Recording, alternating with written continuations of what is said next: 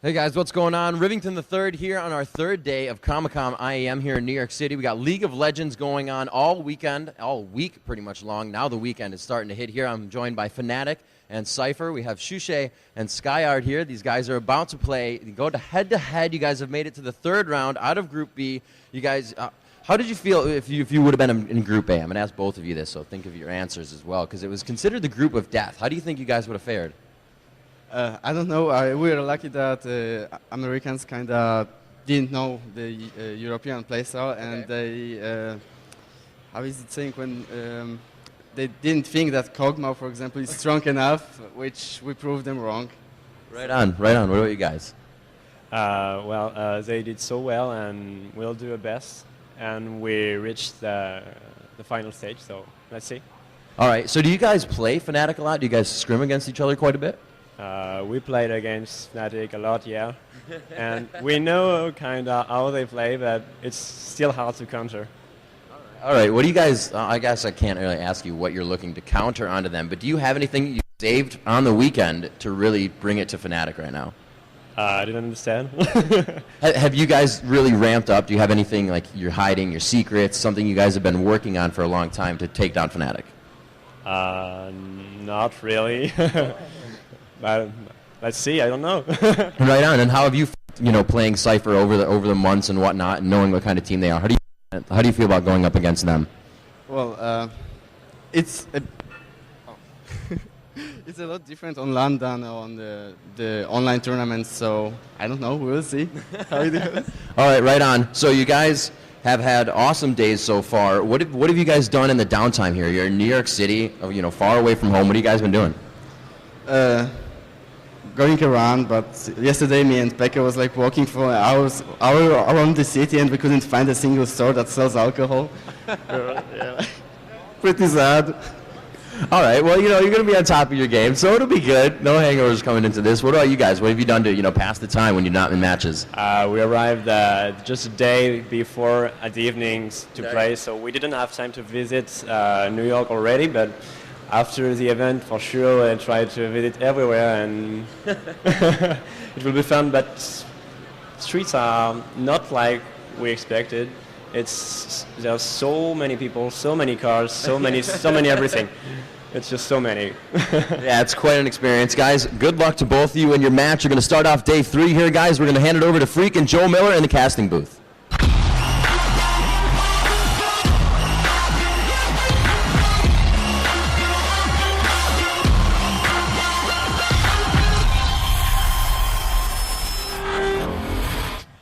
Hey everybody, welcome back to the show. We are up in the casting booth. Of course, you can see the lovely stage right behind us. So we had Rivington there just a second ago. And we are here for the first semifinals of the League of Legends IEM New York tournament. And this is going to be a great match. It's all EU, so of course Joe is here rooting for both teams, I would assume. Yeah, of course. Thankfully, unfortunately, both can't make it to the finals, but maybe FNATIC can best CLG, and then you can just rub my face in it all day. I think that'd be okay. But, yeah. Three European teams, one American team left. I guess it's all changing up. I think Shushei made a really good point there about the whole EU versus North America thing this event, that the North American teams have, I think, banned a little bit incorrectly against the European teams and have suffered as a consequence. Yeah, I'd always sort of thought that the EU players ended up being ahead in terms of the sort of the best champions to fit the lineups, or at the very least, like, EU lineups tend to just beat NA lineups. And we saw that sort of near the Season 1 championships where sort of Rumble had been played in EU for like freaking ever, that or banned. And then North American teams are like, what's Rumble? I don't understand. And like Twisted Fate was doing kind of the same thing, although I think North America kind of was first to jump on a Zillion. But yeah, you're certainly right. Like, everyone was afraid of Caitlyn all day, every day, and it was like, dude, but Kog'Maw like wins games late game, and you gotta keep up with that. And it's shown so far. The champion selections have worked extremely well. We saw SYPHER do so well with the solo top Nasus that I guess no one else plays, but no one could beat anyway. So. Yeah, I mean, Skyyart, it was, I think Demon actually made a post on Reddit, and he was like, let's hope that whoever plays against SYPHER doesn't allow Skyyart to have that free farm on Nasus. And we saw it yesterday that they pretty much did. And in another game, his Udyr was also ridiculously strong. Yeah. It was like 7-0-1 at one point and 50 CS above everyone else. So I think we're going to see some targeted bans probably against Skyyart. Obviously, Alpha, their middle player, their AP carry, has been so strong in this tournament. We saw him playing Cassiopeia in the first game, which was a real whitewash for SYPHER. They did absolutely amazingly well for that one. Yeah. And I'm interested to see how both of these teams go into this one. You know, a lot of people, I actually asked on Twitter early on, who do you fancy for this one, FNATIC or SYPHER? And there was not one person, apart from Apples and from SK, who said SYPHER for this one. Everyone was saying FNATIC are going to win this game. But I don't think they're far wrong with it in terms of FNATIC have shown that they're so dominant in this tournament. Yeah. And they also have big stage experience, which I think is really going to play into things. Of course, they're not actually playing on the stage here, but they are playing in the back area. So there's going to be some pressure on them, and I just wonder how SYPHER are going to handle that. I mean, so far they've played really well. They don't seem to be nervous. We were talking with some of the other teams. You know, V8 said, oh, you know, we don't have any LAN experience, so, you know, nerves are there, and we're playing kind of suboptimally, even though they are, of course, a great team, as are all the teams here for qualifying. But SYPHER hasn't really disappointed yet. I think they're okay, and they've played against FNATIC a lot. That, you know, we sort of talked with Curse. They're like, we've never played an EU team before, and they seem to sort of misstep in Group B. And you know, talking with V8 and everyone else, like, yeah, we haven't really played these teams before. It'll be interesting. It'll be kind of new. But you know, these teams actually do have that experience. I think, you know, the difficulty would be how would SYPHER do against CLG. You know, if those teams both pass through, or if they both lose and take the third place match, you know, those are styles that you know, CLG does know how EU play, and they've seen SYPHER play as well. Whereas SYPHER probably not a big international contender. So I think this is actually the most comfortable match for SYPHER. Yeah, and I think we're actually all in the game there. Producer just asking if we're ready to start. Pyri asked if we can start this one, and I don't see any reason why not. I think we're missing FNATIC's fifth. I actually see him on my screen. Oh, I actually don't. That's interesting. I'm going to actually rejoin the spectator then, because looks like actually, someone logged into my client. That's why I was suddenly behind everyone. So let me get this one going on real quick. Hold on. So you talk, because I'm like going through navigation right now. So we do have all of these 10 players in. I'll give you a quick rundown of the teams, because I know we will have a lot of American followers here for this one who may not be so familiar with the European lineups. For FNATIC, we have xPeke, Mellisan, Cyanide, Lamia, and Shushei. And for SYPHER is Pyri, Lounet, Alpha, Skyyart, and JothY. We are going to be getting into the bans and picks. We do have the tournament draft mode here, so everything will be done inside of the game, which is, you know, awesome stuff. And it looks like Phreak will be getting himself in here in a second anyway. Yeah, so we can go now. That's good stuff. Yep. All right. So it looks like we do have all the players in the game. Mellisan says, okay, everyone, except for Pyri, actually have matching summoner icons. FNATIC all running that beautiful rose, and most of SYPHER running that blue golem of some sort. Actually, I have no idea what it actually is, but it looks like blue mountains or something. But Pyri's like, no, I got this like sweet red rally banner going on. So he's kind of a, I don't know, he's not really... And the Riot content team guys are asking if the stream's actually live. Maybe we can check that in the back end, because apparently he's only seen a Untitled Masters logo. So should we get that checked out, and then we can get this thing underway. So who's your favourite for this one? You got to see a lot of FNATIC in day one. Actually, I didn't so much. I watched the stream from the backstage. Yesterday we saw SYPHER so strong. But who's your favourite in the semi-final in a best-of-3 matchup? I said at the very beginning, at the very first day, that I thought FNATIC was the team that would take the tournament. They've won every time I've casted a LAN tournament with them. As long as they were in the tournament, they won. I mean, they didn't win IPL, they weren't there. But every time I've casted a LAN tournament with FNATIC have won, and they've always shown up strong. And every time they were like, well, FNATIC's kind of fallen off, but, you know, I'm still sticking with them. I think they have it. They have the experience. They do have the LAN experience. I think they've been winning most often against SYPHER. FNATIC SK, if that ends up being the final, and FNATIC CLG, those are toss-ups, but still think they're the team to beat. Yeah, I mean, online we've seen that SYPHER have beaten FNATIC in times, but online it's a completely different kettle of fish. Of course, there's a lot more pressure on you. You've got the fans here, and I think it's going to be a very, very hard game for SYPHER. The good thing for them is it is a best-of-3, so you know it's not all up in the air. You could say it's a good thing, maybe it's a bad thing that they could have got lucky in the first game and just walked through it, but we'll have to see. I think we're about to kick this one off. As they say, can we start again? Yeah, and the best of 3 is interesting because you're going to probably see one team able to adapt. I think it's going to be, it's unlikely to see a 2-0. I think that's not what we're probably going to see here. I think what we're kind of going to see is the first game, and we're going to see probably those typical bans. We're going to see possibly Nasus, or they think they can counter it. We're going to see Urgot almost definitely banned. I don't think FNATIC really runs him that much, but Urgot's been so good for Lounet.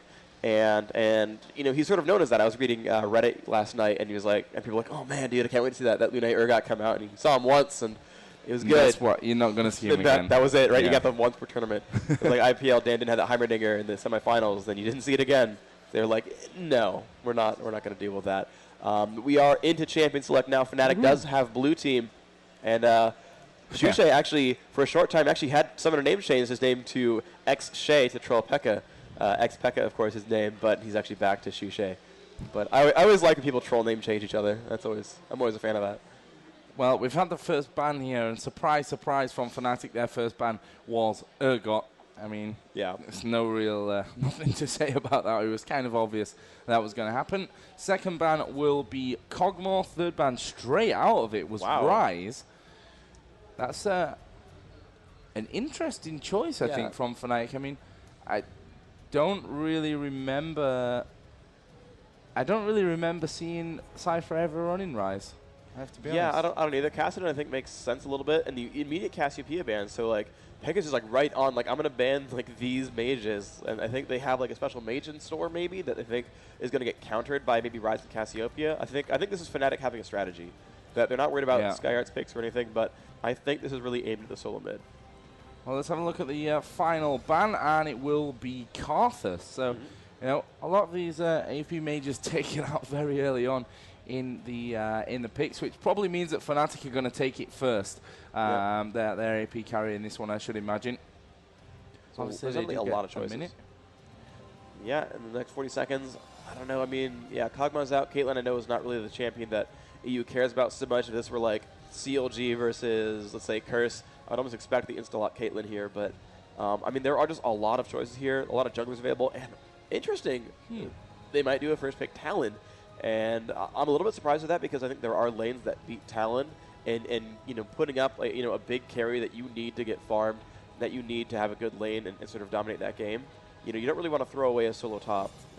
I'm actually always of the opinion that, like, you almost want to counterpick that solo top because that lane is all on its own. It's much harder to get ganks there, except just from the jungler, but it's kind of isolated and must be there to farm all game. And all you can do is just like, oh, teleport into a team fight, teleport into a team fight. That lane specifically is all about the laning phase, more so than mid, which is, I'm going to come down for dragons more often. I'm going to gank bottom more often. I'm going to have people come around. My jungle can come from both sides, so it's a less safe lane in those ways. But they are just very confident with the very early talent pick, and we'll see how that plays out for them. We've got 30 seconds left for SYPHER to pick up their first and second choices. Most likely now going to leave the solo top until the last. They don't really need to be thinking about that now. And it looks like they're going to take their support first with Janna and Rammus going to be the second pickup. No, we did see that work very, very well for Cyanide when they played against, I believe it was Dignitas, right? Where FNATIC just pretty much crushed with the jungle Rammus there, but Cyanide's going to grab Lee Sin to try to beat Rammus. Lee Sin definitely a very well-respected jungler as well. Bit of a fighter, so if Cyanide does want to go and take lane farm midway through the game, that's kind of his prerogative. Lee Sin definitely can scale quite well in the late game, more so than Rammus, who's probably going to stay as the tank and give his friends the farm. We're going to see solo top Udyr as a possibility. That probably will be a good lane to beat Talon, I would think. Has that shield to beat out Rake, has really good counter harass with Tiger Stance. Okay, now I'm confused. Okay, there we go. Caitlyn is going back in there. They're going to have York instead for the solo top there. And that could actually work very successfully. York, an extremely potent laner as well, and I think also one that can beat Talon. Yeah, and I like the fact that we're seeing the bottom lane, the AD carry being picked up now as well here for SYPHER. Obviously, FNATIC do have two choices after this, and SYPHER, they seem a little bit undecided as to what they're going for, switching back and forth. That Udyr obviously was very successful for Skyyart previously in the group stage, and he will lock in with that Udyr. Obviously, Caitlyn there as well, a very fast Ezreal pickup. Yep. For that bottom lane. And, Sonya. All right, I see all this all makes sense to me, I think. And, wow, last pick Zilean. So you actually are running a Zilean lineup. That's pretty interesting to me. And, it's the kind of thing where you didn't normally see that Zilean grab very often. At least for the EU teams, but we talked with Ocelote briefly, and he was saying, we haven't seen Zilean a lot, but we kind of think that that, you know, it might be worth first picking Zilean in some cases. I think, you know, he does have that power there, and they are going to grab him. And that Caitlyn's going to be extremely safe at this point. That, you know, there's the potential of that Yorick there. And actually, thinking back to IPL, they had a game where they took Vayne, Yorick, Zilean, and Vayne just got super, super, super farmed. It was like, you kill Vayne, and Vayne comes back as a ghost. You kill Vayne, and Vayne comes back again. And just, she wouldn't, basically just refused to die, and that worked extremely well. And actually, we are actually split in this game. Pyri hosted one. Someone else hosted FNATIC versus SYPHER, the game name, and that's the one I'm going to join. It has more people in it. So FNATIC are in, SYPHER have 3 more to join, the spectators are in, and it is go time. So we're just going to blind pick their champions in, insta-lock, and it's going to be the first game of FNATIC versus SYPHER coming underway in the next basically 2 minutes. Now you can see on your screen FNATIC with a manager, HXD, behind them as well. And Althor has now left the game, but hopefully we'll be coming here in a second. So Althor on Zilean. I believe, if I'm not mistaken, we did see a ban against SYPHER yesterday of Zilean. I can't remember which game it was. So I'm just not going to talk about it. They were one of the first picks against one of the American teams. No, I do remember that, actually. So, yeah, it seems that that was actually somewhat of a slightly known ban then. If the players managed to watch any of the post-game screens from, you know, from the qualifier matches or streams or anything, it does make sense. And Althor is going to be that Zilean player, solo top, of course. Skyyart on Udyr for the second time of the tournament. We saw him dominate V8 with that earlier yesterday. And I mean, this does look pretty strong. You got John and Caitlyn. Very good lane for poking. They're both pretty long range. Zilean bombs as well can do a lot of good things. I'm actually really intrigued to see what happens with the land speed record Rammus, because you're going to have that haste buff from the Zilean and have a power ball. He might get some really good ganks in there. We might see, you know, really, really good domination in mid. Morgana, though, a very safe champion. It's going to be difficult to see that work super well. And Shushei is going to be the one on talent up at top. He's going to be fighting Udyr. And I'm intrigued to see how that lane goes, because I'm betting right now, like, Udyr seems like he's going to win that lane pretty successfully. Yeah, and we saw how good Skyyart has been with that Udyr, how nicely farmed he is. Of course, that's not always just his skills, but sometimes the opponent letting him have a little bit too much. But I think I agree with you on this one. This lane should be fairly safe for Skyyart once he starts to level up. There you can see Team SYPHER, who actually there was a little bit of confusion. They everyone thought they were dropping out of this tournament, then they said, wait a minute, no, we're not. We managed to find the money. We're coming to the tournament. Now they're back here, and they're in the semi-finals. So, you know, a great, great showing from the French side. Yep. And I guess this performance really showing that they are the #1 French team right now. Yeah, it's good on them. I mean, it's a great job to show up, and they did beat some good names. And, you know, they're going to put up a good showing here against FNATIC. I do have confidence in them. I think it's going to be 2-1, but I think it's going to be 2-1 to FNATIC. I really do think they're the favorite for this tournament. But both these semifinals are going to be very, very close. I think the skill levels are all extremely high on all 4 teams in the semis, and I think we're just going to have great games in store, and that's ultimately all I'm really looking for. Yeah, that's all we could ever wish for, I guess, to have those amazing games at this stage of the tournament. I saw the clairvoyance going down there very, very early on. I just need to change my scroll speed a little bit.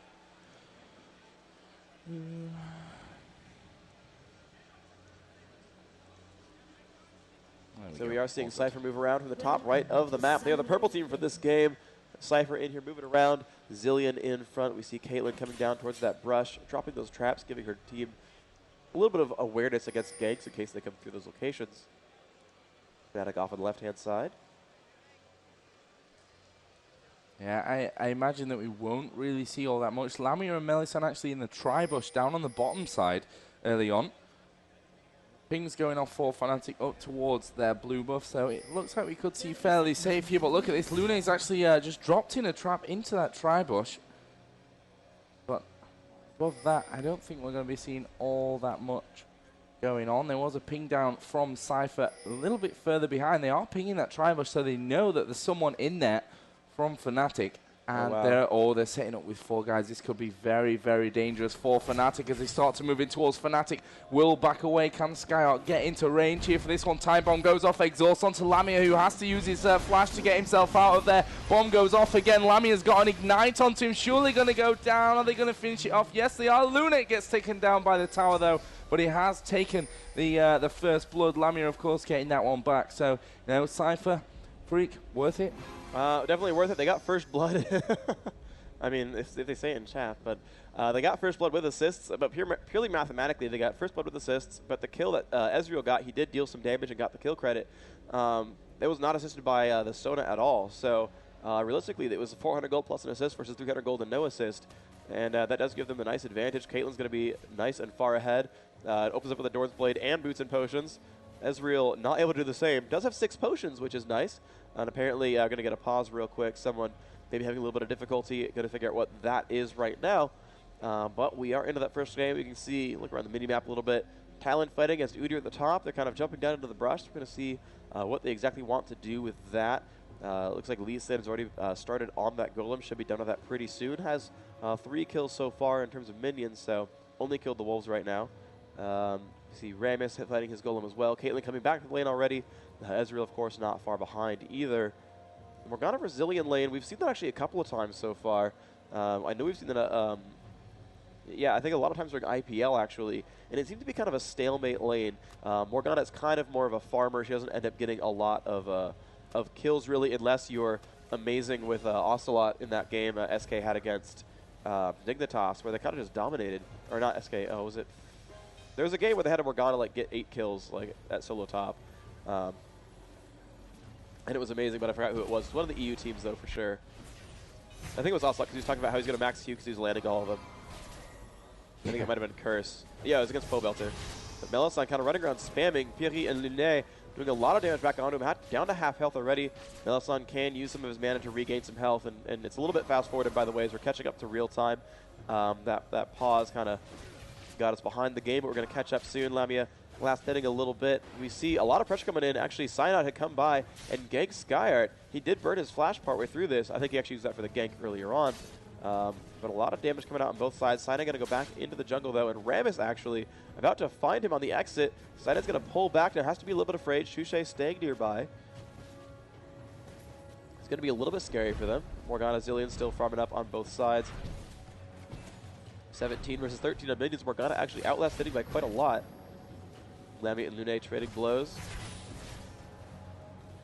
Yeah, the pause. I still have my chat on here, so you know I can. If there's something that we need to say from the chat, we can. Oh, awesome. But not everything will be displayed. Obviously, we're watching Phreak screen. Yeah, apparently Lounet didn't do his config, his game setup before he started, okay. Which you know, probably going to be something that he needs going forward into this game. Down on that bottom lane. Looks like FNATIC are doing a decent job here of pushing this minion wave up onto the SYPHER turret. We may see a gank here up at the top. Actually, JothY is going to powerball himself in. They did manage to land that onto Shushei. Skyyart will be exhausted. This surely will allow Shushei to get away. Yes, he will. He will stay alive from that one.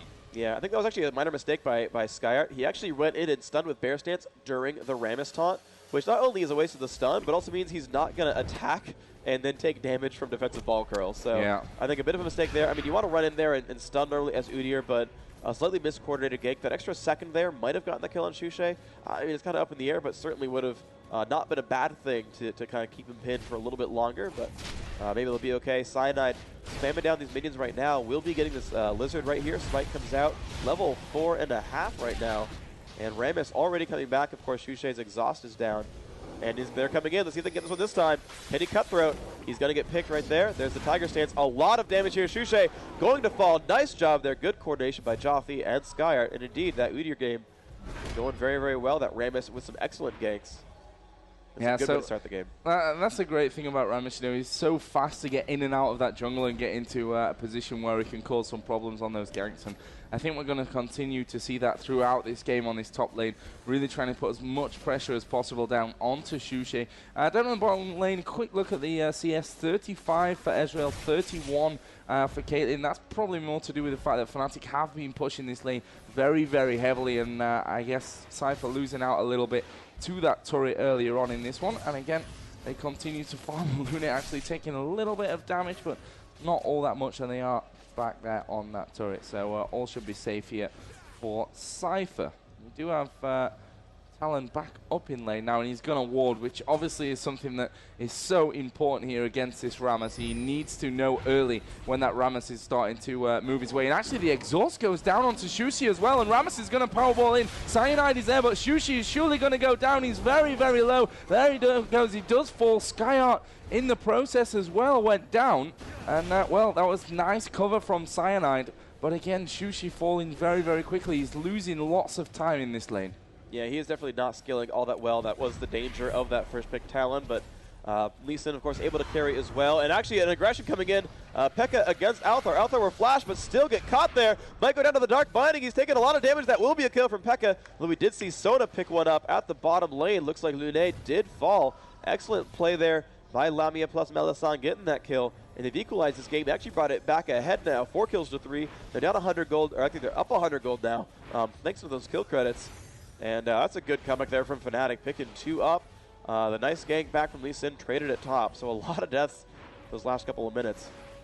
And I didn't really notice how much mana he had left, but I'm guessing that's why he didn't get Chrono Shift down in time to keep himself alive. Obviously, the 200 mana that he needed for that one wasn't there. This is a bit dangerous for Skyyart up on top because Cyanide is still hanging around with that Mellisan. They've taken him down to around about half HP. Surely going to be able to take him down. Flash comes in, and we will see Skyyart go down. Again, it's Cyanide who picks up that kill. JothY has come across to cover that lane, but nicely done from FNATIC. They've now gone 5-3 up in the kills, and look how aggressively they're pushing up on this lane already.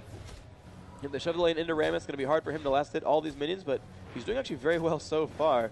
Yeah, I'm just going to watch Rammus last hit because it's awesome. That's all I do anyway. Let's see, Pekka versus Althor. Yeah, so they're pretty much safe. And Rammus actually doing an excellent job. Despite being pushed to his turret, he's actually getting like all... Oh, that's a Talon. He's safe. Yeah, I think JothY actually did quite well against that turret. So well done, Mr. Rammus. 35 minions. Actually ahead of Shushei in minion kills. So and Rammus already started the game 2-0. So certainly was the right pick, it seems here. He's doing an excellent job. Yeah, I think a little bit of a problem now is that Cyanide, the Mellisan, is 2 for 0, got a decent amount of farm, got himself Wriggles, Lantern, and Boots already set up in that. So he's going to be very, very scary coming in onto these ganks. Down at bottom, we did see Ezreal just get himself back home. Picked up the Sheen already. So there's another strong Lamia coming back in lane. We'll see how Lounet can deal with that one. Pyri is still hanging around though, so I think he's just gone back and warded. No, not quite. I guess it was just taking a peek there. Mellisan has just warded up outside of Dragon, but he may just get caught out. Actually, Althor has come down. JothY is going to powerball his way in. The Black Shield does go down. There's a great ulti from Mellisan. They could take this fight right now, as Althor will get flashed into, and Peke's ulti is going to proc on absolutely everyone. JothY is super low. Lounet is going to take a lot of damage from that Tormented Soil, and, well, JothY will be kept alive there for a split second. I'm sure it's Althor that's going to go down now. Yes, it will be. The ulti was used up on Rammus, who obviously got away from that. FNATIC completely switching targets, as you would expect, and they continue to rack up these kills. Yeah, that's an excellent job right there. You saw Mellisan try to land that Q onto Rammus as he was running away, and that was right about the right time where he could have actually jumped to him with the second part and hit him right as the ult ended. It was nice timing, but wow, they catch Skyyart right there, and they're pushing back into the damage, but that shield from Janna going to be enough to keep him alive. And Shushei playing like a true solo top. Oh, my team's fighting? Better farm.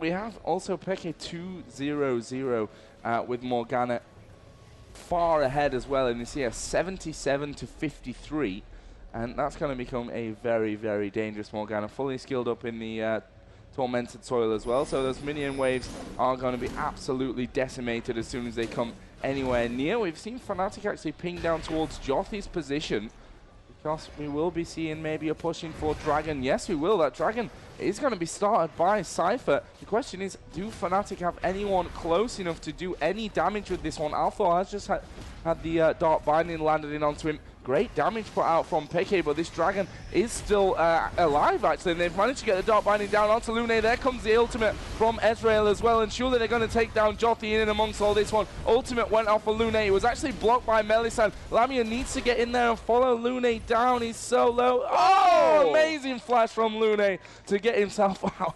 Wow. That's super, super fast reactions. Yeah. Amazing. Yeah, absolutely great play there. And I mean, that was Ezreal flashing over to catch that one too, so excellent job. But yeah, they lost 2 for a Dragon. That's if they don't capitalize with the turret, they're going to be okay, Cypher. I mean, it's not excellent to lose 2, but you know, if you're losing control of the map, you're going to lose the Dragon. And so you kind of make an equal trade. Oh, no. Oh, wow. That, Shushei comes up. Althor revives himself just in time. Can he dodge Pekka's Q? Yes, he can, just barely. That haste from Zilean coming into play right there, but nice job picking 2 turrets out of that, so that is what FNATIC wants to do. You pick up some kills, you want to push a turret. Even still, I think, you know, with the loss of map control they had from just the advantage FNATIC was building, it seems like it was an okay trade to take Dragon for 2 kills. The FNATIC are definitely controlling this game. They're up 3,000 gold already, or 2,400 at least. It's not the end of the world. Bad news down at bottom here. Pyri actually having to use his ulti to keep himself alive there. Is shielded up, but if Cyanide can get over, he actually dashes over onto that ward. Nice use of it, and there's the ultimate from Lamia to catch Pyri. Cyanide was very unlucky not to get the kill in the first place, but FNATIC still managing to pick that one up. And well, it leaves us a 4-0-2 Lee-Sin. That is a very, very scary Lee-Sin. He's been pinged. They do know that Rammus is on the way. He's coming in with Skyyart. Here is Shushei. There's the exhaust. There's the hits. And he's been taunted into that prey. Taking a ton of damage right there, trying to get out there. Not a lot of health left on him. There's a flash in from Rammus. And yes, the ultimate will take that one down. Tremors, pretty much the last tick, but here comes Pekka. Pekka wants to get this kill. He's bounded JothY. He's coming up. And there's the ult onto Udyr. Udyr will not get out of this. He's trying to get away with Bear Stance. Will not be the case. Good pick up from Pekka. Just misses JothY there. Now Zilean coming in from behind. Time bomb is on. Could hurt. Oh, and here comes Cyanide. Dark Binding misses. But he's in there. The slows come out. He's just diving on a JothY. Althor's ult is still not up yet. And whilst that Althor ultimate isn't up, I think FNATIC are going to be trying to put a bit of more pressure on here. Time bomb will go down onto Cyanide. Actually blocked up there. Oh, nice dodge again of the Dark Binding from Althor. FNATIC are ready to take advantage. This ultimate is now up and ready for Althor, or certainly in the next couple of seconds at least. So he should be safe on that one, and FNATIC know it. They're going to back away completely from that top lane. We will even see the blue pill back home from Pekka, who now has built up the Rod of Ages, does have Doran's ring, plus boots from a little bit earlier on. We currently have Lamia farming his way through this middle area, and just to give you an idea on the CS there, 90 to 70 basically between those 2 AD carries. Wow. Oh yeah, let me put the scoreboard back on, you're right.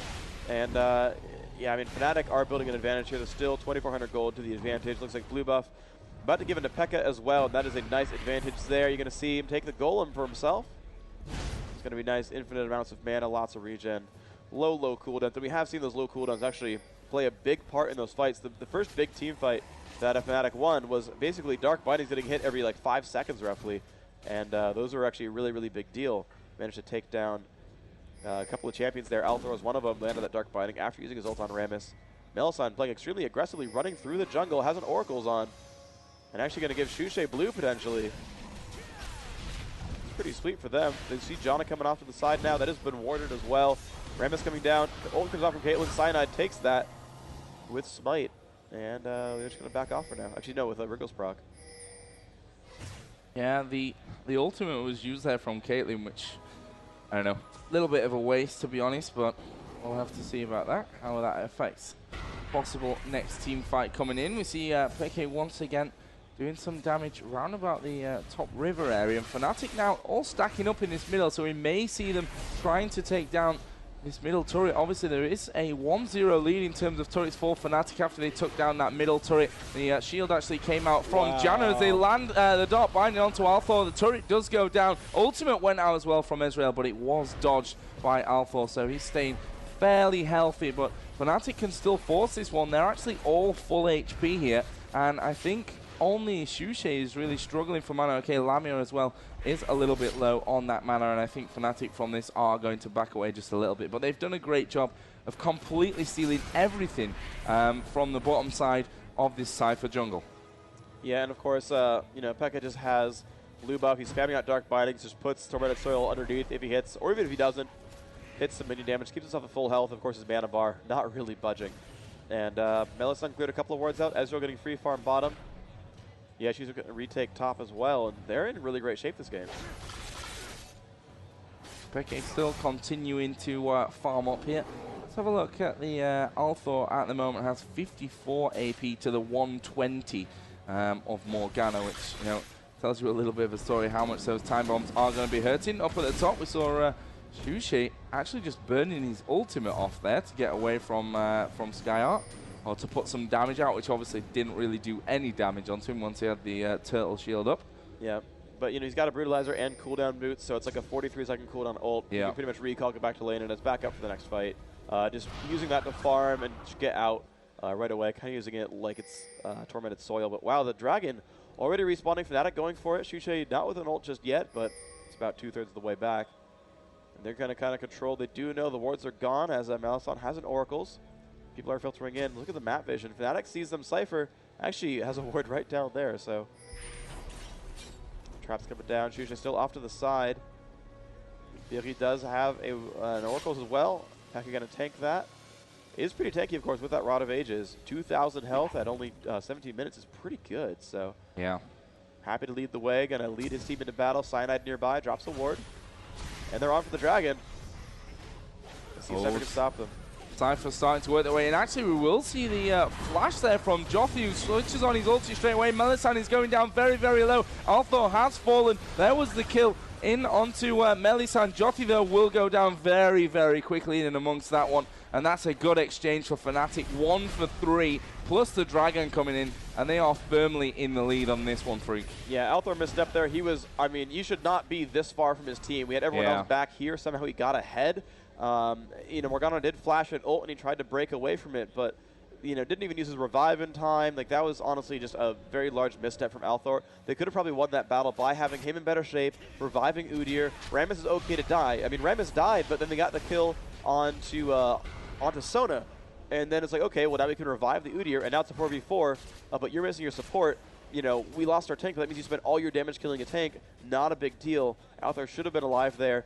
Could have kept using the haste to get other people out, and ultimately just got caught. And that's just very, very unfortunate for him.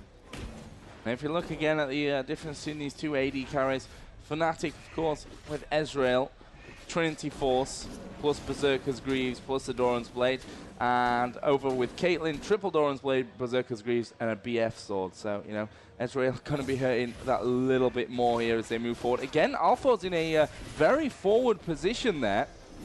I'm not sure whether he's trying to bait them out here or what, but he needs to be careful because his teammates just peeled away from him. Okay, that'd be a bad thing. That seems like that'd be dangerous. I'm not really sure what they were trying to achieve with all that stuff. xPeke will once again continue to farm this middle area. JothY is there hanging around with Althor as Skyyart comes in to join as well. But 4 from FNATIC. They're moving over towards this Baron area. I mean, Mellisan has done a great job so far of clearing out those wards. There are a couple down, but they're down on this bottom lane kind of area, which is not going to make all that much of a difference, to be honest, because FNATIC have already taken down that bottom turret. That's not where they're focusing right now. Yeah, but they are heading up towards the top. They have been revealed. Shushei's going to try to get away from JothY. His ult is up anyway. Oh, nice move. And here comes Lamia. Lamia getting caught by Skyyart. He's going to try to get away. Sona shows up, but John is here as well. JothY down to half health. Shushei is in the fray right here, taking a bit of damage here, and now Lee Sin comes in. Jana getting hurt pretty badly. Cyanide lands that slow. We will not dive the turret, but Skyyart still back into the battle. Looks like Rammus getting out in front of Shushei, and he's getting caught. Oh, the damage output is massive. There's one going down. Skyyart now getting caught. Will get ulted by Zilean. Should go back into the fray. Will get stunned by Morgana, but wow. Oh. Caitlyn drops almost immediately. Knockup's not enough from this Jana, and looks like Cyanide lands a Q, and this is going to be a dead Skyyart. And he slightly misses. But still, nicely done. I mean, the Morgana ulti there was absolutely incredibly placed. You know, Caitlyn came in there and got caught up in amongst all the fray. Althor's not going to survive this one. They've even stuck the Ignite on him as he tries to run the opposite direction. But the ulti comes across, and it's a nice dodge from Althor. He is still alive. And I think has he wasted enough time? No. Not quite enough. Ignite did stay on him for some time. It wasn't more than 10 seconds between the last damage output. And ultimately, that just seems... I understand the sentiment there, but it's like, you're going to die, why burn your flash? Kind of thing. Yeah. I don't know. I mean, they're behind now. It's a 6,000 gold lead. FNATIC are building themselves a nice advantage. They look poised to start winning game 1. They are winning. Certainly, anything is possible, but this team is playing so phenomenally. Shushei is not getting caught anymore. He's already got his Bloodthirster. He's very, very deadly. He's still completely frail, has no defensive items whatsoever, but it's still working for him. And Cyanide's done such a fantastic job this game, 6-0-5 with that Lee Sin. So maybe we'll see a Lee Sin ban in the next game. I'm not sure about that. Possible.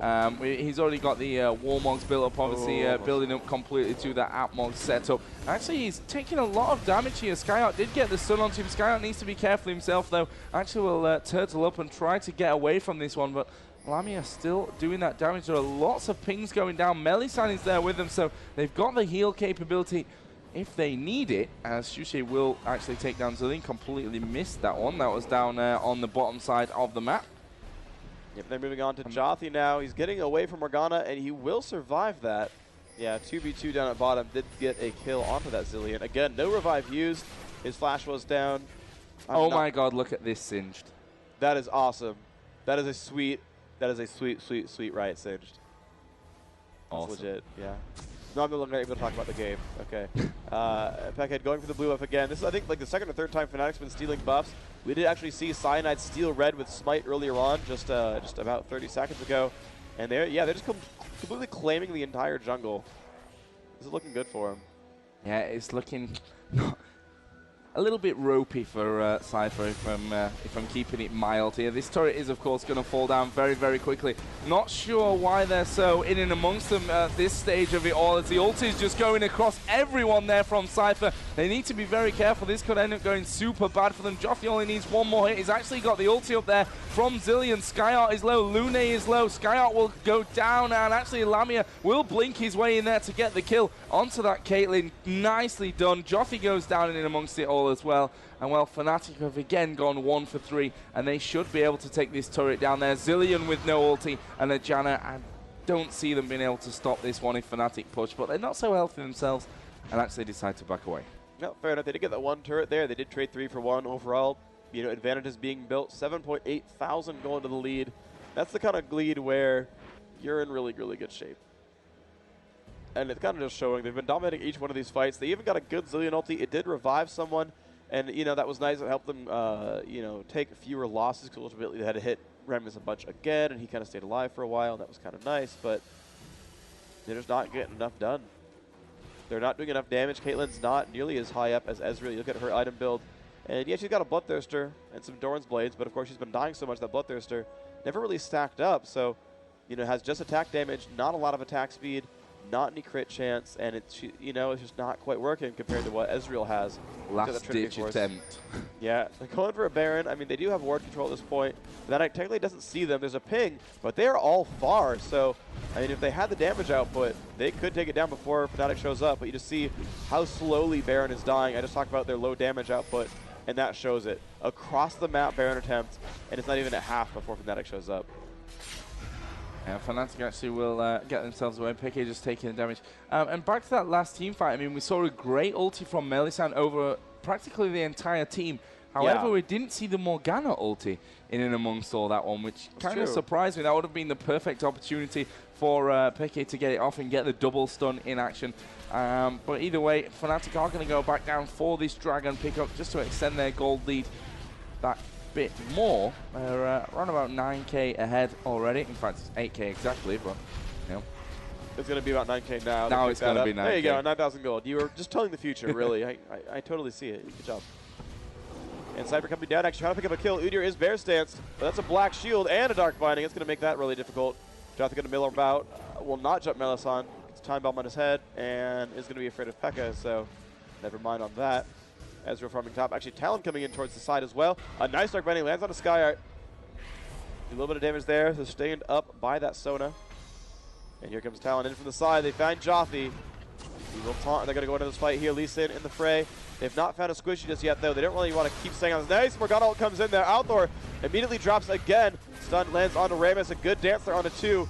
Janna and Kate not in good shape. Shusha picks up Skyyart. JothY will fall. Now moving on to Pyri. He will take a lot of damage here, getting slowed down. Ezreal in there as well. Will not land a slow just yet, but they're going to kill her anyway. Cyanide is now godlike. That's 7 kills. Surrender. The surrender does come out. FNATIC up 1-0 in this best of 3. About ready to move on to the finals. They need one more game. They're going to reflect on that for a little bit and then decide how they're going to try to take game 2. And SYPHER needs to turn this one around very, very soon.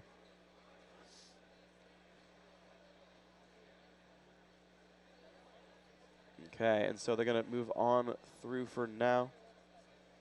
And let's find out what these guys can do.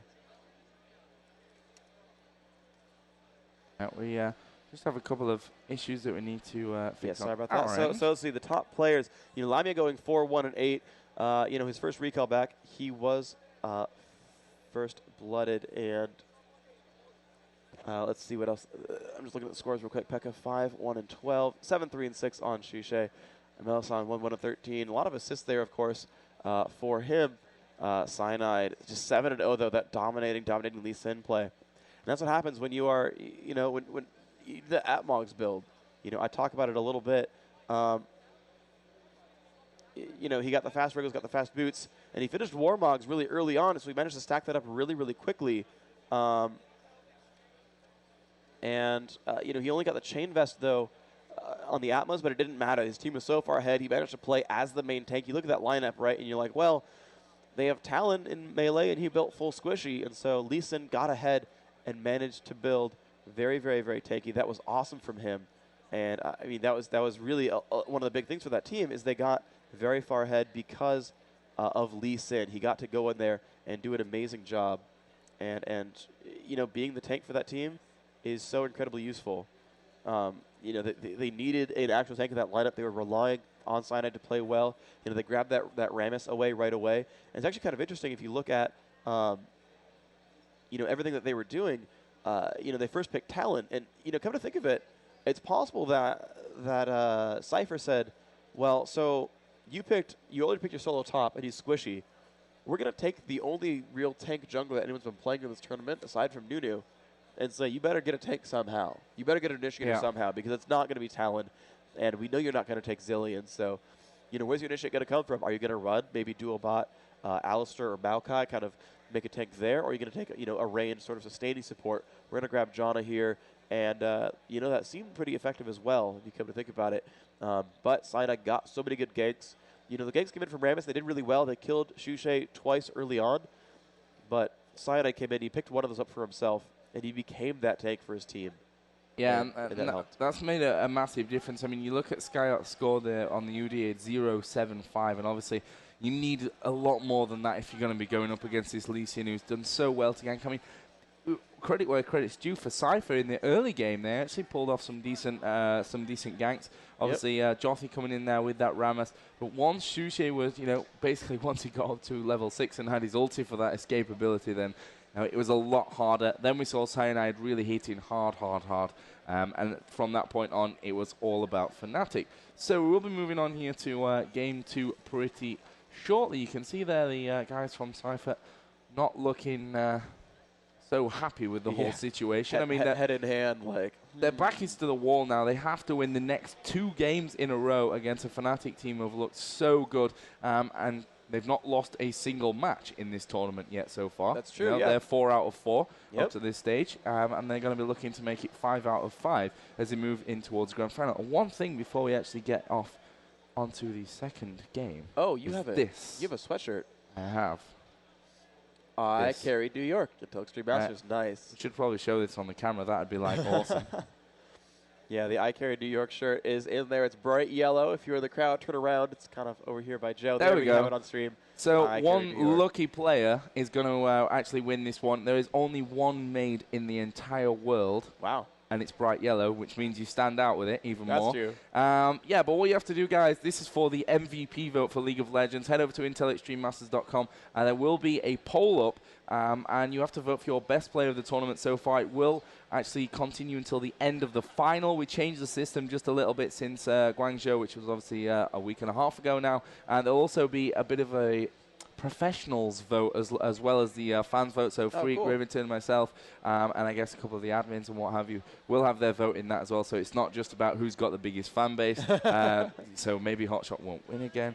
But that's a cool thing that one of these players is going to win. Obviously, it's not just the hoodie. They also win a Intel Core i7 Extreme Edition processor, plus a whole bunch of goodies from Razer, plus one of these awesome BenQ 120Hz monitors that they're playing on in the tournament. So nice. a nice little payday for being MVP as well. Seems useful. So let's see if this second game is going to be coming up. Yeah, we can switch the camera back onto the players. It's always interesting to see the emotions in between games. FNATIC looking pretty relaxed, as they have done throughout this entire tournament, which can't really be said for SYPHER. All 5 guys sat down in deep discussion. I won't be able to understand what they're saying. Apparently Phreak has a better understanding of the French language than I do. I could say things to them. Me understanding a discussion is not going to go so well. I've got the accent. I know, like, you know, a limited vocabulary, but I can pronounce their names. It makes me feel superior. So that's it. I was actually running around the player area backstage saying hi to everyone in their own languages. So I didn't know it in Finnish, so I was like, I got Swedish. That's kind of close, right? and Cyanide was just like, oh, freaking Americans. Really. But we do have the players into the game. I mean, are we just actually, they're kind of standing up right now. That seems. I think we should start the draft while the players are standing up and not paying attention. I think that seems that's the best way. Yeah. Who's got? Unfortunately, FNATIC have control of the game, so no, they're not going to do that one. Yeah, they're having a bit of a chat about this one and some hugs as well. Really high spirits in this FNATIC camp. They're feeling very, very confident coming into this tournament. I mean, they managed to pick up that 3rd place, obviously, at the Intel Extreme Masters Global Challenge at Gamescom, which was the first global challenge of the season, which CLG won, TSM finished 2nd. They didn't qualify for China. Actually, I don't think they even tried to qualify for China. I think they were on some trip with sponsors and what have you, so they didn't even go for that one. But they're here in New York and so far looking very, very strong. Played 4 games in the group stage in this first semi-final and won all 4 of them. So, super, super strong FNATIC lineup at the moment. And we're going to go into the champion select, and we'll see what both of these teams have to offer for game number 2. Yep, SYPHER, our first pick. They did lose the last game, so they get the choice of side, and they go for blue team first pick. Again, the ban is Kassadin. They are afraid of that Pekka Kassadin. Urgot, of course, the instant ban, and they might go for the same stuff over and over. Lee-Sin. Yeah, and now come to think of it, the bans on Rise and Cassiopeia could have been to make Talon have a safe lane. Because, you know, they insta-locked that Talon. They really wanted it. Yeah, there's the Morgana ban. Pretty smart from SYPHER. Apparently don't want to play Morgana themselves. The Kog'Maw ban against the first pick team makes a lot of sense. And again, they're going to ban Karthus, so they have very similar bans to last time. Not having to ban Kog'Maw because, of course, FNATIC will do it for you. I wonder if they're going to go FNATIC with a Lee-Sin ban, with SYPHER having first pick for this one. I don't know. I've never really seen junglers be that contentious. They're going to ban out Cassiopeia. It seems to be the mage of choice here. Her and Morgana have been the most sort of sought-after mages here. And wow, the insta Swain, interesting. All right, I can see that. I think there's counters, but I see it. Let's see if that's what Pyri will be sticking for here. The first pick for SYPHER. If you're just joining us here on ESL TV, FNATIC are 1-0 in the lead, and one more win out of the next possible 2 games will put them through into the grand final, where they'll face the winner of our next game, which, the second semi-final, that will be SK versus CLG. Yep. 2 very, very strong teams, and another European versus an American, or North American, I should say, semi-final. So that'll be good to see. And it looks like they may be switching out here, switching between Swain and Vega. I'm not sure if they really know which to go for, although Swain's been the one that's been locked in there longest, and it will be Swain first pick for SYPHER. And again, the Talon and the Lee-Sin grab, so a very similar lineup here. And, Talon kind of hurts that a little bit, but I'm almost predicting a Nasus from Skyyart. I think Swain and Nasus synergize together a little bit. And honestly, when we saw them play against Curse and V8, they were like, it was Curse and SK. They were like, we'll just kind of run what we know. We know our Nasus is good. Let's do that. You should work pretty well. And it did work against Curse. And honestly, when they were in a do-or-die situation, they said, Nasus, right? It's his best champion. Let's do that. And I can see that again. Of course, Urgot's gone here. But they have choice of ranged carry and choice of support as well. And we'll see what they do with this. Yeah, I think that makes the most sense at this stage of it all. Obviously, Urgot is banned, which is the one that Lounet has been playing so amazingly well. Looks like he's going to go for the Tristana, which I think it's a good choice. We saw him playing as well in, I think, the second group game for SYPHER. Obviously, Swain was the first pick, and Alpha's got only a couple of seconds to pick someone, and it's going to be the Pirate Gangplank. I like these picks. I like these picks a lot. These are all really good choices. And, you know, I think it still leaves the option open for that Nasus, and I'm still predicting it. I think it's still a really great choice. I don't think Talon can really shove him out of lane too well. I think Nasus has great counterattacks too. Talon's harass. Again, they're going for Ezreal Sona, so a very, very similar lineup to last time, but they will not have Morgana. So we'll see what their new fifth is going to be. It's time for Cypher to make their last two choices afterwards. We might see the repeat on Janna. We might see the repeat or the newly arriving Nasus. Although at the same time, Swain also could counter that Talon choice. So we'll see how this goes. I'm curious to see what these choices end up being. Obviously, they do have that time limit on there, so being pressed into making their decisions. Let's see what Cypher complete their lineup with. They try to battle back in this match. Yeah, I can see John and Nasus. I could see Udyr showing up again. Soraka going to be the pick. Okay. So the support's going to be Soraka. Have only seen her a few times this tournament, but I think she's always been very powerful here, so we'll see if this pans out. Final choice. 15 seconds. Come on, Skyyart, what you going to do? Really leaving it down to the last couple of seconds here, keeping the suspense high for us. Until he misclicks in the final second, and then he gets stuck with someone Solo that he didn't want to go with. Garen. That's actually a great choice. Garen is a great counter to melee. I think it's actually a phenomenal choice here. So they have really like anti-melee lanes super hard right here.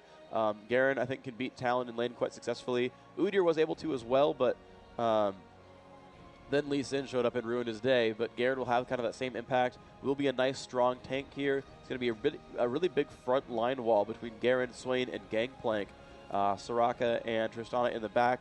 They have some high sustain. All their melee champions can heal. And Akali, wow, double melee here for the solos. I'm surprised. I'm amazingly surprised by that because it's Garen and Swain. Both of them are good anti-lanes to these champions. Yeah, they will hop back through and go into a blind pick game. Yeah, get their swap going through again. So, just a couple of seconds here.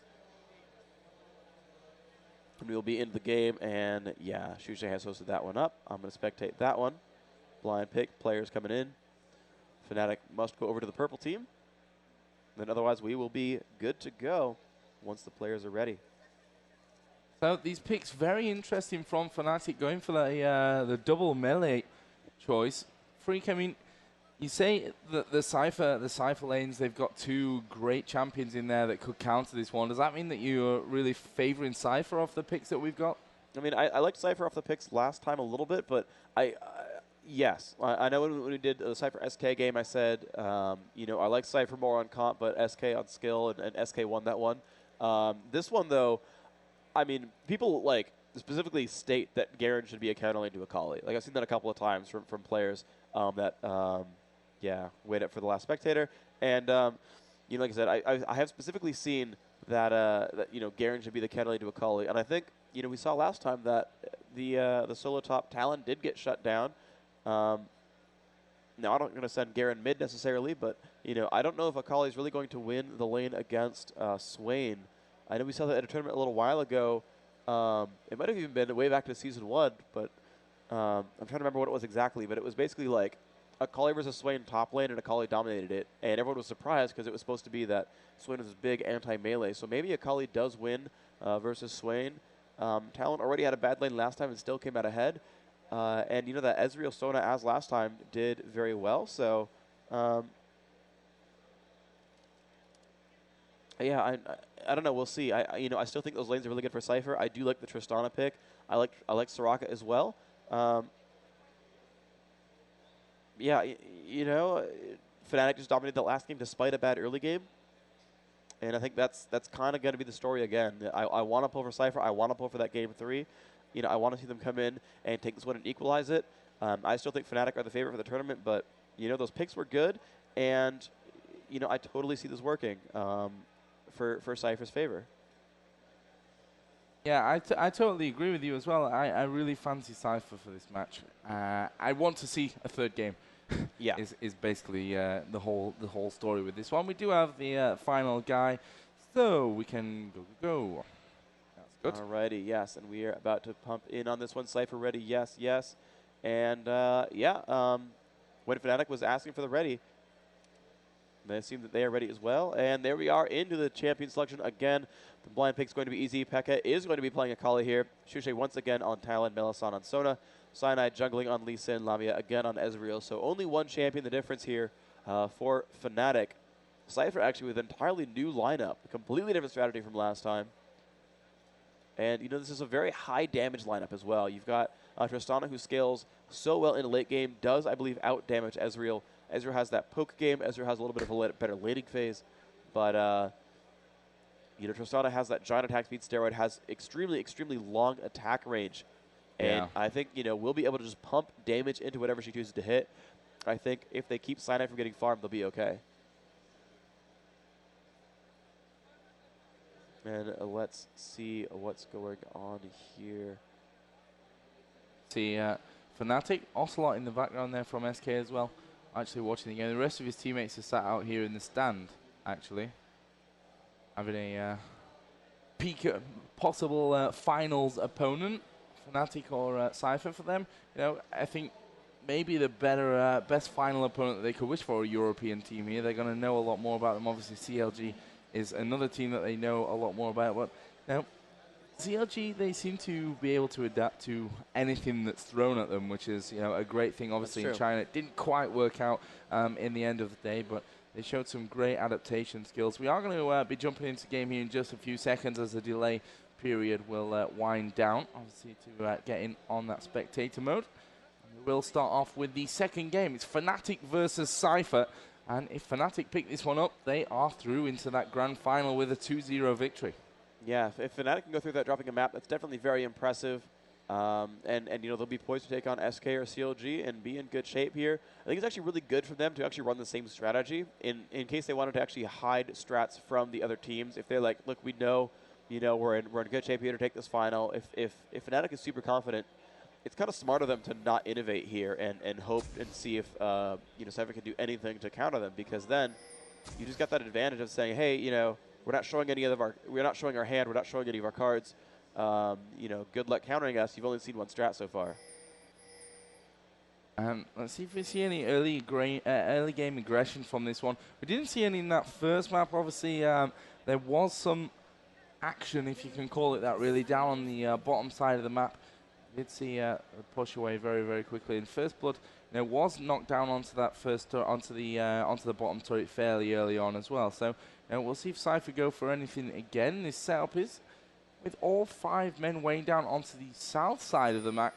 FNATIC, on the other hand, are completely spread along the entire side of their jungle. So they were looking to cover this one, trying to spot where the early push may come from SYPHER. Actually, Clairvoyance has just gone down, and they will be able to spot their Cyanide and Lamia from that one. And SYPHER are starting to move in towards this jungle position, in towards this buff, and actually will actually manage to get in onto Cyanide. Wow. That is going to be First Blood. That was amazing from SYPHER.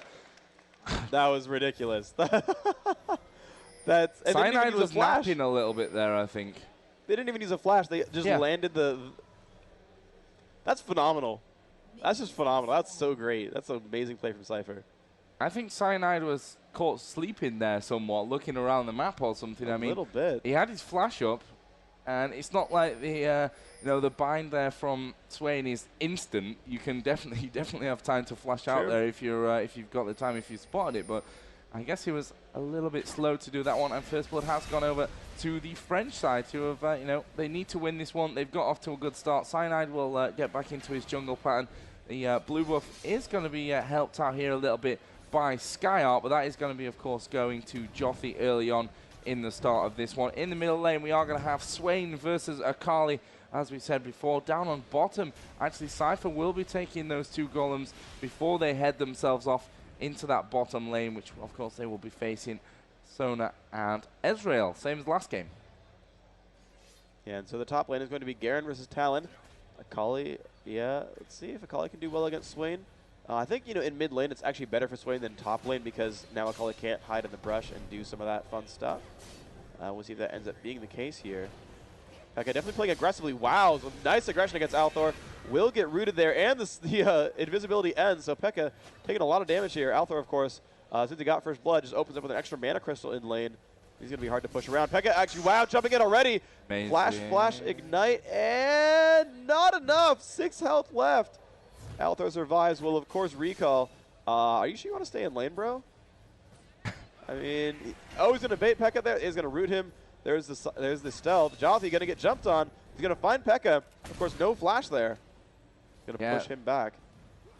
Okay, I mean, it was a little bit lucky there. Stain obviously can get that shroud down, get himself invisible, but still unlucky not to get the kill onto Althor. Of course, pop those potions, probably swearing, oh, come on, please survive. And in the end, managed to keep himself alive with that one. We've actually got Lee coming around. There is a ward in position, so Skyyart knows that he is coming in there, and that's something that they were a little bit slow to do in the last game, is to get those wards down. They've managed to do it this time, and that's going to help them out a hell of a lot in that top lane and stop those ganks being so successful as we saw in the game previously. JothY, in the meantime, did start to invade. FNATIC did come back to take a peek, but he's already gone back down in towards his own lane. Down on bottom again, FNATIC, as we saw in game number 1, managing to push this bottom lane fairly nicely. Tristana 13 CS to the 21 of Ezreal. So Lamia doing a great job in the early stage of this one of getting ahead with the creeps. Yeah, and we're going to see, the lanes aren't really going either way so much. Pekka had some early aggression, but Althor seems to have healed it all back. Aggressing back onto Pekka again. He's taking a fair amount of damage, but into the Twilight Shroud will keep him a little bit healthier. And of course, that Spell Vamp, farming those minions, going to help him as well. It's getting rooted in place. Althor again playing aggressive. Pekka down to half health. And actually, you're going to see this lane start going better and better and better for Althor. Pekka's already gone through 3 health potions. And Althor back alive. Sorry, guys. Gangplank ganked bottom. Sorry about that. Mellisan did go down. A nice gank coming in there from JothY. And Soda did not make that retreat. Garen fighting against Talon's top lane. You see 23 minions versus 21. Talon actually doing a very good job despite fighting the big Demacian swordsman. Pekka farming around. Doing okay. Yeah, Skyyart just doing, chipping away on Shushei, but I don't think we're going to see too much up there until we see a gank actually coming in. Pekka actually taking a fair bit of damage there in middle. Again, was rooted. Down on bottom, we are going to see Mellisan coming back into lane in a short while. Lamia actually decided to play that one super defensively after that. And Lounet is also going to go back, so we'll add to that Doran's Blade that he picked up earlier. Up at top, Shushei is actually managing to push that lane quite nicely against Skyyart. Aim there to get those creeps onto the turret. Stop Skyyart from being able to farm so hard with that one, which he will certainly do here. There are a lot of them low HP, and we'll see if Skyyart is able to balance this one out. So far, doing a good job of managing that one, but he will no doubt miss a couple out. And this is a great opportunity for Cyanide to move in now for the gank. He has come into this brush, and as soon as that Garen starts to move out, I guess he won't be expecting that Cyanide is already there. And, well, Shushei starts to go back. A bit of damage done. Gonna wait for that Q to land onto him and make the push out. Here we go, and the push will come in. He actually spins away from that one. Exhaust put down, and he actually uses the flash to get himself completely safe. So nice amount of damage done. Cyanide still sniffing around there with that one. He lands the Q. He's going to go for it. Up onto the turret. Ult comes out from Skyyart. Cyanide will make it out. Shushei picks up that kill. Cyanide surviving just barely. 180 health left on him. And it almost feels like he should have turned and bursted Shushei instead. Cyanide is already on his way out. Could have used that Ignite and ult and maybe picked up Shushei instead, but kill. A great dive there from FNATIC. They coordinated that one very much properly. Both of them living with very little health left, just under 200 on Lee Sin, and Talon at about 500, 400 on his way out as well. Becky's actually fairly low in that middle area as well. Needs to be very careful that no one's going to be coming around. No wards, actually. No defensive wards, and he could be caught out here. He's actually rooted outside of his shroud distance, but he manages to get into it, but Althor will pop that ulti, and he is going to take the kill onto Peke. It was a little bit unlucky as well that that root did catch him just outside of the shroud, but nonetheless, nice work from Althor. Yeah, absolutely great play. You can see the spam coming out from Lamia. Also doing a pretty good job, and of course, this giant heals from Pyri are enough to keep Lounet basically full health. And you look at the farm here, because it's basically just a bunch of healers on both sides. Well, it's 45 versus 55. Excuse me, 55. Lamia is ahead in gold, but he's not recalled yet. So unless he can push that lane, he's going to miss out on some gold when he finally does go back for items. Right now, he's pretty rich, though. 1,600 gold. He might go for a fast BF sword. Gonna get grassed on by Lounet, still wanting to push in there. Wow, Shushei actually going down fairly low up at top as well. He came in there, Garen just spinning straight in onto him. Shushei instantly knocked down below half HP. Actually, Akali is coming in. Maybe we're going to see somewhat of a lane switch up here. Actually, they're going to start diving in towards Skyyart, who's going to go very low, and he is going to go down. Here's xPeke, who actually picks up the kill. That was a much-needed kill for Akali. Up against that 2-0-0 Swain in the middle. Althor will start to be looking very, very scary. At the moment, has the Catalyst to protect it. Level 1, Tier 1 boots as well. He continues to feed. xPeke is now finally getting himself back off into the lane, and look how much damage he's managed to do here. The ultimate did come down from Gangplank pretty much a waste. Only took 2 bars away from xPeke. Well, Althor, of course, will live to run through that one. Blue buff is available, and it looks like Althor will be the one to take this down for SYPHER. That will give him that bit more sustainability and scariness in the middle area. Actually, xPeke is going to start to move in. The ultimate came in. They're going to dive in onto Althor, who also gets away. JothY is now the target. Garen's going to come around the side. Ulti was popped there by Shushei. As they continue to move around, and Shushei, they came back in onto him after he'd burned that ulti, which didn't do as much damage as he needed. But xPeke is going to dive straight back in onto Althor, pops his ulti, and this insane heals will get him safe again. A wish from Soraka keeps that fight alive. That's actually really, really smart by them. I don't know if she just barely hit 6, but again, xPeke coming in there and actually doing a lot of damage. Althor getting lower and lower, and he's not close to leveling anymore. So, I mean, he's not going to anyway before the before Akali could burst him, so he will go to heal. Akali going to be safe right now. Still vamping up. Nice little aggression there. It's definitely difficult to get Swain that low and keep him there and make him recall. Once he has blue, Swain really has that great sustain, but phenomenal play overall.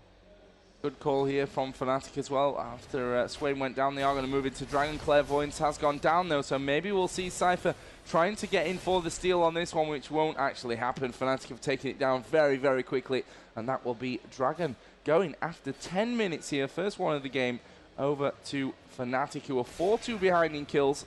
Obviously, no turret has been taken down. FNATIC do have a 100 gold lead, which of course is absolutely nothing. This is a super close game once again in the second match. The problem for FNATIC, I feel, is that 3-0 Swain is going to cause all kinds of problems. Yeah, but so is Shushei. Look at him jumping into Skyyart, and you know he stealths in, and Skyyart actually lands the entire duration of Judgment.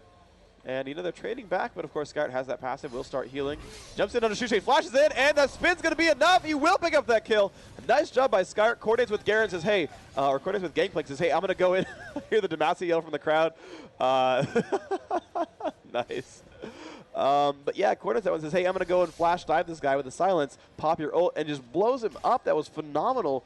A great play there. Garen definitely dominating that lane now. Despite those 2 deaths, he started to win those 1v1s with only 2 Doran's Blades. And here comes, wow, an instant buy Brutalizer. That's going to be a pretty big deal there. Again, the aggression in mid. Althor has infinite mana, so good luck, Becca. JothY is there, actually, as the Laserbird's going. Althor is super low and will be finished off here, but surely we'll see Akali go down. Yes, who will. Nice kick back into turret range. Ezreal's ulti was a mile off after that kick, but I think Cyanide may just be able to pick this one off. Wish comes in just to heal JothY up. Is it going to be enough? Yes, it is, as Garen comes around to save JothY. And well, a kill for a kill, an eye for an eye, so to speak, in the middle. Both of those middle players going down. Down at the bottom, we did see that Ezreal ulti, which probably wouldn't have been too far off if Cyanide didn't kick him back in towards that tower range. And they're going to put some damage down onto Lounet now. Both of those AD carries down at the bottom. We have Ezreal, Sheen, plus the Doran's Blade, plus the Tier 1 boots. For Tristana, it's triple Doran's Blade, plus Berserker's Grief. All right, and sure enough, yeah, it's Lamia, I think, in the advantage overall, 95 to 81 in minions. Of course, Tristana has those 2 assists, though, from the earlier kill on the Mellisan and that first blood. So, gold-wise, look at that real quick. 3,400 versus 3,200. Yeah, Dragon pretty much making the difference there. And they're just pushing constantly onto that turret. Blue buff, of course, on Ezreal, rather useful. So, it's going to make him nice and happy. Seems it's been donated over from the jungler because... I'm happy. Yeah, and why wouldn't you be? Look at the solos, and it's like, oh, Akali is on energy, and our jungler's Lee Sid. Yeah, I guess Ezreal gets it now. Well, okay then. Enjoy your Q spam. That's going to maybe just cause a few problems for this bottom lane. You know, obviously we saw Pyri just taking 1 hit there. It does a decent amount of damage. Obviously, Sheen is there for Lamia as well. Up at the top, we are seeing Cyanide back into the brush. The question is, will Skyyart spot this one? He's moving into a bit of a dangerous position. I think he actually stayed out of range there. I'm not sure if FNATIC could actually see him moving over towards that brush. They're definitely going to spot him now, and this Q is surely going to come over from Cyanide. Lots of damage going out. Skyyart surely will go down. The ultimate from Gangplank comes in to get that slow off, but it will be a kill again for Cyanide, who goes 2-on-1 with that Lee Sin. Obviously, he had a great first game. They're now going to push in onto this turret, and I think with these two players, we'll be able to take this turret down. Of course, there is only 1 minion left, but that won't matter. FNATIC are going to be taking the first turret of this second game. Excellent job right there. You can see Lee Sin and Talon have mopped up that turret. Lee Sin recalling Talon last hitting, and then looks like he's going to recall as well. Now we move around. We see Soraka and Tristana have pushed that lane up a little bit as Ezreal's about to recall. Killing up some minions. 99 versus 111. Still Ezreal in the lead here. Lounet trying to catch back up. A lot of Doran's blades. Means his auto attacks will be better than the guy with the Sheen, but Ezreal just playing phenomenally, I think. JothY has come down into a gank position. Mellisan is actually in the brush over on the other side. Let's see how this one all works out. PK actually decides to go that little bit more aggressive. Mellisan comes around, surely going to get the ulti off, and it will actually go over onto JothY. How is this going to turn out? PK actually survives. JothY taking some damage, but actually no deaths in and amongst all that one. PK was obviously really low. Yep, Lounet got dived by Shushei at the bottom of the map as well. Everyone's going to survive there, but a lot of aggression coming in from Talon. Now jumping onto Soraka as well. She's not in great shape. Gets a little bit of damage onto her, but she'll live. Ezreal, of course, still nearby. Last hitting some minions. Now pushing on to the turret. Looks like they're going to retreat now as Gangplank comes around. And this is a scary position now on this bottom lane. I mean, if they push in with the Talon, with the Ezreal, they can do so much damage to this turret so quickly. Obviously, Lounet is only half HP, so not got so much to offer there. We are going to see that blue buff going over once again onto Althor eventually. Yeah, it makes a lot of sense there. He's going to wear blue again. He does have finally that Rod of Ages, but he needs magic resist really badly. Only has 30 MR, and that is why he is melting to Akali. Well, normally you see these Swains build a little bit tanky just from runes and masteries instead of ability power. That is not the case here. He's actually, realistically, I really think he needs that MR. That would have saved him in a couple of those fights. You can see he does have that one death now because he just did not quite get tanky enough for those battles. But we'll see if he can do that. A ward there, just spotting JothY moving down onto this bottom lane, which means that FNATIC won't be caught out by that one. Mellisan's actually worked his way up towards that middle area. He's not quite got his ulti up, but he is going to try and do as much damage as possible. Cyanide will go diving in there as well. Althor is surely going to go down. He's managing to survive, but finally will be ended. Cyanide is in trouble though, and well, he tried to get himself away. Didn't quite work out. They're going to dive now in onto Skyyart. Not quite into turret range though, as the rest of this SYPHER team come back around. And it was a 1-for-1 exchange, but I'd say, you know, not bad for FNATIC. They've lost their jungler, but they've taken down Althor in middle. That's a good one. Yeah, it means Garen's wearing some nice buffs right here, but that's not really that big of a deal. Pekka now has blue buff, and that's actually fairly useful. Lower cooldowns, a little bit of bonus energy regen. We're going to see how that pans out. JothY almost got caught out. He's actually playing a little bit too aggressive. They don't really know that FNATIC are here. They only see a couple of faces.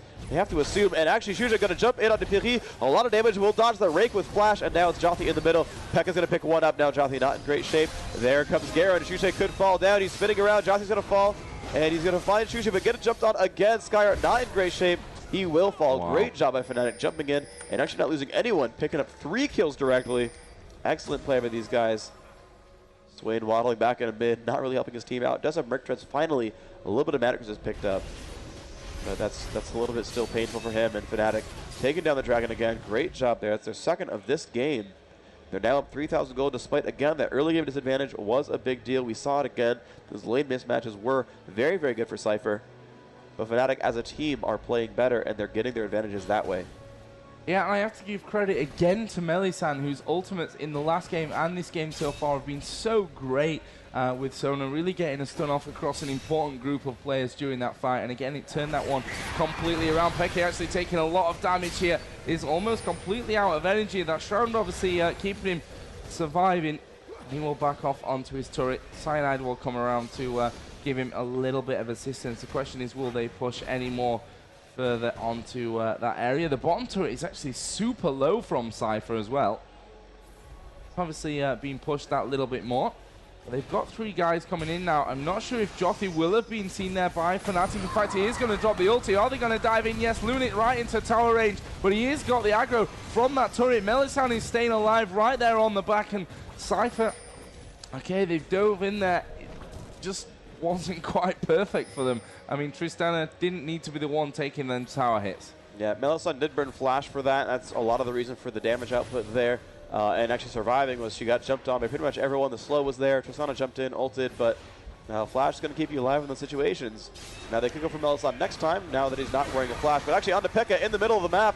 He is near a ward and has turned invisible. Now Cyanide's in there to help as well, but it's still a 3v2. And they're going to jump in onto JothY, taking a ton of damage. Will flash back. Wish comes in from Soraka as well. Cyanide and Pekka. They were going to survive, and Shushei now coming around. And FNATIC controlling this game now pretty well. Pushing forward, are up in kills now. Shushei enough damage to finally one-shot caster minions. And I think SYPHER again are feeling some real pressure into this one. They've done so well in the early game in that laning phase, but now as things start to become a bit more dynamic, it's not going all that great for them. Shushei is actually going to get a ton of free farm up at the top here. Look at that. That one ability stripping straight through. Lots of pings going down actually. FNATIC know that this red buff is being done by SYPHER as the clairvoyance goes over the top, but there are a lot of men around there. Peke actually is going to go sniffing, but there is a ward already quite forwardly placed from SYPHER, so they know that FNATIC were thinking about moving in for this one as they dive in onto Arthur. Look how much damage he's taken already. Uses his flash to get away. Cyanide decides not to dive straight in onto the turret on him, but they are going to do an absolute ton as the Gangplank ulti actually went off there up onto the top, which I'm not sure is going to save Skyyart. Yes, it will. Just about. Nicely done, Skyyart. I don't even know how he kept himself alive for that one. Shroud goes down from Peke and he's like, I'm not going to dive in here. There are 3 guys hanging around. Yeah, it's not going to be too happy. Lounet wearing red buff, going for a black cleaver. Doesn't quite have it yet, though. Whereas Lamia already, Trinity Force, already setting his next item as well. Yeah, Lamia 5,800 gold. 51 only for this Tristana, so building that advantage despite never getting a kill, but his team getting dragons, and actually the last hit's only 3 in the favor, but it's enough to build the advantage. You see Lounet again jumping in onto Lamia, Lamia having to push back as Phreak is there to help. Mellisan coming around trying to help. Yeah, Peke actually built the Hextech Revolver, but then went straight in for the Crystal Scepter after that one. Obviously wants to slow on those abilities. Yep. Plus the AP that comes along with it. Plus the health, obviously. Yeah. Going to be a bonus. So he wants Rylays for Rylays. Yeah, all basically. Right. It makes sense, right? Yeah, it does. Let's see, Pekka coming through. They are destroying these minion waves. They could push for mid, though Althor is here with blue. Healing pretty consistently here with these minion waves. Does push on Lamia a little bit, some damage being dealt. Still not a ton of MR, though. Still just the Mercury tread, so he's still very frail. Really does need some more resist here, I would feel. A team with an Aegis would help quite a lot. He's got 850 gold saved up, so he could buy any sort of big tier MR item. They're going to jump in now onto Peke. He's been silenced. A lot of damage coming out here. He's not going to be able to survive. A nice jump in from SYPHER, bringing that one back 9-8 in their favor. Only 4,000 gold down, and they've just taken the last 2 kills in a row. Again, harassing Lamia back towards his turret. Althor going to take preferred aggro, but they're going to do a lot of damage here. Should be a little bit afraid. Cyanide's going to be there. The armor buff is nice. We'll keep Skyyart pretty healthy. Hello still pushing and farming quite nicely. Getting pretty up there in minion kills. 163, highest in the game, actually. So nice job there, Shushei. Getting pretty beefy. Yeah, really been farming well up in this top lane. Obviously keeps being forced back by the Gangplank ultis. Almost every time they seem to be going up into that top lane to slow Shushei down. He's at the moment just waiting for his next creep wave to come around. Lounet is there, which, I don't know, if Shushei dives onto him here, those cooldowns off, that could be bad news, but Shushei decides, no, I'm going to leave this one, I'm going to go back home, and he'll continue to build. What did he go for? Okay, so Bloodthirster is actually finished now, on top of the cooldown boots and that Brutalizer as well. Hasn't bought in a while. I have 1,500 gold. I have to worry, to be honest, a little bit about the whole late game of FNATIC. I mean, Skyyart's getting super strong. Obviously, does have the Giants belt at the moment, so he's getting healthier and healthier.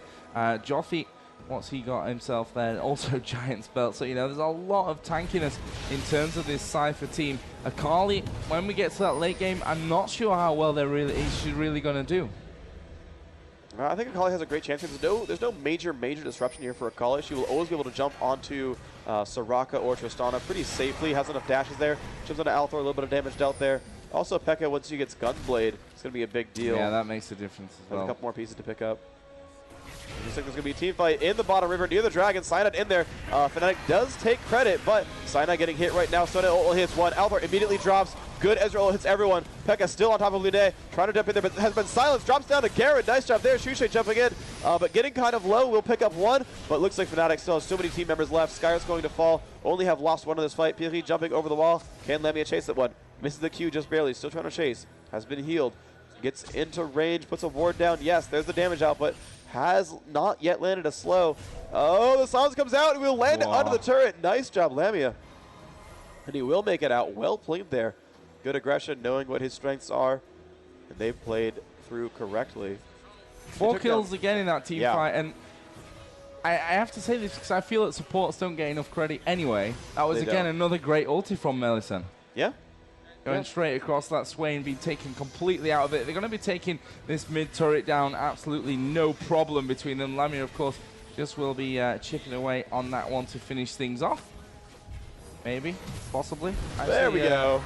Sends the ulti over towards the top there, getting himself a bit of free farm and keeping that top turret from having any problems. Nice, 600 damage. Ult goes through and actually did take a lot of damage from everyone on Cypher. That Ezreal went through and hit everyone, or at least 3 champions.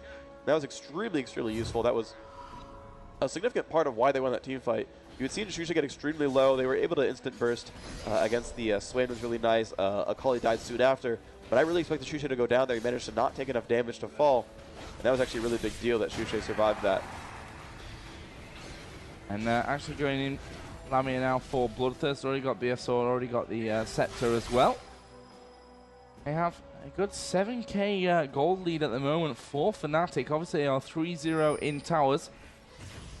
And the pings, there are some pings going down onto Baron. That is from FNATIC. There is one ward hanging around from Cypher, so they should be able to spot FNATIC headed over towards that direction. Actually, Mellisan does have the Oracle, so he's clearing out at the moment, but did walk past the one ward that was there, which means they're going to now know that FNATIC are set up over towards this Baron area. Blue buff is available.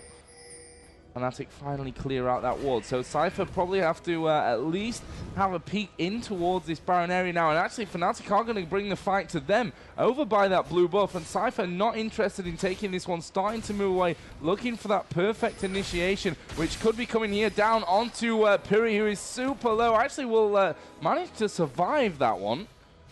Blue buff will go over, though, onto Lamia, and that's going to give him so much more to work with as Althor does go that little bit more aggressive in there. Shroud is down, but XPeke was already way away from that fight. Yep, they are surviving for now. They're still kind of at odds with each other. And they jumped onto Skyyart. Wow, Cyanide playing aggressively. Althor getting caught out again. Getting bursted down. It will fall down. Nice by Shushei. Looks like they took down Tristana as well. And it looks like more kills are about to come in through. They're trying to get down onto the Garen. JothY going to get caught up by Akali. Will fall down. And Garen's going to die as well. And they picked up all 5 and lost no one. Nice by FNATIC. They took down every one of those kills. And now they're going to move on. And sure, why not Baron? There's no one to stop you. And again, and I'm sure there's going to be so many forum threads about this one, but Mellisan ulti over the final 2 men, got those last 2 kills, got the ace. Brilliant, brilliant play from FNATIC. That Baron is there.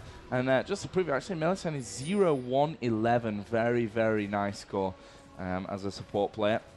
Yep, great job here. Pretty much all headed off back home to be buying up some stuff. Let's see what we've got there.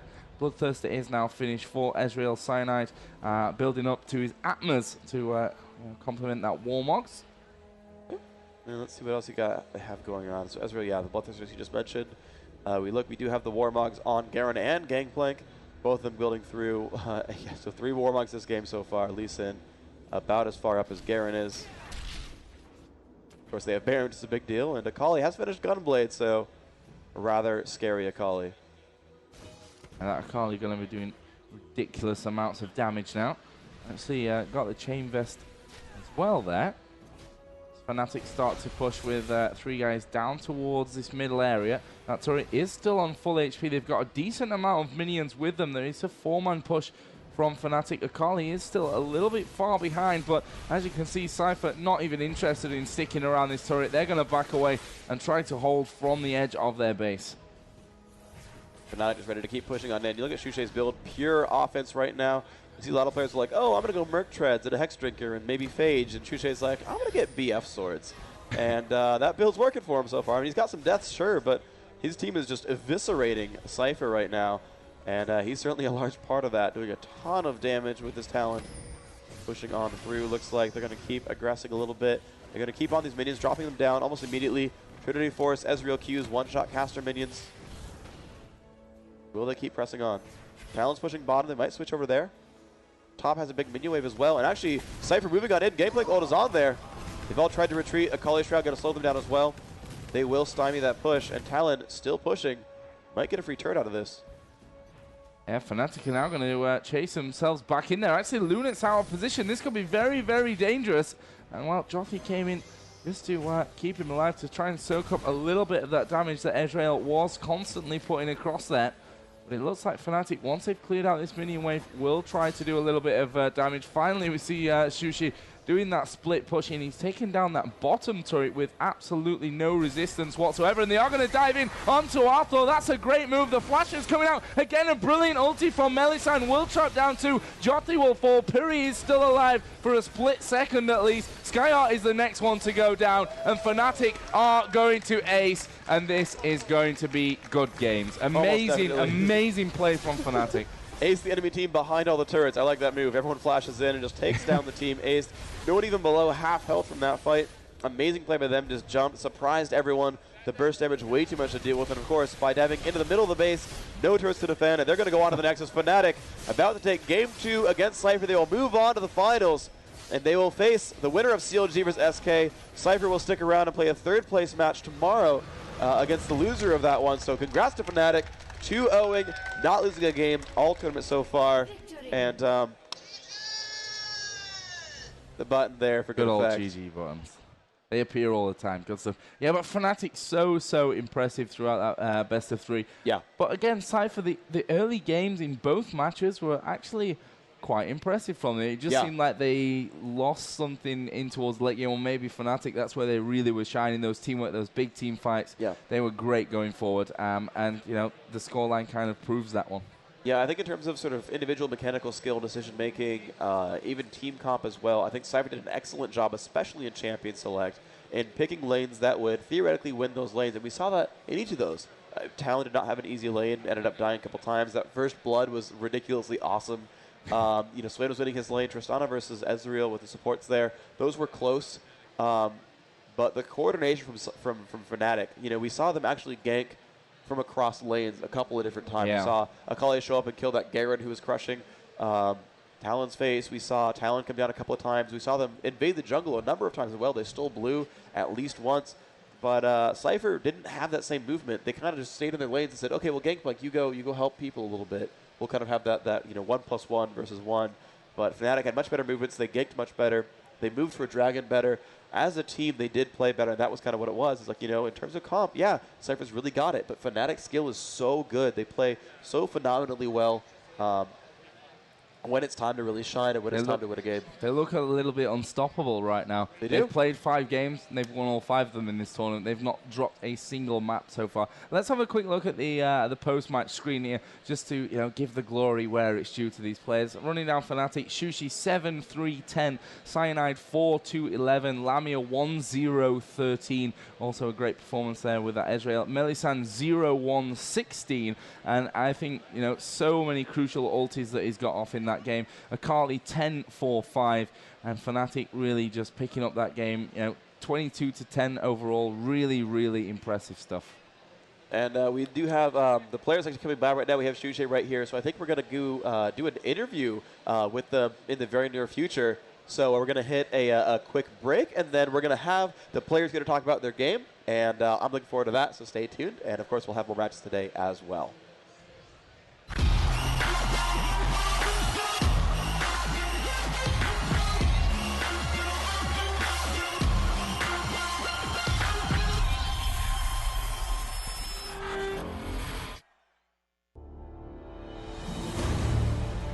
The fourth stop of Season 6 of the Intel Extreme Masters will take place in one of the world's most advanced gaming centers, the Cybersport Arena in Kiev, Ukraine.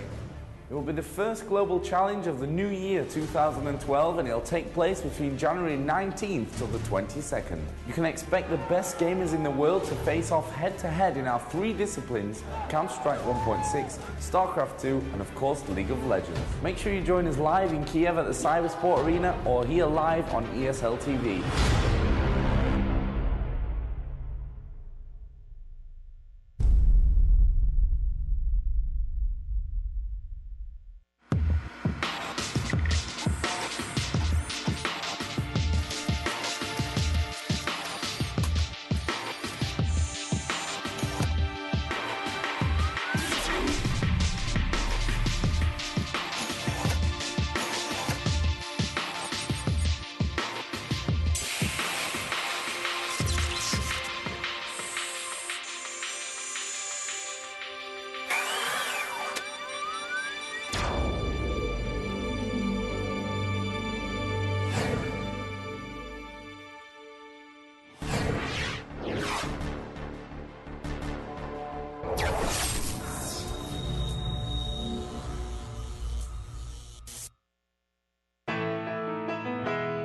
What's the most amazing thing you ever saw?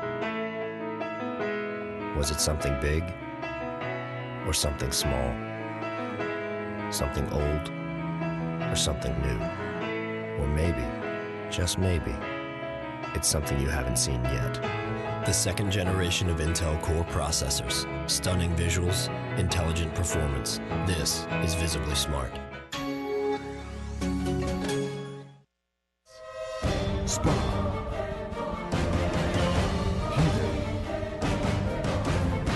Counter-Strike Legends.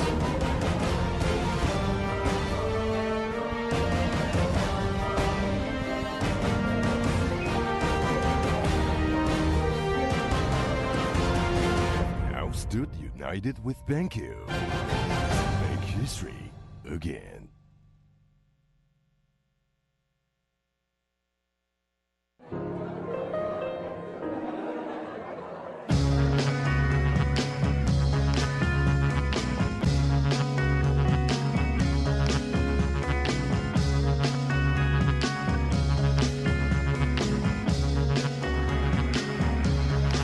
Phil, have you found opponents already?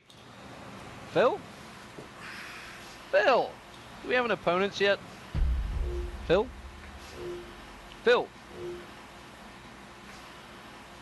You're not fantasizing about my girlfriend again, are you? Boring! Are they penguins or are they sloths? They want a show? We'll give them a show. Ready, Kowalski? Roger that. Operation Rico Star is afoot. Bingo.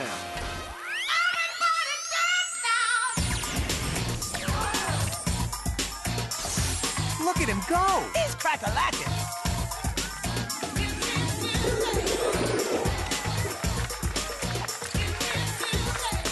Mission accomplished! No more smiling and waving for us, boys. High fives all around! When the second generation Intel Core i5 processor goes in, amazing visual performance comes out. That's Visibly Smart.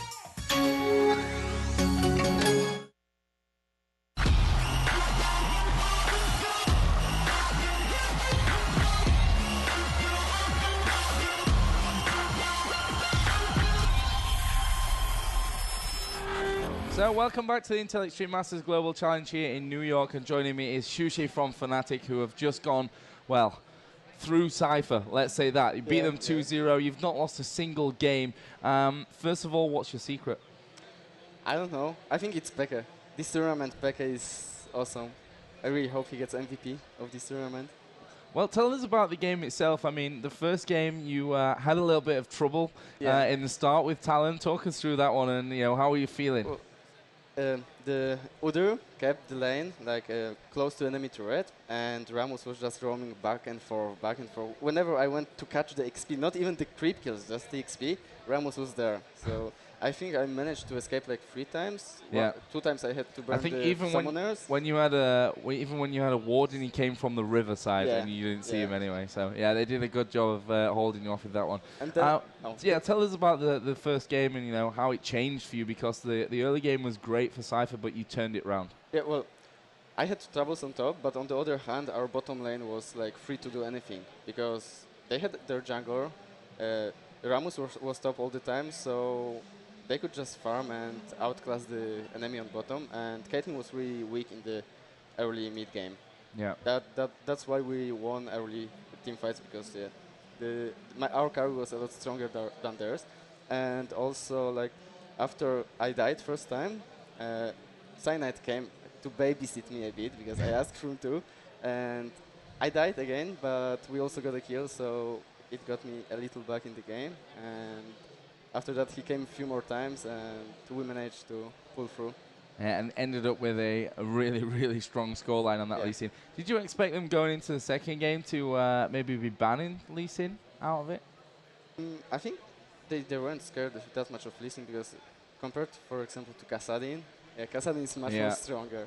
And I think the second game they made mistake by picking Swain, because Swain is not really good against bursty champions, and we had 2 of them. We had Akali and we had Talon. So you could see that in last fight, or most of the fights he was just dropping down. We took him on focus, jump on him, and he was out. And what about the, going forward into this tournament? You've obviously not lost a single game now. SK are going to be playing CLG in the next semi-final. And I actually asked on Twitter, do you have any questions for Shushei? And a few people apparently did. The first one was, who would you prefer to play in the final, SK or CLG? Well, it's difficult questions because I would like a full European final, but on the other hand, I feel like CLG would kind of, how is it called, underestimate the power of some champions like they did in group stage. Yeah. So maybe it would be a bit easier to play our favorite champions. Let's have a look, see if there are any more, actually. Shushei, will we see a Talon cosplay like you did at the Season 1 Championships with Gragas when you get to the finals, when you win the finals? I don't have any thing like... Gragas cosplay was Gragas was pretty easy, right? Yeah. You just needed the barrel, and that was it. And actually, a question from Xenon, who your half-twin brother, my dad. at least hair brother, in that one. He said, ask him if he prefers Talon over dual AP, or if the Bruiser lineup is a reaction to something in the game. Well, Talon isn't actually a Bruiser; it's Assassin. Yeah. So he's an assassin. Xenon, get it right. Yeah, we kind of started to liking assassins now, but double AP is also okay. Like, which the Chinese team showed at the Ganzo, right? What do you think to the Chinese teams? Obviously, you weren't in China for that event. What were you kind of surprised to see how well they did and what they came up with? I was kind of expecting them to come strong, because, well, Eastern Europe, Asia always was strong in the gaming, so yeah. That's just like the born feature. Do you think they're going to be pushing even harder? Do you think once they have more time with League of Legends and more big tournaments, do you think they're going to really be the top teams around? Yeah, of course.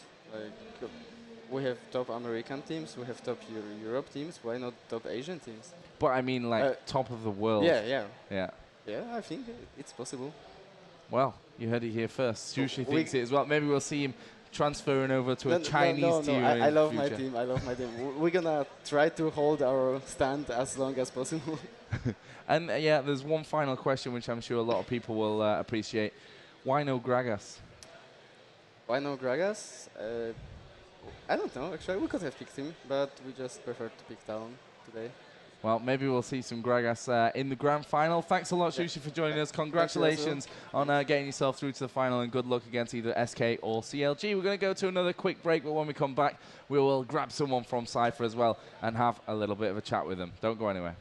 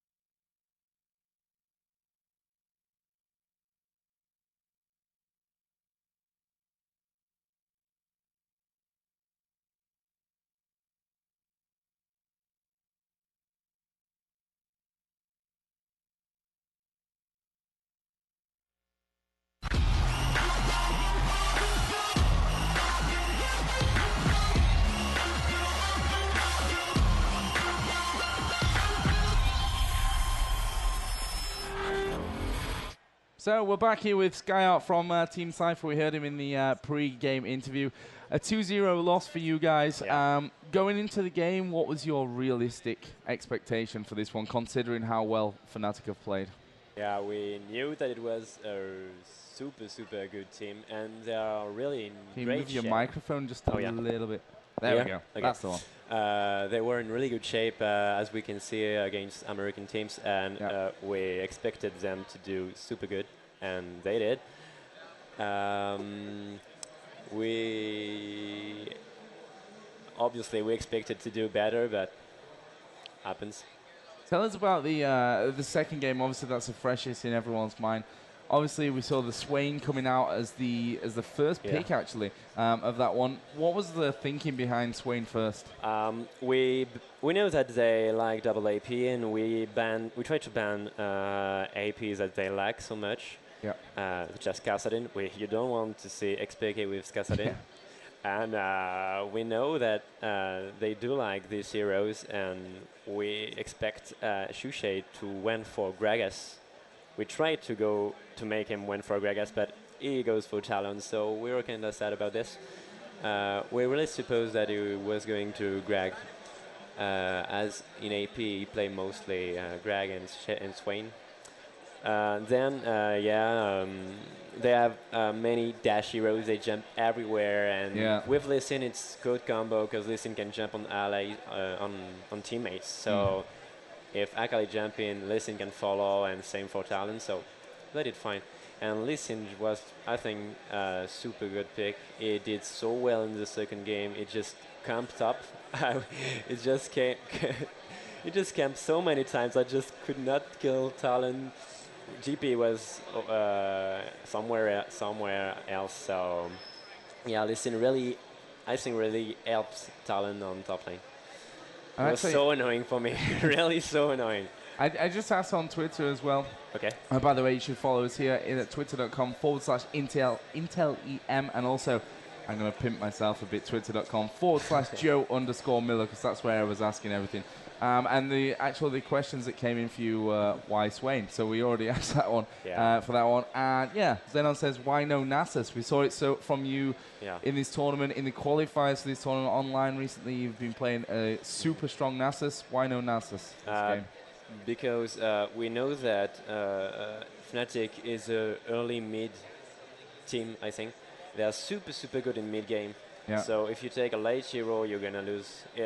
It's super hard to all the mid lane, to all the mid game, if you have late composition, because they have so much team play, and maybe we can see it on the final as well. I think they will win the final, but let's see what happens. What about the other semi-final? Obviously, SK and CLG are going to face off here in around about half an hour's time, I believe. What's your opinion on that one? If SK let Kog'Maw, if CLG let Kog'Maw, SK will win. I can bet it already. I can bet my hand. You heard it here first. Skyyart's going handless if SK don't win with one player Kog'Maw. now. Yeah, really, CandyPanda is just super awesome. And else, I don't know. I think it will be more fair than the game we saw here. But I think SK can win this. Depends of what they pick ban. I think the big ban will nearly choose the winner of this. Another question actually coming in there. Why did you prefer to go with Soraka over other supports in that final game? We took Soraka because Pyri, our support player, said that it was true. Talon is AD, full AD. Yeah. Lisin is full AD, and Az is full AD. So if he buff the Swain at the right time, he can handle the AD burst, because it's super. I mean, Talon is mostly a burst champion. It's like an AP as AD. So if he can buff the Swain at the right time, it can protect him so much from Talon, Lisin, etc. So that was the goal at the beginning. So there you go. Question answered for that one. I'm sure there's like a million more coming in there. Who would you rather play for a third place playoff game? Who do you want to face for picking up that bronze medal game if you had the choice right now? Well, I don't really prefer a team. I mean, I never played against CLG, so I would say CLG just to have to play against them because they are super famous. It would be fun to play against them, but we know them we know them less obviously than SK. Yeah. But SK know us a lot as well, so it's kind of fair. Well, Skyyart, thank you very much, and good luck in the third place game. Can I just say thanks to SYPHER and Rise Nexus. It's with Rise Nexus you can just everyone can create a website. Thanks to Omer, the best beer in the world, and Steel Series, the best stuff in the world. So thanks to them we are here and we arrived in semifinal and we will do our best to reach the third place. And really good job to you guys. I think a lot of people weren't expecting you to come out so strong. And good luck for picking up that third place playoff game a little bit later on tomorrow. So we're going to be moving on to a quick break, but of course when we come back it will be the second semi-final to determine who will play FNATIC in the grand final tomorrow. It's SK versus CLG and it's coming up next.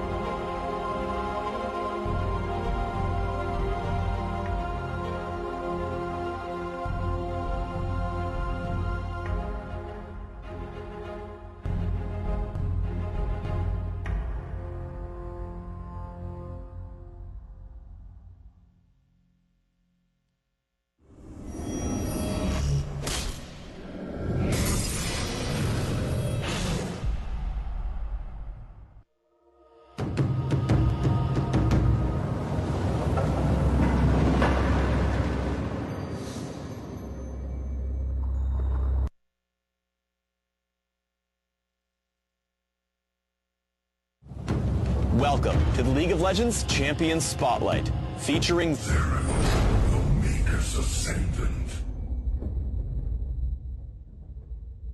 Zereth is a long-range mage champion with a couple of neat tricks.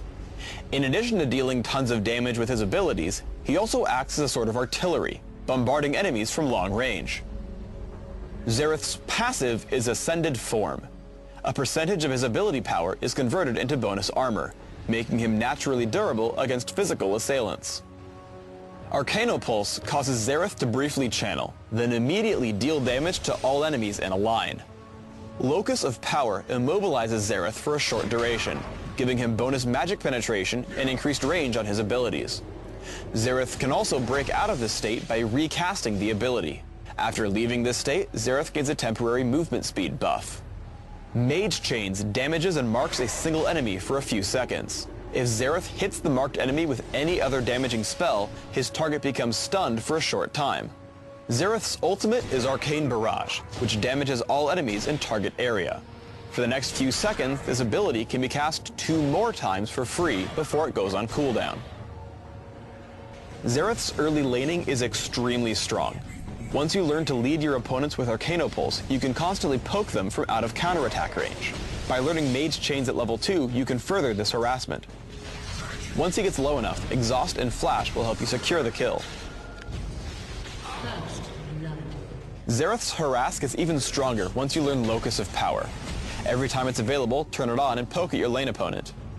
Again, I'm able to constantly throw out Arcanopulse, dropping Rise lower and lower.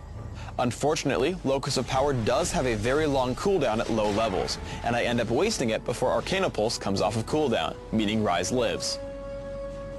Grabbing Sorcerer Shoes by level 6 will in fact cause you to deal tons of damage. After missing Arcanopulse, I lead with Mage Chains and trigger its stun with Arcane Barrage.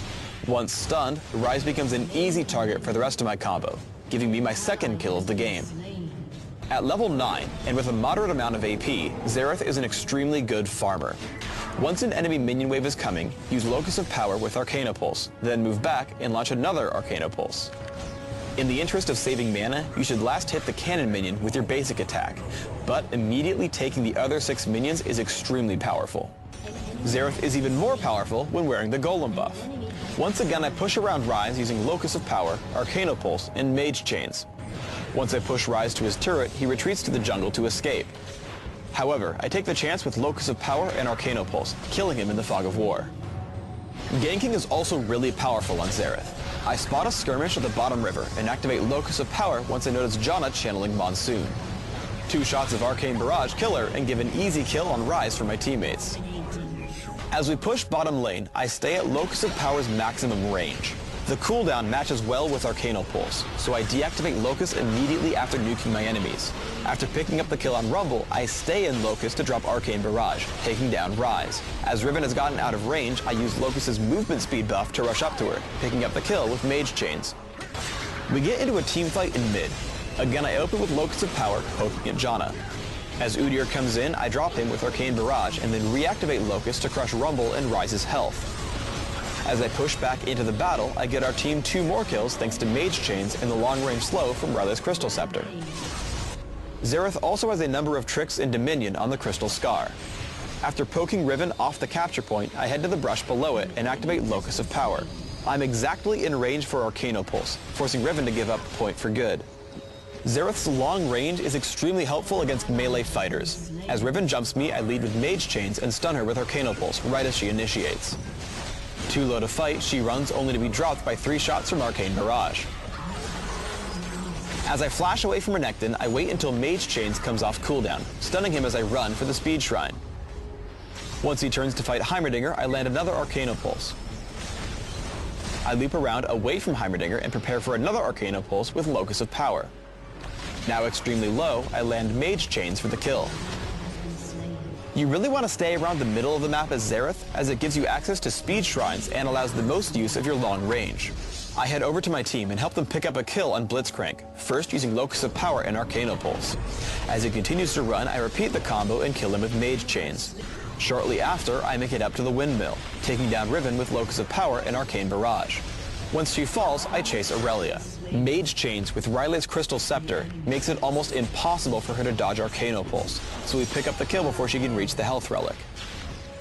For runes, I take Magic Penetration Marks, Ability Power per level Seals, Ability Power per level Glyphs, and Flat Ability Power Quintessences. This setup is aimed at giving me early lane dominance, using Arcana Pulse to push around my opponent, while also scaling me into late game with lots of ability power.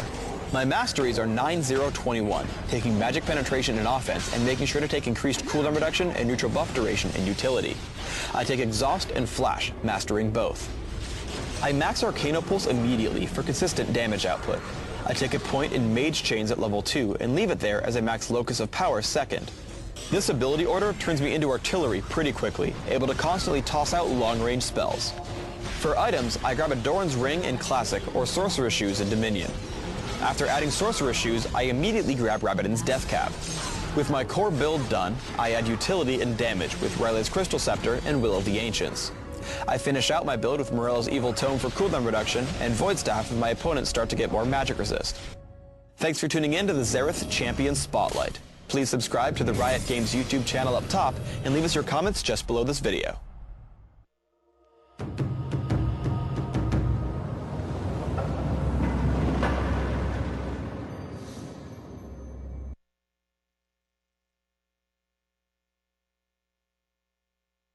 Welcome to the League of Legends Dominion Spotlight.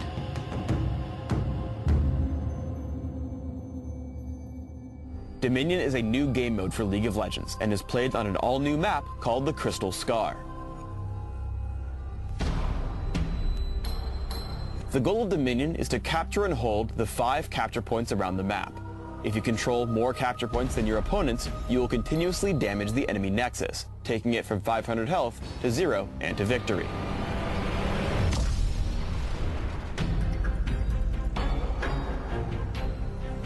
At the start of the game, you'll be placed on the summoning platform with your team. Both teams are held in this location to give you time to plan your strategies and build options. All players are given a couple of free levels and more gold than on Summoner's Rift or Twisted Treeline, so you can get right into your build. Another change from classic League of Legends is that all champions constantly gain significant gold and experience outside of killing minions and champions. So you'll be able to run around, assassinate enemies, claim capture points, or even die, and still keep up in levels and items. Speaking of items, a select few have been removed, while new items have been introduced to match the faster pace of Dominion. These new items are highlighted by a golden border. Similarly, the removed items are crossed out. Finally, there is also a map-wide aura that affects all the players, giving them tweaked stats to match the new gameplay. Hover over the tooltip when you start your next game to get a feel for your new capabilities. The point of Dominion is to claim the capture points around the map. To do so, simply right-click on the point and your champion will begin to channel. You can see your progress by the glow surrounding it. Green means you control the point, red means it's controlled by the enemy, and gray means the point is neutralized and is controlled by no one. Capture points naturally defend themselves against assaulting minions and champions. However, while a champion is channeling on a capture point, the turret is disarmed. If multiple champions channel on a capture point, it will be captured more rapidly. However, if an enemy champion attacks you, your channel is interrupted.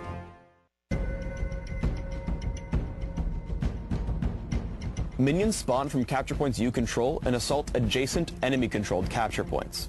If your minions reach an enemy-controlled or neutralized point, they will begin to damage and capture it for your team. You do not need to push with minions in order to claim a capture point, but they can rapidly increase the rate at which you do. The Crystal Scar is host to a number of buffs that either team can acquire. Health relics respawn in fixed locations. Any champion may walk over one to consume the relic and regain a small amount of health. Speed shrines persist in various locations around the map. Any champion who walks through a speed shrine is given a temporary movement speed buff. Finally, 2 greater relics spawn every few minutes in the center of the map. You may only capture the greater relic available to your team. You absorb this relic just like you claim a capture point. Right-click on it and your champion will channel until it has been absorbed. Like with capture points, being attacked will cancel your channel. Once you absorb the greater relic, your champion is given a recharging shield and damages enemies you attack every few seconds.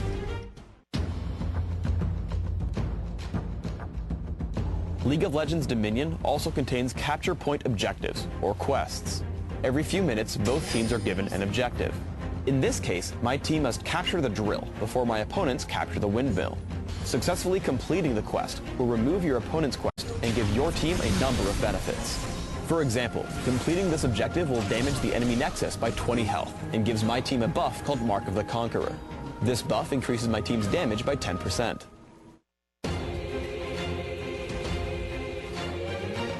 League of Legends Dominion also introduces a new stat called Personal Score. Performing actions that help your team, such as claiming a capture point, killing an enemy champion, or interrupting an opponent's capture, will raise your score. Kills, deaths, assists, points captured, and points neutralized are still tracked individually, but they're rolled into one easy-to-read stat called Personal Score.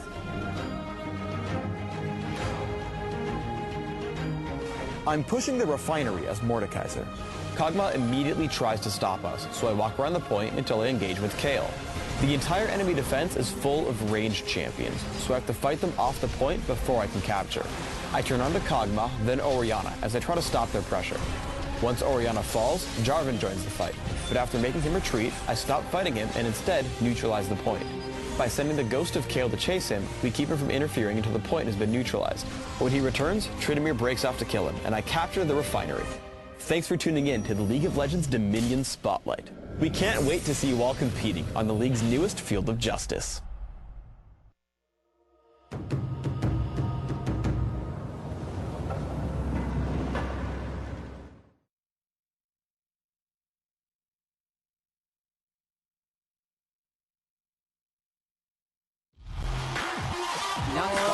And he goes jumping in. Amazing round. Great hat-trick from Taz. Big flashes in and cast the ultimate. Then 20 health left. Oh no, she will flash.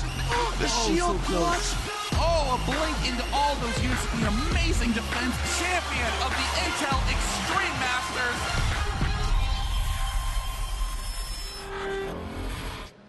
Hey guys, what's up? Rivington the Third here, hanging out IEM Comic-Con here in New York City. You guys having a good time right now? That's what I like to hear. I'm joined up here on stage by SK Ocelote and CLG HotshotGG. You guys enjoying yourselves this weekend? Yeah, a lot. New York rocks, actually. I was never here. It fucking rocks. Oop. Yeah, I've been having some fun. We had a fun party last night and lots of stuff happened, so. All right, we'll leave that one at that. So you guys have made it out of Group 1, or Day 1, Day 2, Group A, Group B. You know, how are you feeling right now? How do you feel going up against CLG? I think overall they have more, better awards. They are a better team. So the only thing we can do from this match is learning, and maybe if we have a good matchup, we can even win. All right, how do you guys feel being the last North American team in the tournament? Well, we want to bring it back for North America. We haven't done well this tournament, so hopefully we can bring it back and get a first place victory, but we'll see. SK is a tough team. We've always, it's always been close playing them, so we'll see how it goes. Do you guys have any focuses you're really going into on this game, things you know you're already going to do and counter and try to hit on CLG? Well, I don't know. The thing is that the best player overall of CLG, I think, is Hotshot overall, because he makes us be under pressure all the time. All right. So maybe we have to try to outban him, or I don't know. We don't know yet. We talk about everything, but you know, until the Pixelban's phase arrives, we don't know what to do. He's just, yeah, he is too good, and we have to outban him somehow. Who are you guys watching for SK? There's going to be a lot going on with the picks and bans. Is there anything in your mind that just sticks out? Well, there's one thing that sticks out that that SK does, is that they always have a strong AP carry, and Ocelote does that well too. It seems like we're going back and forth, but that's honestly how we think and how we feel. So, yeah. Right on. So you guys are putting a little something on this. One of you is going to have to buy dinner if you lose. Who's buying dinner? The loser, I guess. You know, either way, I don't know about dinner, but I'll buy drinks. All right, guys, we're going to have this game going on in just a few minutes. We're going to hit you with a quick commercial break. CLG and SK to get themselves set up. Stay tuned for this next game. And he goes jumping in. Amazing round. Great hat-trick from Taz. Big flashes in and cast the ultimate. Then 20 health left. Oh no, she will flash. The shield clutch. Oh, a blink into all those units. The amazing defense champion of the Intel Extreme Masters.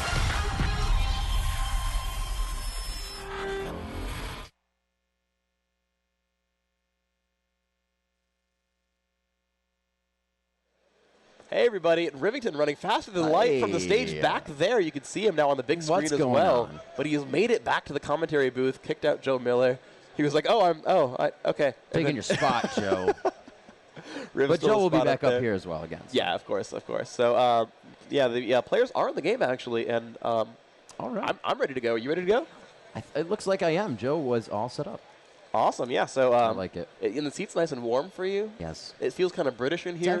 It has holes in it, so it aired out quite That's quickly. really cool, yeah. Yes. Exciting. Are you feeling British right now? No. Okay. That's fair. I mean, I was curious because, you kind of kept the spot warm. You never know. But let's see. We are ready. The players are in. They're talking to each other a little bit, so a lot of them are sitting down. I think they're making sure that Hotshot, etc., they're all there and ready to go. But so SK versus CLG. SK is the blue team. They have the first pick and the first ban for this one. Yep. Who you liking for this game? CLG. Really? I'm gonna have to stick with it, man. You know, they're coming out of this. I believe that SK is the stronger team coming into this match, no doubt about it. The European teams just show so much stronger, and as they say, and I've said it before, Dignitas is our team that's a few steps ahead. We've seen them fall out of this tournament. SK and the Euro teams always are that step ahead. FNATIC's been able to come out very strong this weekend. SYPHER showing very strong as well, unfortunately being taken out. But, I think SK is really going to give CLG a run for their money. Okay. Well, I know that last time these teams met at IEM China just 2 weeks ago, CLG did win. They did, So yes. they took them out in a very, very similar semifinal very recently. But, I agree that I think SK might be the stronger team, although I keep saying that, but CLG kind of just shows up and says, hey, by the way, guys, we're here to win. I've said CLG is one of those teams that you see them in a best out of 3, and it'll be, a 28, 30-minute first game for them, and it's just like, what happened there? And then they come out the second game, they bring it to 50 minutes, but the whole time it's in their control. They keep the flow of the game going, and it's just the other team trying to defend and turtle up, and it really, CLG just needs to bring that out in the first game, obviously. It's something that they usually don't do, so we'll have to see if they can, really pop up to that caliber here. Yeah, and another thing to point out also is CLG and SK, they're saying, like, are you guys ready for sure? And go. Okay, cool. So we said yes and go, so I think it's going to be all right. But, CLG and SK have actually met a lot just in general. The organizations have done battle many times. The WCG Grand Finals last year were CLG versus SK, and CLG dropped game 1 and won the next 2. They met at IEM China 2 weeks ago, and CLG dropped 1 and then won the next 2. Yep. And so at the very least, I expect SK to win game 1 because that seems to be the story here. The other story I heard, aside from CLG losing the first game and then learning from their mistakes, is that SK loves to win game 1 and then choke. Like I've heard that story on both sides, where it's like some people say CLG, likes to sort of learn from their mistakes and carry, and some like to say that CLG likes or that SK likes to choke. So we're gonna hope that in a tournament semifinal one would not choke, and we'd hope that they do well. So we will see if that's the case. But Udyr and Cassiopeia early bans so far. CLG, very much afraid. Very much afraid of Ocelote. Yeah, it looks like you're going to have that Udyr, Cass, Galio going down. They do not want that HotshotGG on Galio. Yep, first one aimed at Saintvicious, second one aimed at Hotshot. Yep. We're going to see if they trust the Needly or not. Maybe SK thinks they'll do well against a poke comp. Maybe they can pick out the supporting lineup to that. But we'll see. Needly, an obvious Hotshot aimed ban. And there's the ban against Kog'Maw. Very much known to be dominating this tournament pretty much. I think Kog'Maw has a very high win rate here. We'll see if that ends up panning out for them. Does he have a loss? He probably does at some point. Maybe one, but yeah, the win rate is very good. If you really take that in consideration, what champions have really been used, banned out this weekend, and sometimes neglected. We've seen Caitlyn banned out in a lot of games, and then she's not even a focus of the game. It seems like she actually may not be here, and she may be one of the picks since Kog'Maw's out. There's Nocturne again. 2 of the top-tier junglers out of the game right now. We still have GP. We still have a Mumu. We can get back into this one with those. I'm surprised to not see Mumu in this tournament. Still have the Trundle. Yeah. I am actually, just because we saw him so much like in the Season 1 championships, and then he hasn't even been changed at all since, and just suddenly stopped getting picked despite Nunu going away. But it seems like with the advent of the Bruiser top being the real big thing there, they're just not sort of worrying about it. So, well, the Bruiser going to get beefy, and we have these Bruiser junglers as well. And the first pick is going to be Gangplank despite this Talon ban. So they're really all about that Gangplank, super strong champion. And there's the Trundle. This is likely to be this poke comp. Trundle is part of that poke comp right there. We're going to see if they leave Nidalee for the end. I don't think Wickd plays her, so they can kind of leave her for a while in this setup, and they're going to pick their supporting lineup here. Caitlyn might be part of that. Sona could be part of that. I'm not sure what solo mid's going to, what solo mid champion's going to complement that build. I want to make sure I get that one correct. It is the Caitlyn, nice. so I think they're really going for this composition here. We'll see if SK picks up a healer. No, there's the Nidalee. Yeah, okay. Awesome. Not really surprised. We hear ooze from the crowd, of course. But we'll see if SK. I mean, they've got to know about this, right? They've played CLG before so many times. They've seen how their games go. And they have to think they have something against this. And that was a really, really good pick. They left Trundle out of that one because they see that CandyPanda has picked up Gangplank. CandyPanda is that AD carry, so we're going to see him most likely switching off of Gangplank. So you know what CLG said? We're going to get the AD carry we want, and we're going to give HotshotGG Nidalee. We're totally safe with that. You're not going to pick another jungler. Yeah, indeed. So we're going to see what, with all the supports available, though. I mean, Sona and... No, they're going to go for Taric and Tristana, so they want to go for an aggressive bottom lane. This is definitely an aggressive lane. You see, Taric with the early stun, the shatter. Tristana, very much an aggressive early laner because you jump in there with Rocket Jump. You hit the explosive shot as well. The healing debuff from that's going to make sort of counteracting that very difficult. Yeah. And we're going to see, CandyPanda, he's the AD, and he has Ignite. Right, he has Ignite, not Exhaust, again, for that damage output. The support is Sona. She can sustain but not burst heal. They are going to grab Trundle as well. This looks very much like they are definitely going for a poke composition. Very long range. They have that pillar as well. But SK could win that bottom lane, honestly.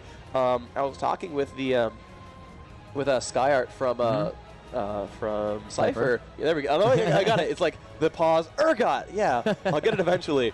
But we're talking about who's going to win, and I thought SK had it, but I think in terms of individual player skill, I think HotshotGG will outlane Wickd. Although they were saying Nidalee's not the best laner, and so Wickd can punish, and Aurelia's not banned, so you might see him play really confidently here. Of course, both these players do know their champions in and out, so we'll see what they do with this.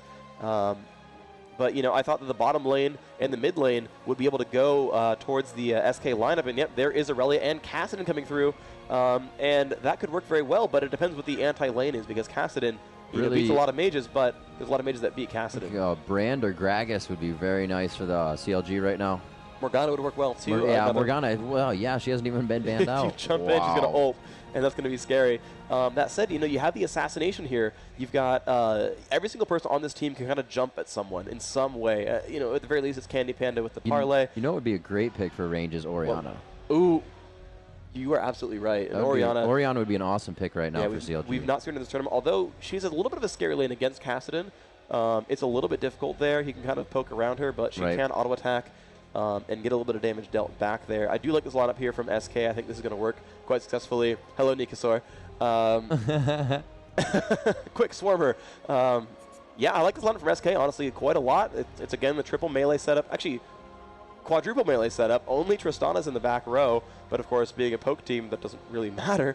But I feel like with so many melees there, they're going to be kind of towards the front, and they're going to face tank some javelins, and that might be scary for them. HotshotGG so scary with those javelins throughout the entire game, and it becomes even more detrimental as they push down, and he can start hiding in your jungle, and you just see spears come out of nowhere. You know what? They usually hit, and they hit really hard. Still taking all the time that they have to make this last pick, CLG, discussing amongst themselves really what composition they want in there. Morgana. They do choose Morgana, the safest of the picks that they have. They are going to get that Dark Binding as well as an AP shield, and her AoE effect can really just deter movement of the other team. The ultimate really facilitating a lot of kills here. It's going to be nice to have a Crescendo and Morgana ultimate as well. Yeah, this could be extremely strong here. They do have good AoE crowd control here. Actually, they're pretty much just heavy AoE. I mean, they, of course, have Caitlyn for single target DPS, but, when Nidalee is in Cougar form, almost all of her hits are going to be multi-target. The Morgana ult, of course, her biggest influence there, multi-target. Sona, even when she does go offense, her Q's going to hit 2 different people. The ultimate's AoE as well. Everyone here kind of going to be spreading their damage out a little bit, and with a giant melee meat wall, that's not too bad for SK. I think their ability to jump on one champion is significant. Black Shield's going to be very clutch here if they can get those. I see basically 2 main factors here that CLG has to get right. One, if that Morgana can get the Black Shields on the right targets and counter that burst damage that SK has, that's going to be huge. The other one is, can Saintvicious get beefy enough to withstand a lot of melee burst? Because it's going to have Wickd jump on with Ignite. You're going to have, again, the entire SK lineup can jump on you and can stun you and silence you and stun you again and slow you again, reduce your healing about 7 different ways. And that's going to be a really big problem for them if they don't find a way to counter this. And, you know, with this lineup, they have the healer from Tarek. They have the Gangplank ult. They have Kassadin jumping around, casting out Force Pulses. They have the Tristana Rocket Jump. Again, another AoE slow. Wicked with Blade Surge. I mean, they can really jump you and make you pay for this if you get out of position. And, you know, only so many have escapes. Morgana just with Black Shield. Kaelin can escape, and Needly can escape, but Trundle's going to be there as a melee. The only melee they have as well, unless you count Cougar form. You know, Sona, again, also able to be picked off, and Kassadin, I think, really good against Sona because he can kind of maneuver into the back lines and really burst that champion down. And unless you can hit, you know, a max rank area of Perseverance, give herself that 40 MR and then about 100 health to sustain that, you know, she could get blown up pretty quickly. So there's a lot of really cool things happening here, and this is just kind of a mesh. Kind of a mashing of lineups here where CLG wants to play super safe and SK wants to play super aggressive. And it's really going to be up to player skill at this point. The lane's going to be a big deal. If one team can get ahead, they can dominate the game because poke doesn't work when your pokes don't hurt. Yeah. And makes sense. Yeah, kind of a big deal. But at the same time, if you're ahead and if their burst damage can't crush you, all you're going to do is get poked to death. Yeah, and you know what Ocelote said in the beginning of that interview on stage we just had with him and HotshotGG is that they want to make sure they can focus on Hotshot. He is one that puts pressure on him a lot, and they have an exact team that can do that. Even from across the map, if they need Snoopeh's help, they can go ahead and get the ulti from that. You see SK getting ready for their match here against CLG. I'm going to go ahead and just say that's CandyPanda with the panda hat on. I mean, that might make sense. I don't know. There you go. Ocelote shaking it up, saying, let's do this. They are getting ready. We're about to have this match underway. 30 seconds, and the spectator will reel in for us, and we'll be able to get you this match live here from New York at IEM. If you guys want to see SK bring it home for Europe in this game, they have to win this best out of 3. Let's hear some noise. So the last North American team, CLG, to take it home if they can take this onto the next day and stay in the tournament. Let's hear it for CLG. That one got heard on stream. All right, so we are seeing that CLG is the favorite here on this game of SK versus CLG. We're going to be underway on Summoner's Rift in just a few seconds. Yep, 3, 2, 1 on the spectator delay, and we're going to go into the load screen of the second semifinal, CLG Logic Gaming versus SK Gaming, North America versus Europe. And, you know, this is going to be an extremely good series. These are two very storied teams, very long-term teams. They've been in the scene for a long time. These players are no strangers to the main stage. And it's Gangplank not wearing a skin and making me cry a single tear here. But SK does have the fashion advantage here, so I gotta lend them this game one. Looks good for them. Yeah, they're doing real good. They're doing real good. Thank you. I couldn't say anything but just repeat you. Yes. They're going to follow CandyPanda out of the base. That is a Tristana with Flash Ignite. Instant learns actually the explosive shot. There you go. 110 damage actually. Very significant amount of damage. Rank 1 of that skill. Let's see what else we got going on. So CandyPanda has learned an ability already. We follow Tarek out of the base. He's actually not learned an ability yet, but has 3 wards in the inventory. Also not learning anything yet either, but boots and potions. Snoopeh already ranking Parlay, and actually a pause. I think one of them, so we saw this actually in the first game of the last series where the Kaelin player didn't have his summoner spells bound to what he liked. So I think these are players, even though they had gotten here a couple hours ago and had started setting up, I guess they want to make sure that their binds are proper. They're going to make sure that they are okay with this. So milling about. You can see them sort of staring intently at their screens. And I don't see Furious clicking yet from them, but I guess they haven't really had minions spawn, so shouldn't be too far behind. We see teams talking in the background. The Volunteer National ESL admins are back there. We see guys in their fashionable SK Gaming shirts. And we do see them moving about, so of course you can see from here Saintvicious starting to jungle. And the game, of course, won't be too far behind. Sorry, Nyph had troubles at Ocelote, so indeed. I'm predicting, by the way, that Trundle is going to start at Golems. I'm predicting that, and he's going to take them without getting ganked. I'm just, we're a minute away from that, but I'm calling it now. I think it's going to be the case. Yeah, and someone had reset his keybinds and did says needily, so NP. And now your chat is hidden. Elementz not getting caught. He does clairvoyance for himself. We did see that actually in the finals against World Elite. He kind of face checked some brush and got caught, but learned his lesson. Clairvoyance before he puts the ward down. And now, of course, CLG can see these ingresses. They have a Caitlyn trap right down there. They have this ward fashionably placed. Sees Snoopeh. You're going to see CLG. Sees him dancing around. SK with almost no map vision, though, but they will not invade, so they're going to be all right.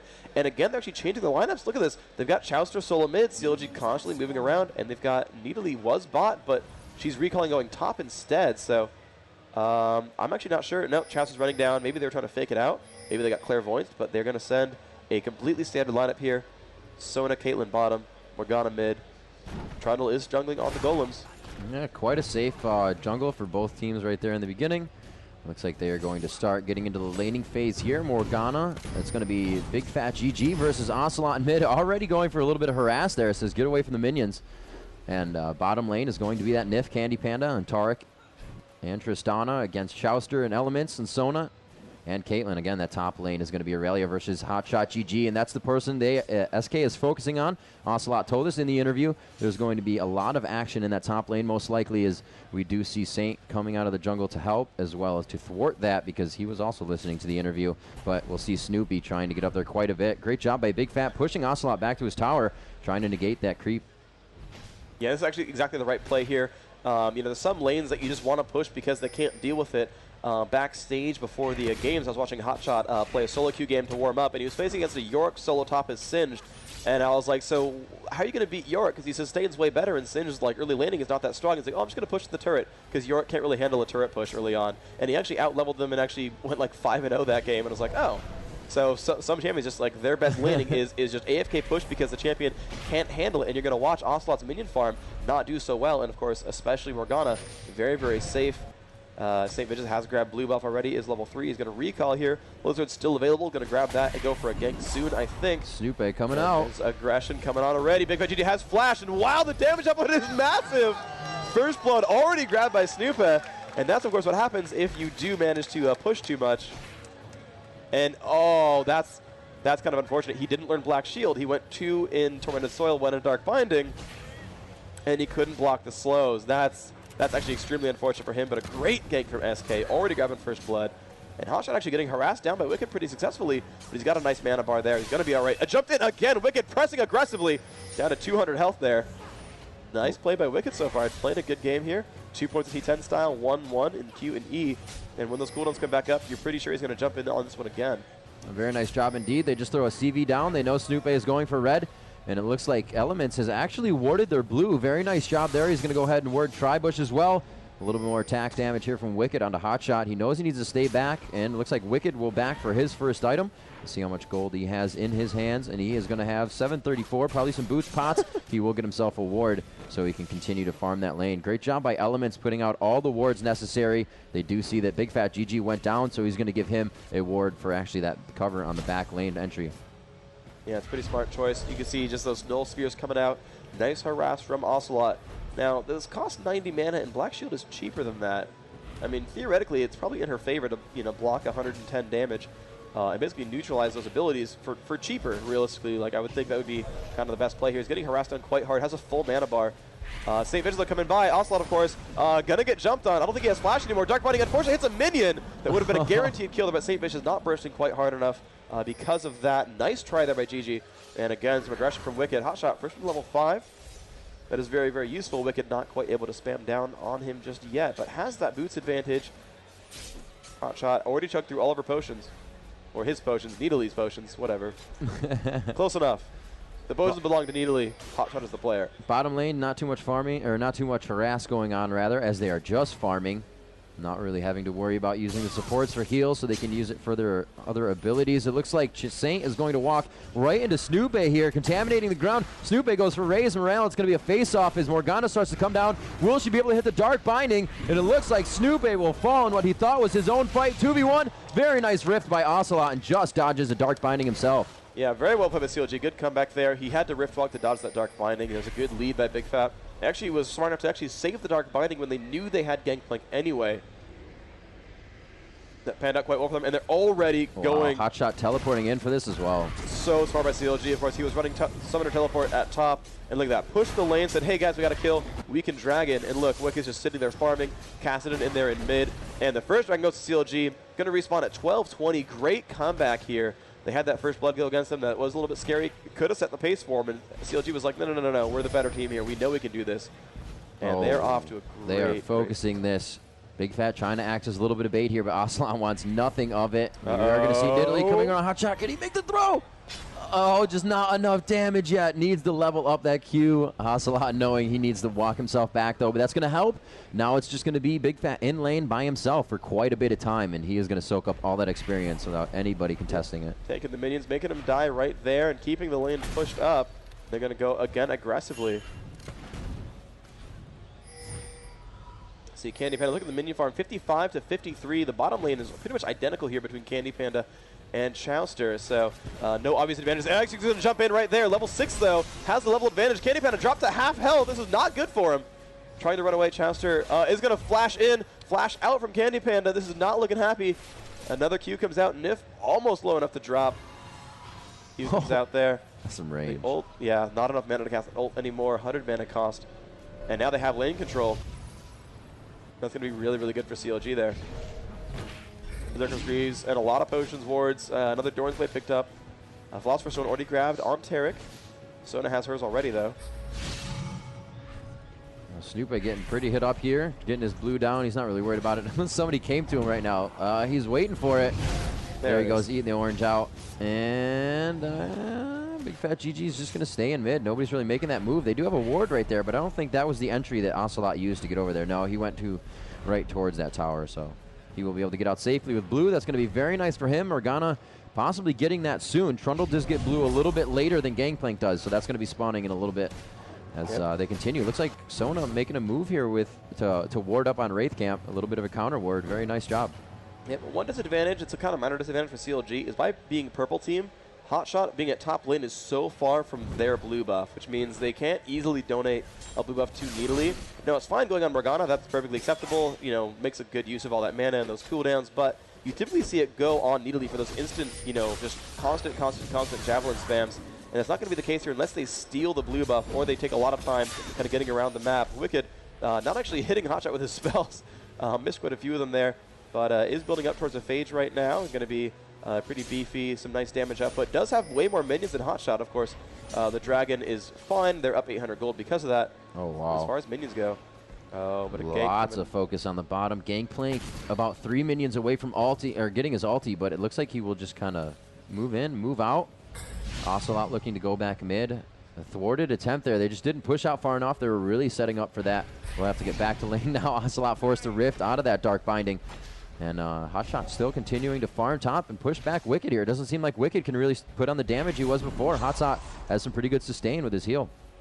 He's been ranking that up. There's the aggression from Wickd. A lot of damage. Ignite goes on as well. Still jumping in. Hotshot getting pretty much crushed, but he's got a catalyst, and he's going to start healing for 180 every 10 seconds or so, and he's going to get himself back up. Nice aggression from Wickd. Was close. Of course, Flash had already been used by him. Hotshot's still up. Knew he was safe, actually. That's just a smart play right there. You know how much damage that he can deal to you, not burning your Flash preemptively. What an early Oracles for Saint. Already warding on Wraith twice. And it looks like he's going to go around and clear out. CLG is really playing a mental game right now, staying strong, understanding that, you know, the things like vision and creep score is definitely going to be able to win them this game. And those little things will add up. Yeah, but the gold advantage, though, despite all this, is actually dropping. They got that dragon kill. They are up 5, you know, it's worth 1,000 gold, but they're only up 500 gold. And it seems that, you know, the mechanical skill, especially that Wicked Hotshot lane, is going towards SK. They're getting ahead in gold, but, you know, Nidalee's going to get there eventually. She's not dying, of course. She's not giving away kills or anything, so she'll be in great shape. But you look at the, you know, the 81 minion kills versus the 80. The bottom lane is still equivalent. You look at the Irelia, though, 83 versus 62 is a significant advantage. The Kassadin 70 versus 79, not too far behind, but of course, good play by Bigfatlp, pushing that one around and actually giving himself a bit of a lead there. That's what you really want to see when you're CLG. Sona returning to lane, only grabbing that Philo stone, so she's going to keep herself getting gold. Looks like we have a pickaxe on the side of Chauster.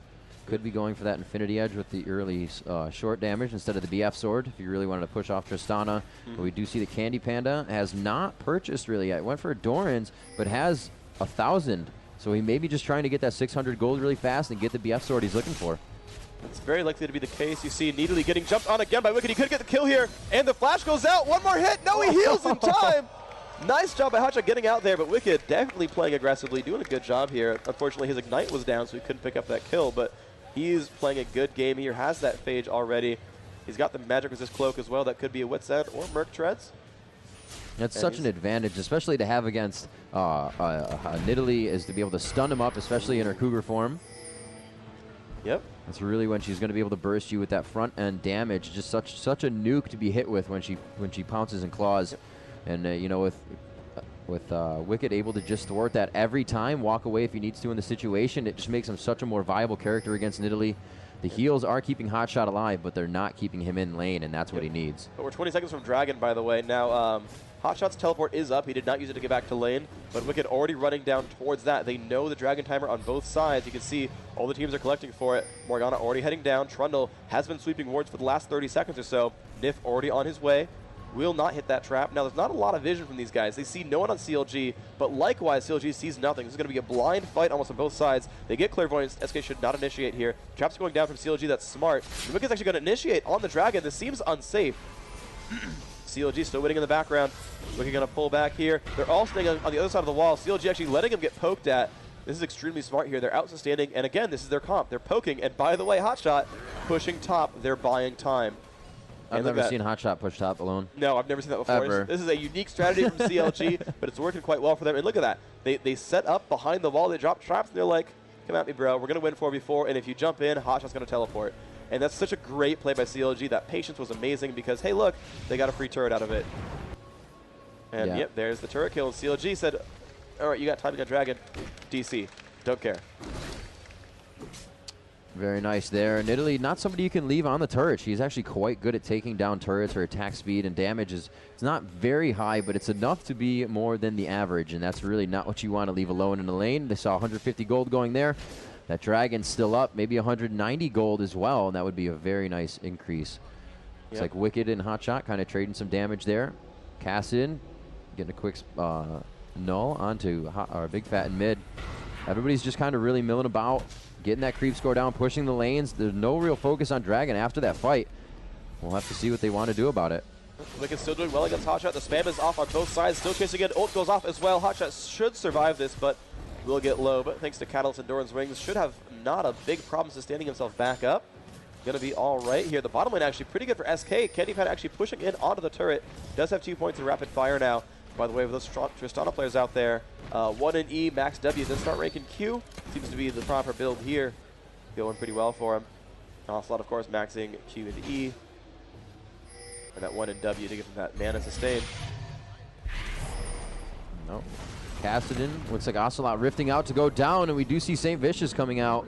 He throws up the Pillar of Filth, but nobody really gets hit by it. They're going to go ahead and back off of that and not get into the fight. Looks like Chauster needs to purchase. I'm going to go ahead and see how much money he has. He actually has 1,600, and that should... No, he stays in lane. Weird. We'll see what they do with this one. He does have enough for that BF sword. It could really help in the next fight, especially with taking down Dragon. But it looks like Saintvicious is going to do that himself. Yeah, really good play by him. He's going to go for that right away. And Spidey Sense from SK says, hold up. They do force him back. The early Oracles has gotten them some nice advantages because they cannot keep Saintvicious down. He's already got the ward machine there with that Wriggle's Lantern. He's able to solo Dragon whenever he wants. And by wearing Oracles, is making the ward game very, very hard for SK. Of course, Wickd losing his tower does not make that easy for him against CLG. You can see Hotshot, some really good harass there. Has a full mana bar again and is able to spam down Wickd pretty successfully. Spear comes out. Nice job there. Some damage coming out. Pretty happy, but you're going to see the aggression on that turret does work out for SK. They trade those turret kills. Still down 500 gold. That Taric ult being used with the 60-second cooldown gives the damage to his team. Says, let's take a turret with that. Javelin's coming out again. Wickd going to defend his turret some more, but looks like they will be able to get Dragon here. Very nice. Hotshot is just creating such a diversion up top.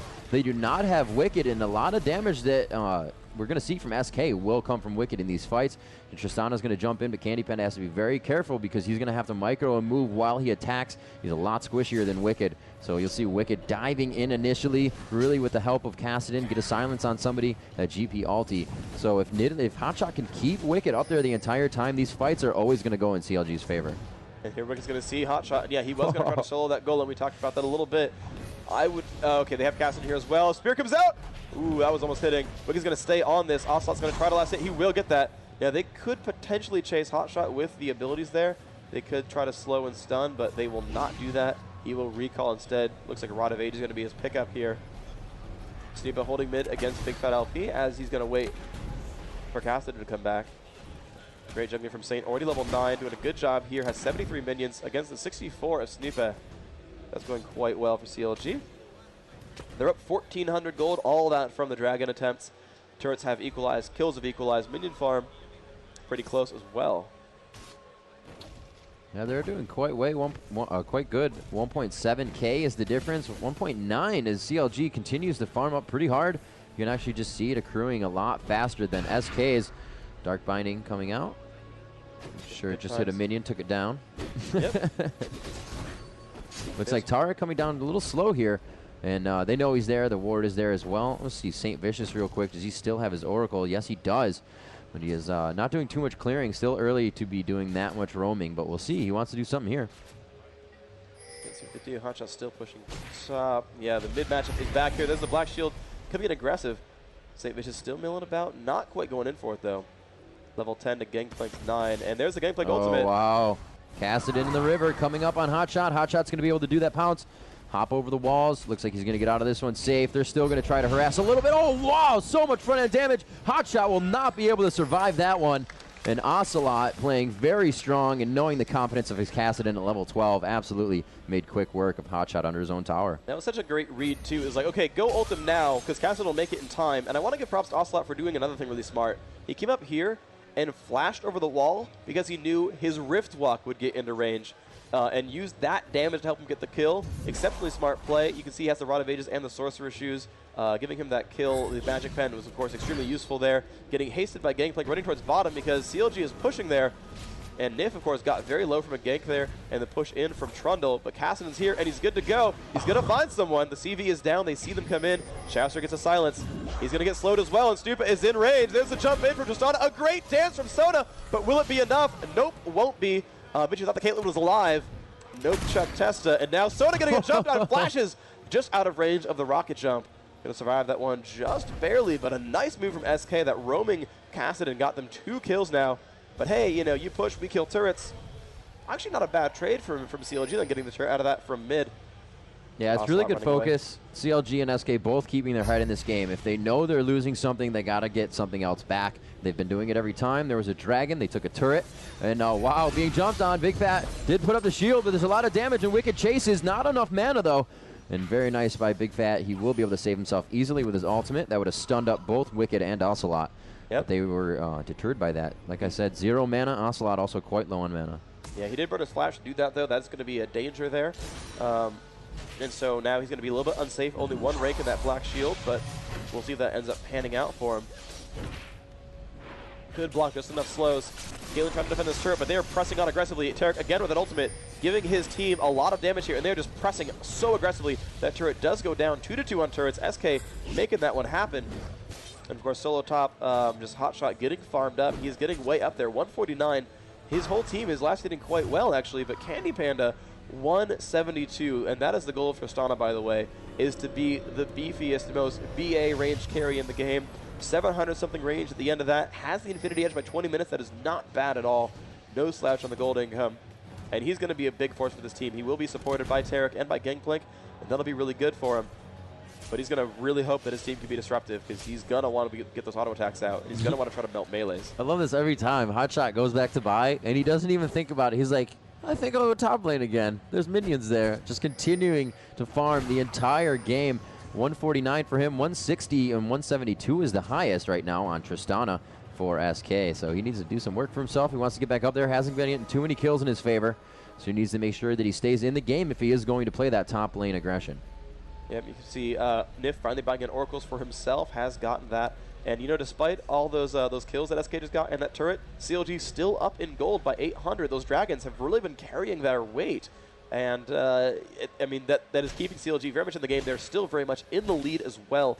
And because Saintvicious bought the early oracles and still has not died, it frees up Elementz to actually diversify his build a little bit. He's able to buy a lot more wards here. They've had control of the map quite successfully. He's got 400 gold on himself right now. That might be a Mercury Treads. We're not quite sure what he's going to do with that. But Gangplank, of course, not able to push around neatly. Hotshot just able to free farm pretty much forever, wearing those Merc Treads. And let's see what he ends up doing here. 165. Javelin comes out. Another free minion kill from that. And I see some pings going on. Oh, they're going for the blue buff. Yeah, SK's like, guys, we need to take this. And they're like, hey, by the way, they're near Dragon. You should probably be aware of that. With all of this movement, they're actually coming to the same exact spot. We see Morgana and Caitlyn kind of closing in on middle, pushing as much as they can. Trundle and Sona also coming up to the bottom here. They are gathering. There it is. Dragon has just spawned, and that is the reason they went for blue. They are going to have enough time to do a good amount of damage, but I don't think it'll be down by the time that SK gets there. It looks like they're pretty hesitant on attacking this, though. SK dodging that Dark Binding. It is going to be Dragon, but will they go for the kill? They got to be very careful. The line of sight is now broken with CLG, so they could be picked off one by one. Very nice job and confidence by CLG taking that and getting out alive. They're forcing SK just to go back to lane and farm what they can. And it looks like Snoopeh and HotshotGG duking it out up top.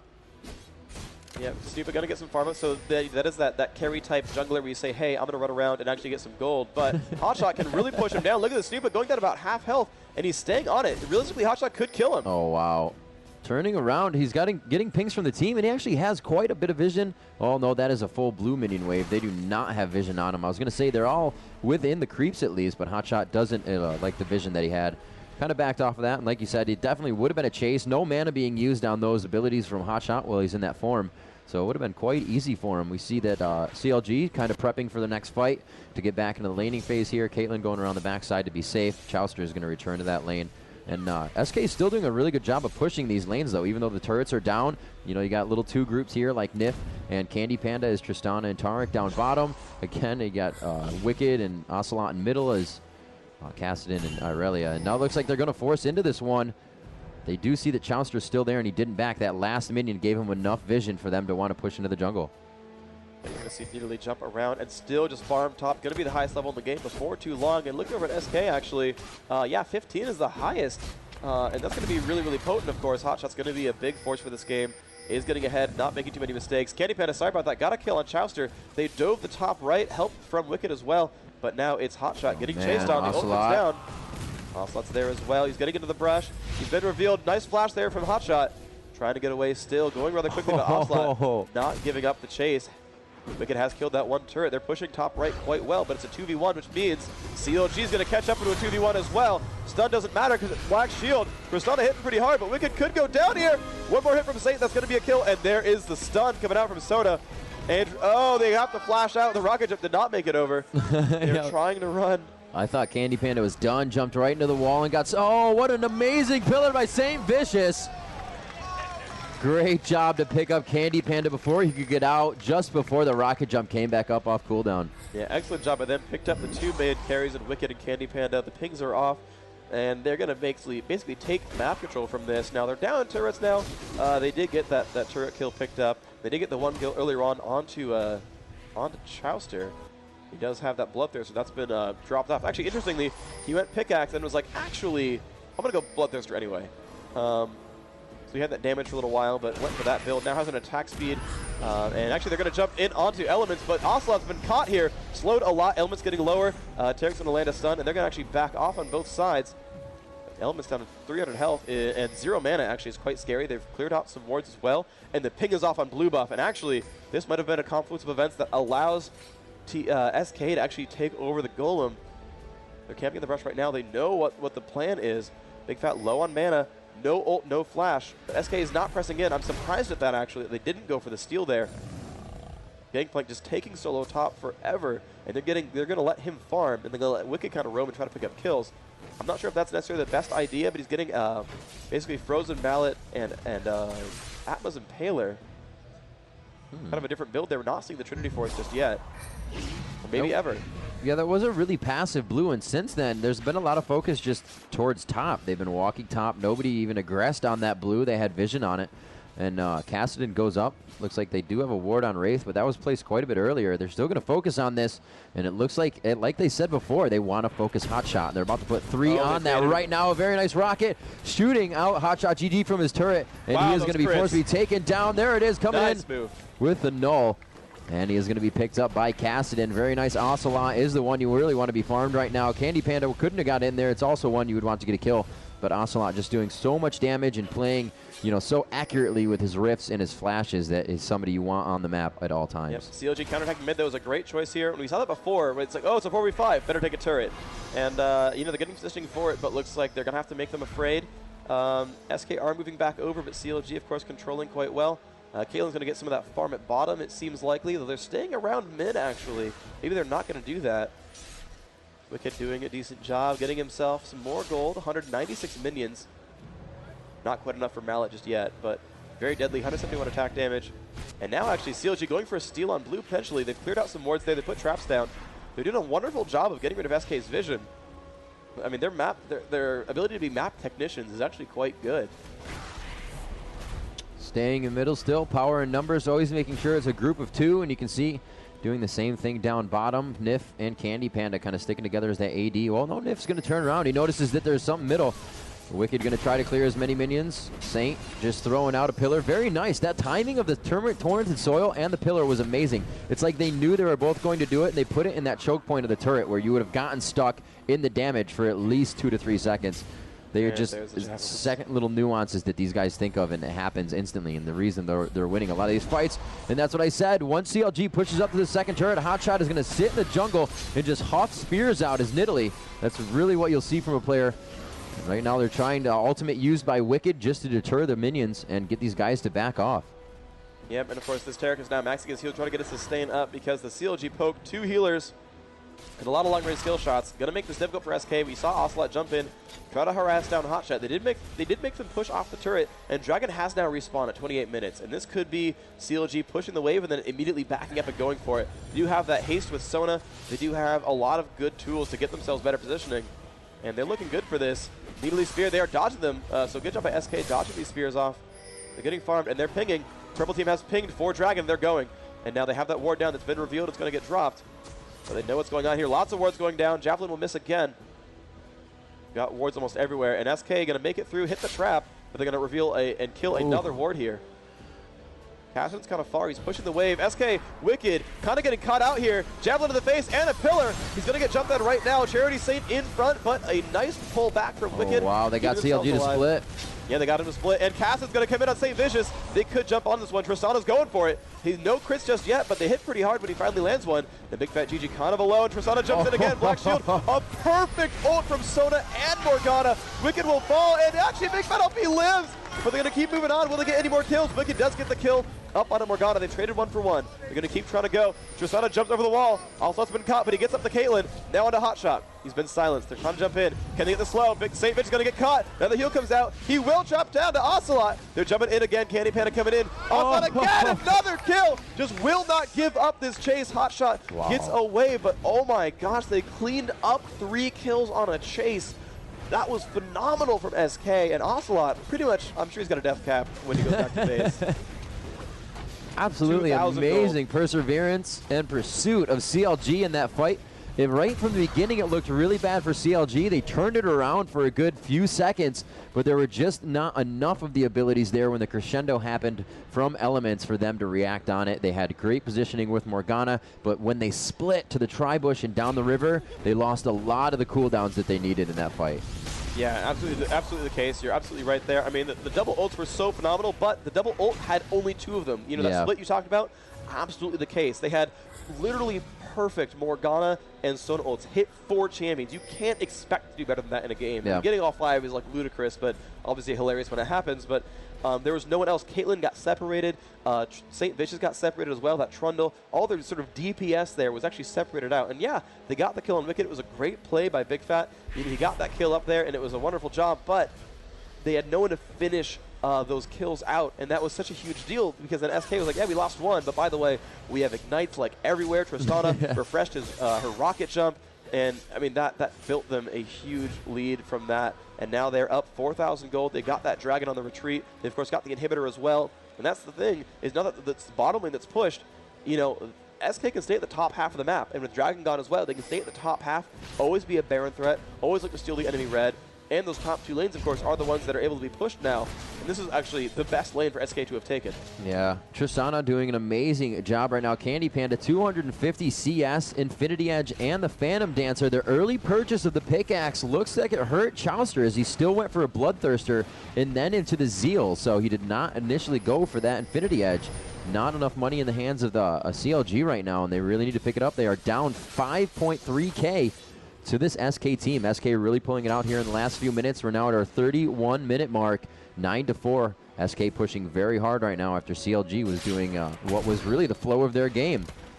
Yeah, they are definitely dominating the pace here, but SK did a great job jumping in there. Wickd not quite going to get caught, but Ocelote actually getting kind of owned by that turret there. It was a mistake to jump in like that. The turret goes down, and they're going to jump in onto Saintvicious, and Wickd going to take a lot of flack here. They're going to get this minion wave out. Doesn't look like they want to push too far past that. They know they're getting out-poked in that situation. Wickd and Ocelote both quite hurt just from really not even fighting the other team. As you said, Ocelote kind of taking a turret. I thought he was going to do a little. He probably thought he was going to do a little bit more damage and feel all right about it. But you know, right now they have good vision with the minions that are going in, and they're going to try to bait a Baron here. No, maybe not. They changed their mind. Can't jump across. Ocelote now in there, and they're going to go in and take the Golem. Really smart choice. I mean, they want to take those buffs first, and then say, okay, if we are going to bait Golem, let's not leave Golem like. If we're going to bait Baron, let's not leave Golem on the field. That's just silly. Ocelote's power level jumps to over 9,000 when he has that blue buff, and it was only 801 before, but now he's a very big threat. They are moving out. Good invasion. They're kind of sticking with it, though. They do have Wickd. Let's see, Wickd, do you have... He does not have a Wriggles, but he does have a lot of damage, a lot of HP. He's going Emog's build. Or Atma, at least this point, does not have the Mogs. And we're going to see what they can do. It looks like they're just going to start backing out here. They know where they are. You can see the pings exactly going down. They're saying, stay in this bush. We need you. There's a ward here. And Menz comes back. They clear that one out, and it looks like they are going to start dancing around here until somebody can get that initiate on. Yeah, indeed. They are towards the back line. Of course, they don't have a lot of ward coverage here. They finally put one down. They didn't see anything otherwise. And SK does not... Okay, now they start to see CLG, but they had not seen them for a while. It's actually pretty safe for them. They're going to recall a few, but again, SK's vision, they ping it. They kind of know, but yeah, there's a CV. They've spotted them. They've cleared some wards out. CLG has good ward coverage in their own jungle. Yep. And they're going to say, it looks like Wickd has actually popped a red pot as well. It's going to give him some more attack damage, a little bit of HP. And they will begin it. They do have a little bit of vision from, I believe it's a CV. That's going to wear off, and they know that the entire team was running back. Do they have enough time to ring around the Rosie and get back? They're doing a lot of damage to Baron. This is going to be a lot of gold for SK and a huge buff, increase in health, damage, and mana. And here they are. They're going to be running with this one. They may make a final push here, or they may just go for these inhibitors. They do have one down already. They have free reign at split pushing all the way into the base, and they have really good minion waves all the way past River in each lane right now. They are set up for this game. Yeah, they are in such wonderful places right now. They're winning 7,000 gold, and they're going to push through with this fresh Baron buff. They have a small minion wave here, and they're going in for it. Let's see what they can do. Wicked's kind of in front, and there's Morgana landing a great ultimate in there. A lot of damage coming out. Gangplank ult's in there. Wicked's going to initiate, but gets stunned. So it hits many targets. Gangplank is the first one to fall. Goodbye, SK, but they've traded back now, and they're going to pick down, looks like 2 for 1, and now Panda jumps in. That's going to be a kill onto Morgana. Black Shield will not stop bullets. And now in, Sona gets crit and does drop down. Hotshot now on the turret. Can they do enough damage? Wickd is trying. Yes, Rift Walk.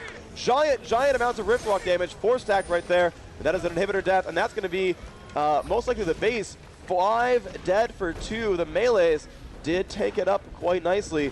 And the next is definitely going to fall in these next 20 seconds. The SK, as we kind of expected to win game 1, have done so. But they are known, CLG are known for taking the next 2 and learning from their mistakes. And this is not over yet. Game 1 going to SK in the second semifinals of the day. Congratulations to them. What an amazing match. So back and forth at the beginning. It seemed like CLG had so much control. They really did try to shut down Hotshot more than once up top. Ocelote made it his point to do that. He said it on stage, and you know what? And then he took it into his own hands. An amazing Kassadin gameplay by Ocelote in that one. Yeah. And wow. Thoughts on a Kassadin ban next game? Yeah. Chances? What are your thoughts, band? 7-0-4 for Ocelote. 12.5K accrued at 223 creep score. an amazing stack right there and very nice Yeah. items. Rod of Ages and Rabadons, but he got it so fast. You know, you think, you know, where's the arc, where's something else, you know, a little bit more damage, but he had it so early, and he was such higher level than everybody else. Elementz is level 12. Obviously, the support is less. We can see that Nyph is 13 on the other team, and everybody's 18, but they had 15s, 2 of those, and a 17. So he's going to be doing more damage just right off the bat. Yep. He didn't want to go back to buy. He didn't have to because he was doing the damage he could do, and he stayed in lane and shut down CLG from doing that. Yeah, they did a really, really phenomenal job. And CandyPanda just going pure damage output. Farmed so much. Highest minions in the game. Highest gold in the game. Infinity Edge, Phantom Dancer. Just damage output. Damage output, damage output. Dealing tons of it. And, you know, you just saw those team fights. It was like, you know, no, they would eventually stop CCing someone, and you just see, like, you know, Soda try to run, and it would be like, crit, crit, crit, crit, crit, Right. dead. And you just see him kind of just mow down these targets in a row. And you normally don't see the carries, you know, outside of the champions like Kog'Maw. Everyone is always all about Kog'Maw and sort of Vayne as well. These like sort of hyper carries, but Tristana with that range is just poking at you, and you don't expect it in a lot of cases. But those cannonballs just blow up your face.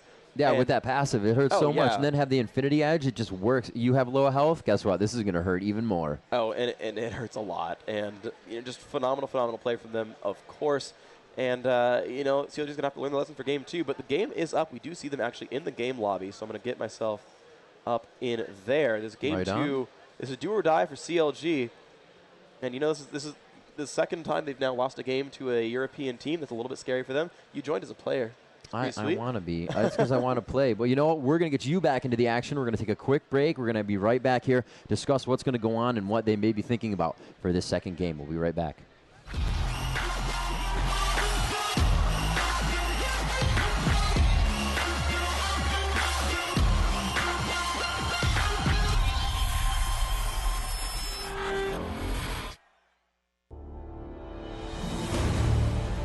The fourth stop of Season 6 of the Intel Extreme Masters will take place in one of the world's most advanced gaming centers, the Cybersport Arena in Kiev, Ukraine. It will be the first global challenge of the new year 2012, and it'll take place between January 19th till the 22nd. You can expect the best gamers in the world to face off head-to-head in our 3 disciplines, Counter-Strike 1.6, StarCraft 2, and of course League of Legends. Make sure you join us live in Kiev at the Cybersport Arena or here live on ESL TV.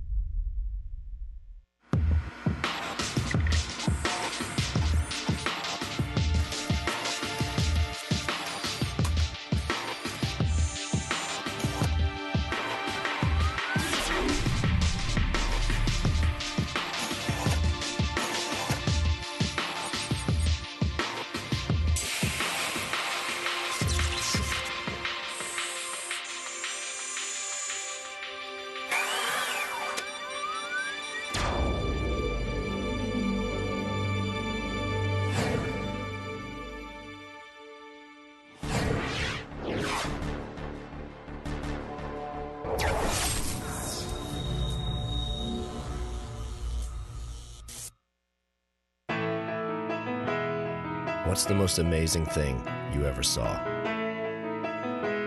Was it something big or something small? Something old or something new?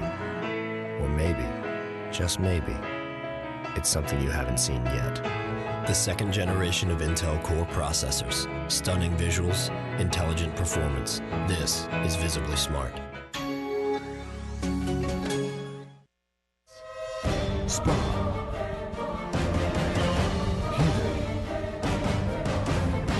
Counter-Strike Legends.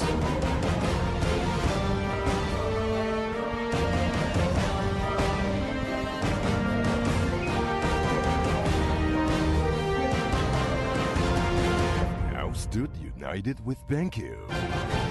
Make history again.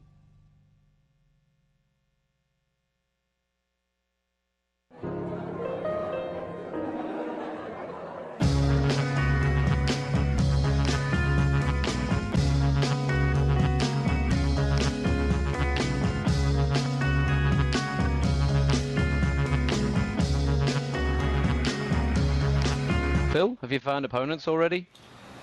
Phil? Phil! Do we have an opponent yet? Phil? Phil! You're not fantasizing about my girlfriend again, are you? Boring! Are they penguins or are they sloths? They want a show? We'll give them a show. Ready, Kowalski? Roger that. Operation Rico Star is afoot. Bingo.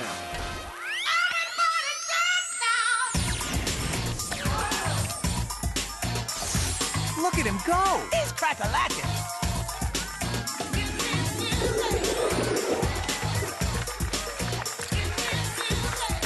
Mission accomplished. No more smiling and waving for us, boys. High fives all around. When the second generation Intel Core i5 processor goes in, amazing visual performance comes out. That's visibly smart.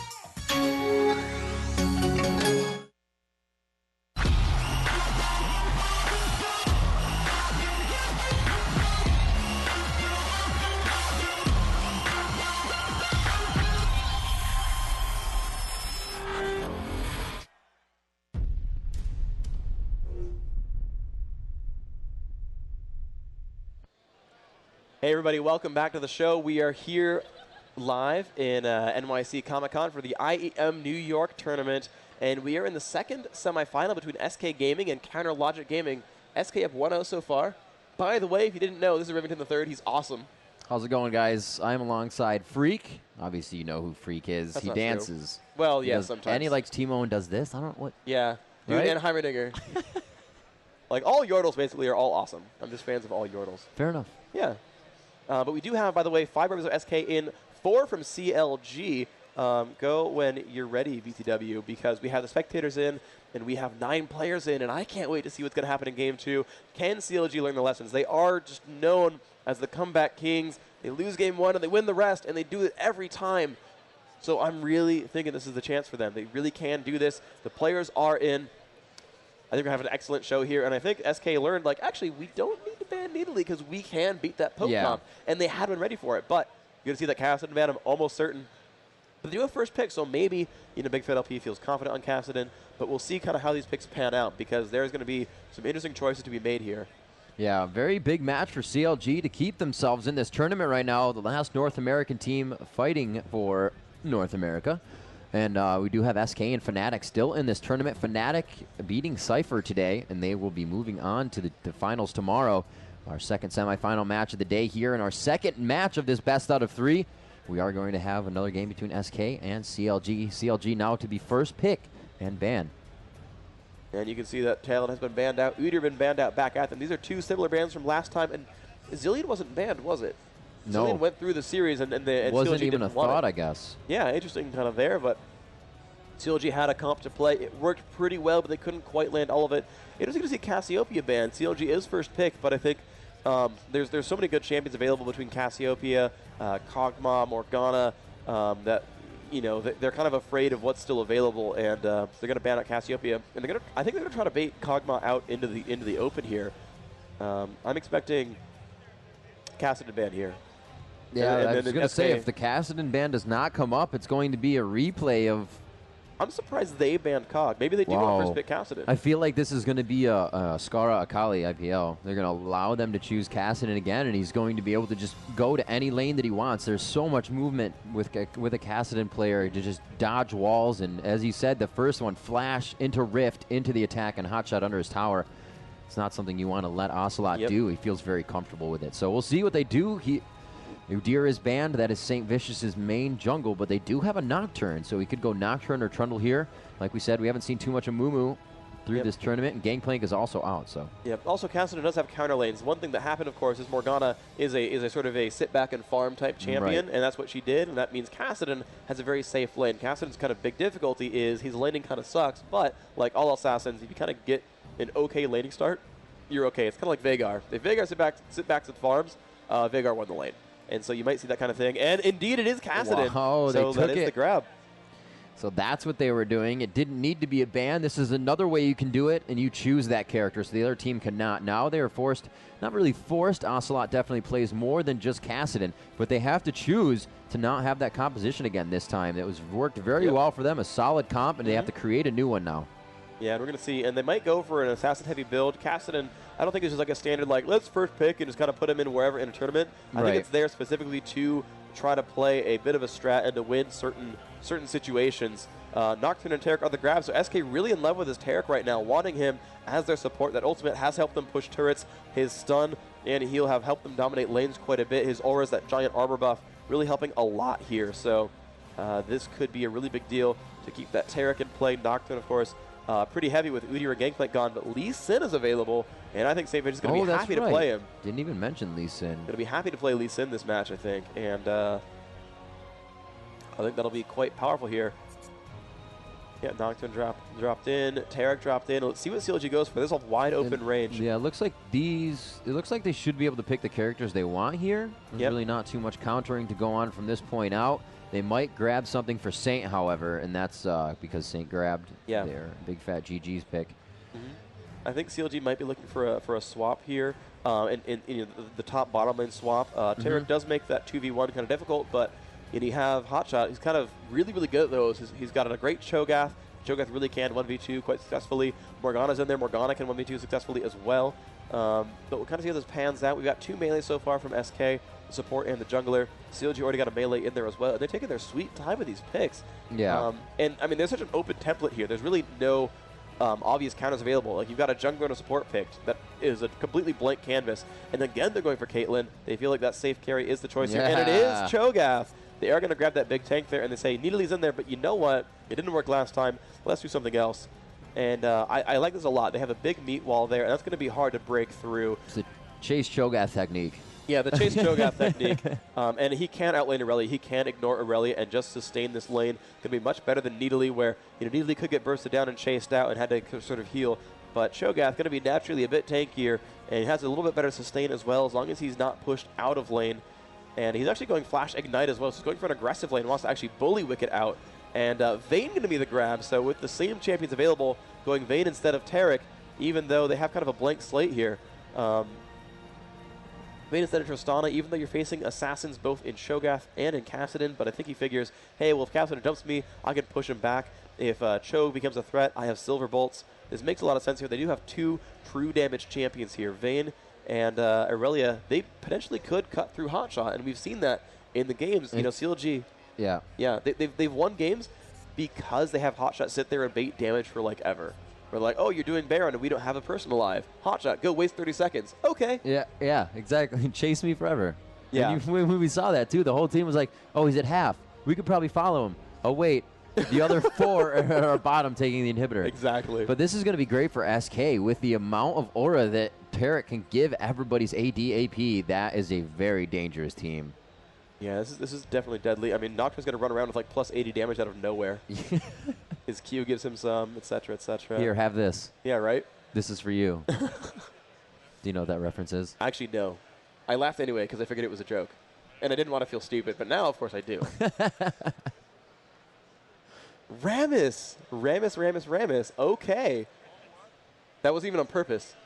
I just said, okay. Oh, Trundle, he's trolling me. Rammus would have been good, though. Could have got some ganks in there. So, Saintvicious choosing not to go with Lee Sin. Yep, it seems like Trundle is like the champion of the day for the last week, which makes so much sense. Chat says his name on stage, and everybody wants to use Trundle. Exactly. 7-second pillar. Oh, my gosh. So, yeah, I mean, it's a half similar lineup here from CLG. They've got another sustained support, the jungle Trundle, the ranged Caitlyn. They've taken that Kassadin away from SK. But SK still has a lot of assassination. They've got Vayne, Aurelia, Nocturne. They still have that same sort of feeling of I can jump on you from kind of anywhere. Nocturne, Aurelia, and Greg is being picked up. Wow, they could really separate these champions out. I mean, you separate the Cho from anyone else. You can pin him against a wall. I mean, you don't really want to focus Cho, but it's possible. Wickd not running teleport, neither is Hotshot. So that's kind of a big deal to see. You know, if that pans out in a certain way, where who has the better map awareness is going to show up in time and not kind of have to face against those 5v4s. Certainly, Hotshot going to be a good pusher there. The AoEs from Cho'Gath going to really help him out a lot. Gragas should have a good lane against Kassadin. Just like with the Morgana game, he can kind of bully him around, push him to the turret. Kassadin not the best lane farmer at a turret, but he's going to try, of course. And also, I did say he was playing some Gragas. He was training him a bit. Not his best champion, as he said, but could be strong. And Nivea, his favorite or his best, not good against Kassadin whatsoever. Those silences are going to break apart his ultimate and not going to be happy pants for him. Not even a strong lane either. But Gragas is a bully in the mage lane. He can push around this Kassadin. When Kassadin goes for last hit, he can drop those barrels there and say, oh, my minions are low? Barrels sit there. You go for last hit? Blow up. He's going to do that a lot. He's going to blow them up over and over, and that's going to be pretty much sad panda for Bigfatlp. So we'll see if Ocelote can dominate that lane. We do have 2 ignites on both sides. Looks like 1 exhaust. So actually mirrored summoner spells. We'll see how that pans out. Yeah, they do have quite a bit of ignite. Yeah, 2 ignite, exhaust, flash. So it's going to be a big game here. We can see Team SK there getting ready for it. CandyPanda, second in line. Great. Yes, Ocelote in the middle playing an amazing game for his team last time, getting his glasses all cleaned up so it can happen again. He is prepared. We got CLG on the other side. They are also waiting to play this game. We're going to have it going underway in just 40 seconds. These guys have amazing picks right now. It is, like you said, a little bit of a poke game / jump on you from SK. But yeah. We're going to have to see if CLG can stay on the outside. They do have that global heal from Elementz. So one of the first times in this tournament we're going to see him taking Soraka. Yeah, he's not a common Soraka player. He gets Sona almost all the time, and he does a great job with it. He lands amazing ultimates. He keeps Chauster up, and Chauster farms really, really well. I think this is the first time I've actually seen someone out-CS Chauster at that bottom lane, but we saw CandyPanda just eke ahead of him slightly by like 5 to 10% on minions. But, with Caitlyn having the safety, I'm not sure if Vayne's going to get enough heal from Taric early on to last hit perfectly early in the game. I mean, Soraka's going to feed Caitlyn mana, and Halen's going to basically just Q spam and push that wave constantly. That's going to be a bit of a dangerous situation there. That's what I love about a Soraka lane. It's just a mobile refueling station. You really don't have to do anything. The only time Soraka has to leave, get her gold per 10, and then come back to lane to just keep doing it. Yeah, and yeah, I mean, Vayne getting pushed to the turret is going to be difficult. Taric can prime those minions a bit by hitting them, but until Tumble gets a low cooldown, and of course no one's even been maxing Tumble from SK, or really any of the Vayne players really, you have those gaps where you're just not going to be, you're going to be in between attacks, it's not going to be low enough, and the turret's going to take those kills from you. And this could be some really good early game from CLG, there we go. Hotshot can just crush that top lane whenever Wickd goes to leave and help. And I think he's going to have to, because Chauster is going to be able to dominate this lane, I feel, especially early on. Now, certainly the late game does go to Vayne. Vayne just scales harder into the game, but she's shorter range, a little bit less safe, and she might get blown up by Kassadin. It just kind of depends on the magic resist and how well she gets babysat.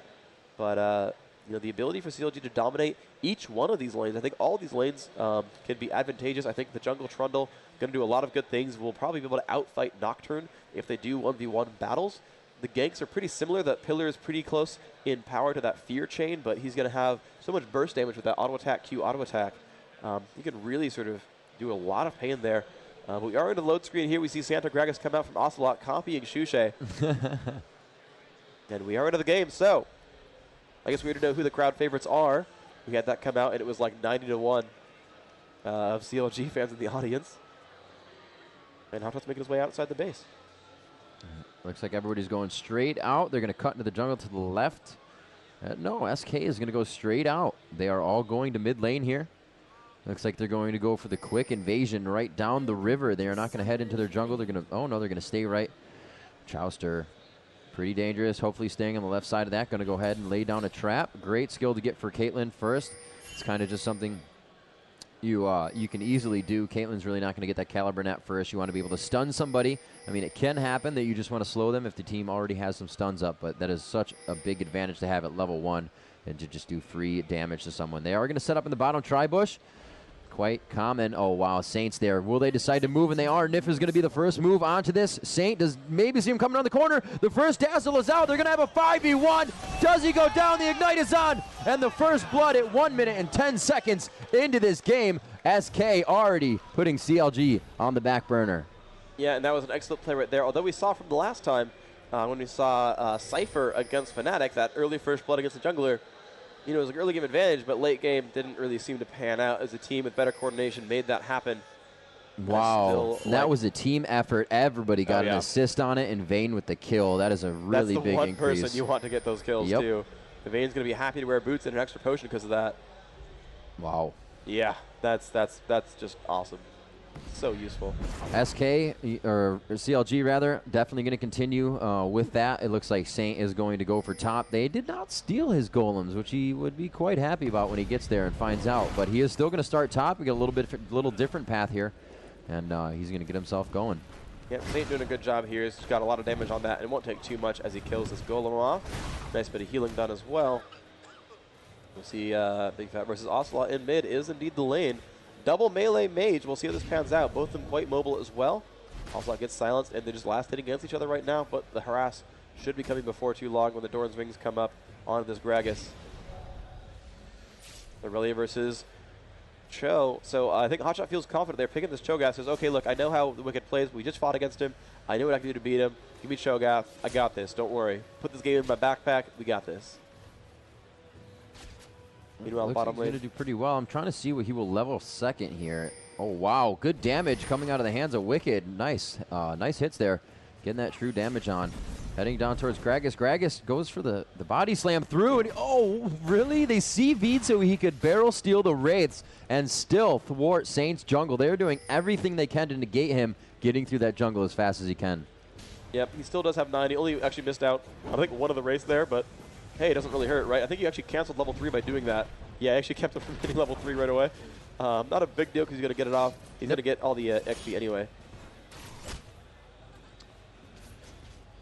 Not too much harass down bottom. Both are just farming. Elementz doing a great job at keeping Chauster and his mana up. Finally, Nocturne coming back. Snoopeh going to go for his blue as his next cycle through the jungle, those little camps, and then the big camps. And we're going to see him possibly coming out in the lane quite soon. Looks like Ocelote is faring quite well against Bigfatlp here in mid. A little bit of low mana. Takes some good damage from the Q, but I think both of them are just going to be able to duke it out here. Great pushing by Bigfatlp to cause Ocelote to lose this farm. Yep, absolutely the case here. And yep, back up onto the turret. Can he get the kills? He's missing a couple, actually. Yeah, and you're absolutely right. A couple got denied by that turret there. Very, very awesome stuff. And they're actually milling about. Looks like an early gank coming in onto Aurelia. She should have flash up. And here comes Saintvicious. Bigfatlp coming out around the back side. He doesn't know about this. Nocturne's coming from the jungle. Oh, she's playing aggressive, and there they go. She's going to flash. Silence, there's a slow. Wickd going to get knocked back a little bit. All right. They burned her flash. They can come back in the next, like, 4 minutes. And if they get before 8:30, they're going to get her. So let's see what they do. Oh, I don't think Bigfatlp saw Nocturne. He is right there. He's going to get the fear on him. He does not have it. He does have flash, but I don't think he's going to be using it. Going to have to use it right over that blue wall. Gragas is there to also help, and a great pillar by Saintvicious to make them back off of the situation. Wow, he just snuck into that bush. Like, it could not have been any closer. Yeah, that was close. So nice job there. Good aggression there from Snoopeh, level 4. Pretty much tied with Saint. He's going to hit 4 pretty much off of these jungle monsters right here. As he finishes off, goes towards the Wraiths. He'll hit that pretty soon. But Snoopeh going to be wearing red. He's 4.5 almost. Once he hits 6, you're going to see some pain come out there. He definitely wants to out-level bottom lane. He wants to get in there before these guys hit 6, before Soraka gets Wish, so that he can actually exert his presence there. And Hotshot doing a great job against his lane. Look at that, forcing Wickd to the turret already. He might be able to be okay here. We'll see how this pans out. But he's going to take some damage on his turret because of this. This is going to be a little bit scary. Using Q, very smart play by Wickd. He's just crushing these minions down. In the meantime, using his Q, just doing a great job of preserving this turret. They know that Saint is going for his red right now. Looks like they can't really do any movement. They also just saw Soraka place that blue ward down at the bottom by Tribush. You can see the pings going on all around. Everybody always communicating because it's imperative in League of Legends. If you're not communicating, you miss something, your lane is gone. These guys are always talking to each other, let them know what's going on, always keeping the communication up. You can actually hear them if you're actually back there watching the players on the side. And it's actually pretty intense. These guys are just staring at the screen, trying to do everything they can perfectly. Cameras in their face, but that's why they're here doing it at this caliber of play to represent their teams. North America for CLG, and here SK still in it for the European teams, along with FNATIC. Yeah, indeed. And FNATIC, of course, one of the teams to go through already into the grand finals. The winner of this series will face them for the first place. Here, the loser going to fight SYPHER for third. And the game is still close. It's 1,000 gold separates these teams. Not a big deal there. The farm pretty much equivalent on all signs. 38 versus 46, actually. Wow, Wickd actually outlast hitting by quite a bit, although that's because Hotshot's gone back to base once. So once the recall comes in from Wickd, you're going to see that equalize out a little bit. And Nocturne coming around the side, not quite level 6. Ward comes down, and Gragas says, hey, let's do this. I'm going to cash you. We should probably kill this guy. Snoopeh, though, milling about. He might try to invade. Ward goes down because Blue F should be spawning in about 7 minutes, and Saintvicious is going to find him. And this is going to be very, very dangerous. Snoopeh running away as he sees him come in. The pillar goes down. A great pillar there, slowing him down significantly. But Bigfatlp will not quite stop him in time. Snoopeh trying to steal with a Q, will not be able to do so. Does fine right there. Dragon still pushing around against Bigfatlp, scaring him a little. Mellisan will take his minions down. Nice play there. And Snoopeh gets 6 because of the ambient experience there. And they're going down towards bottom. You can see the pings go off. Ocelote wants to take that away. Saintvicious is getting shoved out of the jungle. He is still preventing him from hitting level 6. And that could be a big deal because Soraka is actually not in bottom lane, and Nocturne's still going. Wow, they're doing a very good job of just blowing cooldowns right now. Saintvicious getting Bigfatlp out of lane there as well. They're out of lane and they're not gaining the XP they should, but they're really stopping Saintvicious' jungle. It hasn't even been touched. Snoopeh has been going around doing whatever he wants. He has all the buffs that he needs. Saintvicious is really sporting his buffs, but here we go again. It looks like Snoopeh wants to invade once more. Yeah, well, he knows the blue is up, and we see Cho, and yeah, there's Gragas kind of sealing off. And yeah, CLG knows. Saint runs away. A little soon on that movement from Ocelote. They could have played that a little bit better. The Nocturne ulti comes up. That will shut down the vision, but they lose all vision of what's going on. Aurelia being chased towards the blue. Wickd trying to get out of this one. Hotshot will back off after the roar, silencing. But it looks like they're going to gather here and still try to go for the blue. Very much so in the face and aggressive on CLG. They try to get the fear off on Hotshot. He's not too worried about this. He knows he can take a bit of damage. He has Cho'Gath. He is not going to try to blow his flash.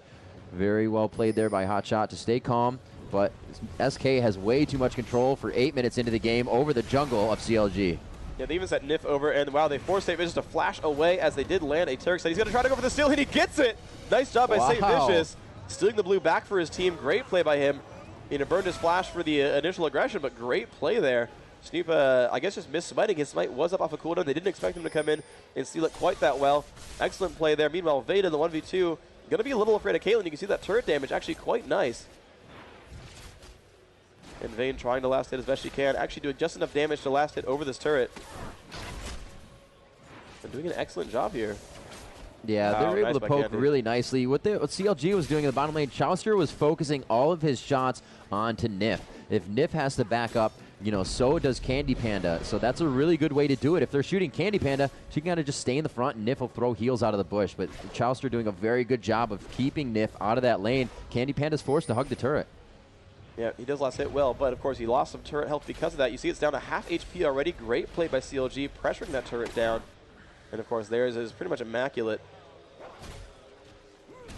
They just continuing on to these wolves, and he's pretty much catching up. He's 6.5. Nocturne actually behind now in experience. All those antics managed to not get them too much out of this. Saintvicious doing a great job getting back into this game. The aggression was well warranted, but it just did not quite get them the advantages they wanted. The wards and the brush here. CLG controlling their side of the jungle here. Saint going to be the first one to 7 of the junglers after the golems. Saint just continuing to clear the jungle. Same thing in the hands of Snoopeh. The jungler's in laning phase is pretty much what's happening right now. There was quite a bit of fighting early on there. Both teams kind of slowed it down. They've gotten back to the lanes. You can see everybody's in their respective. The ADs and supports bottom, mages mid, and your tanks are top. A little bruiser action there. Not too much. It looks like CLG is actually going to go for a buy bottom, or they're just waiting for this creep wave to push up. I'm going to check out what Chauster is sporting here. He does have a BF sword, and he also has another 300 gold in hand, so he just bought that pretty recently, actually. It's about 18, 19 gold per minion, so you can do the math there. So they haven't been in lane too much longer, or too long since then. But he does have a ward as well. Very nice. I'm going to look at that. Wards, 3 wards around the map. Cho'Gath, Hotshot has 1, Chauster, and Soraka. And there's only about 2 on the other side, so both teams complementing wards as well. You can't just leave it up to one person. And that's definitely the right call there. Hotshot still doing a lot of aggression against Wickd, doing some good pain to him, but he's sustaining so well. Maxing He-10 style, points in E as well for the crowd control. Hotshot, of course, getting nice and healthy, and aggression again from Wickd. Takes a turret shot for it, but probably the right choice. They're getting some good damage output. Hotshot's still trying to sustain. Does have a Heart of Gold. Looks like Philostone might be next.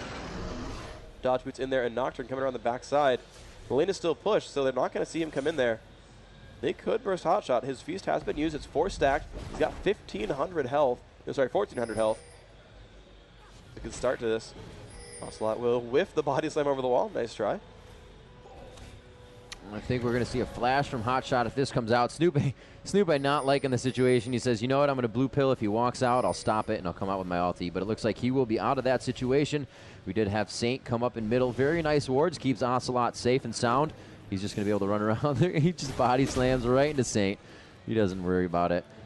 Bottom lane being pretty aggressive on the Vayne and Taric side. They're starting to push this wave into the turret of CLG. And it is 87 to 100. Saintvicious actually getting crushed right now by Ocelote. Sorry, I got to interrupt you in the middle of the fight. Saintvicious is going to drop down. Nice by Ocelote. Bursts him down with the ultimate, pushes him back across the wave, and then the damage output from just him alone takes down Saintvicious from full health. He even popped the ultimate, and it was not enough. Did not steal enough damage there, and Ocelote now drinking from that cask and really going to crush down onto this turret. Takes some minions down, doing a good stuff there. Has the red buff, which is awesome. Again, bursting these minions with his spells and going to take down this turret by himself. Great job by Ocelote. SK in the lead as Bigfatlp comes by to stop him. Actually, the burst damage is pretty good, but he's got minions. And yeah, Bigfat's going to have to pull back right now. But here come 3 towards the bottom. By the way, they took Dragon at the same time. They jumped on a Chauster. Not looking happy for him. They've hit a lot of these shots here. Now getting pushed to the turret. Wish comes out. Still not dying. They're going to pick up one. Now Elementz. Wow. Got to be afraid. Oh, Nyph. Wow, they lived with everyone. They picked up all those kills. CandyPanda getting credit on both. He's now 3-0 on the game. Oh, Ocelote getting stuck. He gets caught a little too far behind, but it looks like they won't even try to attack him, even with 50% health. Just too much SK power on that bottom lane right now. Yeah, it's looking so good for them right now. HotShot still farming against Wickd. Wickd doing a pretty good job last hitting, of course. See what else they can do here. Oh, the fear onto Saint. A 4-person tower dive. Snoopeh taking a lot of damage, and a quick cask from Ocelote takes him out. Nice job by Bigfat coming into the queue. He might be able to do something here with the minion wave, but he's got to get close enough to hit them and not take too much damage himself. They're just going straight for the turret. Looks like Ocelote's going to go down here. All he needs is another Q. No, he cannot get it out. He gets stunned, dazzled up, and almost condemned against the wall. If CandyPanda had enough mana, that would have been huge for them. And it looks like the pursue, oddly enough, Bigfat could go down. He is forced to flash out. A critical hit from Vayne on that third strike. Very nice. It looks like they could turn around and do the same thing to Chauster. Her health just absolutely diminishing. Another kill as they come back into the fight. Another dive and another kill for SK. Amazing gameplay. They have gotten over 6 kills in the bottom lane in the past 2 minutes. That was phenomenal play by them. They picked just bodies littered everywhere. And that's 3 dead CLG members right there. Same 3 from last time. And they are just doing so great right now. Up 7,000 gold from those kills. You see a 5-0 Vayne at 14 minutes. Yeah, it's going to hurt. Whew. Picks up Zerk Greaves. Has a Black Cleaver already. That's just really, That really is just the way you want a game to go for you. First blood, your team gets 4 flat-out assists, and you're 5-2 at 14 minutes into the game. Yeah, that's phenomenal. Or 5-0-2. The There you 2s go. are assists, not even deaths. That's indeed. Okay, but she looks like she's going for a phage. Next item has the health crystal and the longsword. Wickd still lasting at his turret while harassing HotShot. Really good play by him. And he's going to pick up, one more minion there. He pretty well has that phage. HotShot, though, doing a pretty good job. 115 minions. Slightly behind Wickd, but not by much. Of course, no deaths as well. And will turn into a big tanky ball. Has 2 gold per 10 items as well, so he's going to get really, really scary before too long. And it's going to be a pretty big deal. We see CandyPanda maybe not spotted as he goes around the backside. HotShot in the brush. I don't think he knows. He wouldn't be this aggressive if he knew. They're pinging. They're saying go. See if they're going to do anything. The stun comes off. He's going to try to push him in the wall. Oh, what a flash. And a nice flash. Wow. Good by HotShot. Does not get pinned into the wall. Great play that there. condemn was in mid-air when he flashed. That was awesome. Excellent play there.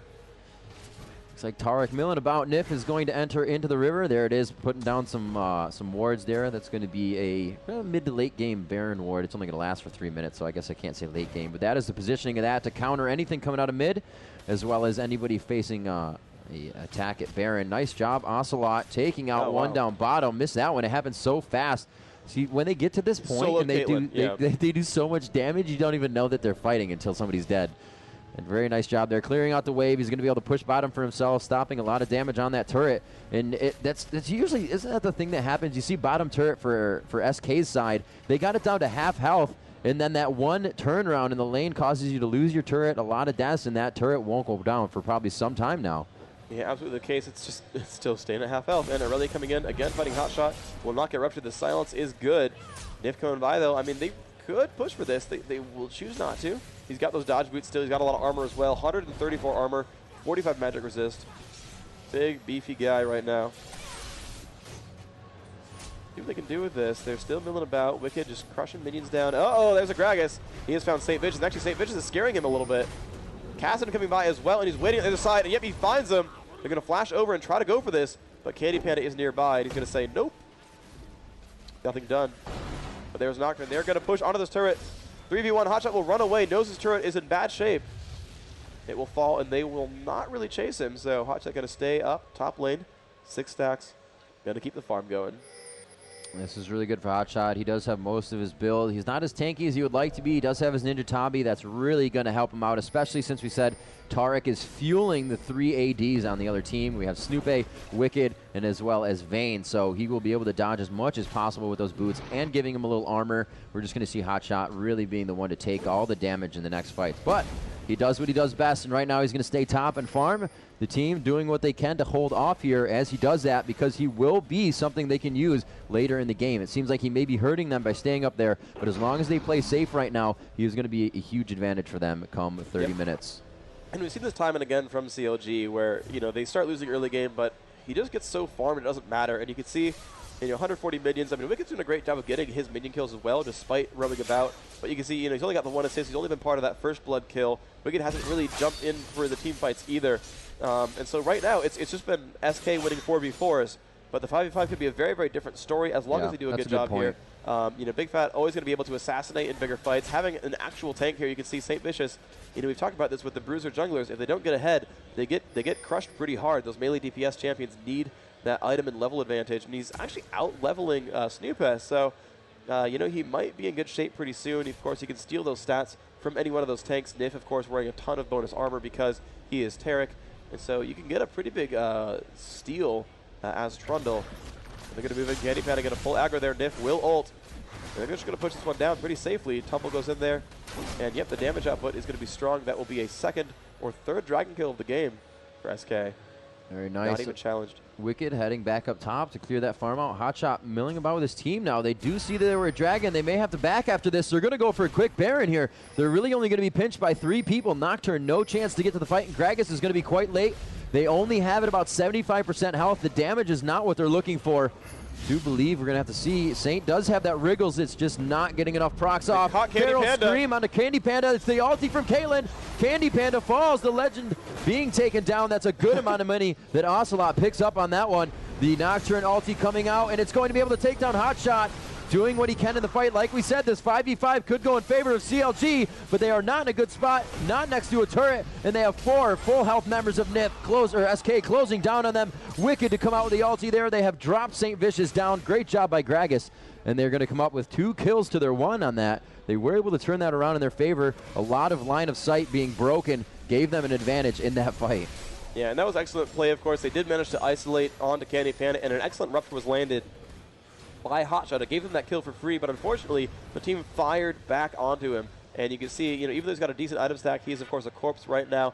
But he's got Elisa's Miracle. He's got that Glacial Shroud as well. I have to believe he didn't quite buy before that happened, and so you kind of saw him in a state where he was actually killable and not quite the you know, giant meat wall Cho'Gath. You're going to see as these fights go on, that same kill will happen on CandyPanda. Yeah, he'll get a little bit more durable. You can see he's got that phage right now. He's building up another damage item, though, and not going for more durability. So that same burst combo is going to work every time.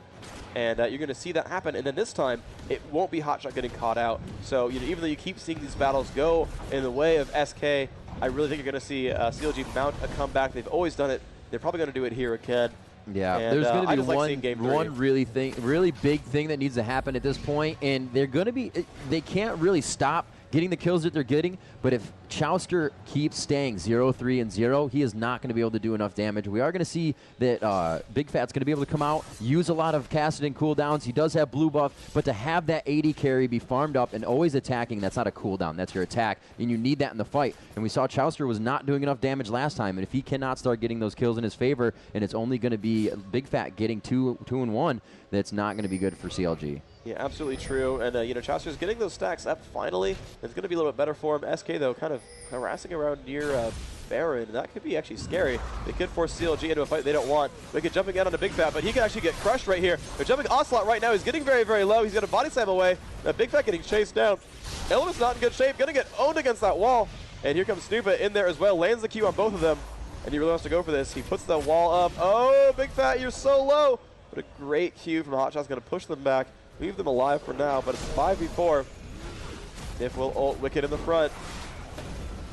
Q doesn't land on much. And they're still pushing through. Vayne going to do a lot of damage here. HotshotGG has been stunned. Saint getting low as well. And they're going to pull back for now. Gragas, oh, the ultimate! Almost takes down Saint. And they're going to get the counterattack back. Nice job there picking that one up. And now Nyph and Wickd in front, but HotshotGG again is a big freaking tank, and he took no damage from that. It's exactly what he's been waiting for. They are going to push on to this one. That 5-person fight is what they needed. Both nice roll by CandyPanda and dodge by Wickd there. Being slowed, though. Will she be able to get out? The more people are around, the less CC she will be. She will be able to get out of that quite quickly. Yep, and with the Merc Treads as well, she's going to have very low slow and stun timers, but Kassadin, ooh, almost finds Nyph. CandyPanda actually was burstable at that point, but he was far enough away that we're not able to burst down Vayne. Oh, wow. They like this situation, though. They don't... SK has pretty low health here. Yep, but again, they want to have HotshotGG tank and just fight a 5v4. They need to pull SK into this, and they're going to do so. It is losing health rather quickly, actually. They're doing a much better job than last time. And they're going to push us in because they're going to get it low enough before Gragas shows. The Q does land on Nyph, and they're going to go on this. Nyph's been silenced. They've jumped in. He's taking so much damage. They will kill Nyph. HotshotGG in the front. CandyPanda as well. One's going to fall back there, and they're still fighting, though. Looks like Wickd in the back. Elementz getting low. CandyPanda will trade with Chauster. Chauster's alive, but he's been dropped down by Wickd. But they're still... full health Ocelote. Oh, no. Good CCs from HotshotGG, though, have stopped that for now. Wickd is still very, very low. Snoopeh very low as well, but Saintvicious, oh, the barrels. The barrels roll out, and Ocelote's like, hey, guys, I got some ability power. You might need some magic resist. You know, these fights are kind of telling us a lot, but not much. We're always having a lone wolf that was full health come in at the end and clean up. We really have not seen the initial 5-on-5 that we want to see here. Yeah, but I think that's in CLG's favor there. I think the 5v5 fights, just because of the gold advantage, so good for SK, but CLG's doing a good job of capitalizing on mistakes. They have the ability to initiate from so far away. They have the Trundle Pillar over 600 range. Kassadin can basically jump forward with Riftwalk and then land that Force Pull slow. The slow from HotshotGG as well, that Rupture, about 1,000 range on that one. So they can really catch people unaware when they think they're safe, compared to Tarek, who really only has that stun easily pointed. Everyone else kind of has to jump in from 700 range or less. So CLG can pick apart fights a little bit better than SK can. Yeah. Great warding by Snoopeh coming in. Looks like he's going to creep into this bush. They don't know that he's there, and they didn't hear the war go down. If he just would have stepped... Oh, he is going to step into it. Does he like what he sees? He kind of sees it. He's like, all right, I can deal with this. Playing very cautious. At least the team knows where they are now. He kind of played that role. Wickd getting caught in middle here. Should be able to get out quite easily. Dodges a beautiful Rupture by HotshotGG. A beautiful dodge, I should say, on the Rupture. And we are going to see them backing off. They see 3 members.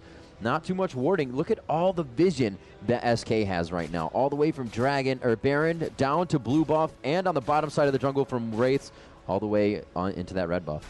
Yeah, indeed, and SK again on the Dragon control, doing a great job timing those out. Wickd, of course, able to bait pretty well. He's basically their tank because he's built a nice amount of health, 2,500, has a lot of tenacity. He's going to be hard to CC. And he's doing an excellent job of basically kind of keeping CLG. He's basically playing the HotshotGG role of like, hey, look at me, chase me around. By the way, you can't kill me. My team's going to take Dragon. Enjoy that. As they do push. Baron still up. They were not able to finish that fight. And HotshotGG's going to be the first one in the bush here. Do they have an Oracle? Yeah, Soraka's going to start seeing these. They're going to start clearing these out. You can see them. Very nice placing one as well. That Baron ward going down to see at least if they come out of their side of the jungle or invading in the other. CV is down. When this CV goes down, they will have pretty good vision, and Tarek is the only one with ward, so if they know where Tarek is, they can do this pretty safely. Yeah, indeed. We see Nyph heading around. Ocelote almost able to catch that, but we see Doctrine coming down, and everyone else. Kassadin will get the blue buff. His slow is not up right now, but they might fight in the jungle. 5v5 is going on. Feral Scream off. Wickd was going to just jump in the bush there and initiated this fight. They jump right onto Soraka, but Big Fat forced to flash out there. Huge damage. We might see Wickd drop here the tick, and it will. The true damage from Ignite. HotshotGG taking out that kill as Ocelote makes quick work of Big Fat GG. We are seeing this chase go on here. Can Chauster make it out alive? A beautiful pillar to save his team. Saint helps out big there, and we are going to see a 2-for-1. CLG losing 2 on that, and this may be a Baron for SK. Yeah, Ocelote just getting very, very, very farmed. He has a Death Cap and a Void Staff. His AP stack is quite nice. He got the blue buff there. I think he got the kill credit onto that Kassadin, which is why his blue is fresh. And you can see actually CLG coming in to try to support that. Nyph is going to flash forward, gets caught up by Chauster, but might be enough damage because here comes Ocelote. The Q's going to go over the wall. Will not. Trundle a little bit afraid. Oh no. Body time comes in. He's gonna buy time, but he's pretty dead. Vayne, by the way, trading up, will get the kill on the Chauster, and he's actually alive. He's life-stealing off of minions. Ocelote, of course, got that kill. Still running away, 50 health, and now life-stealing just barely with those Doran's Blades. Soraka not quite able to get the damage output that he wanted. No points in Star Call.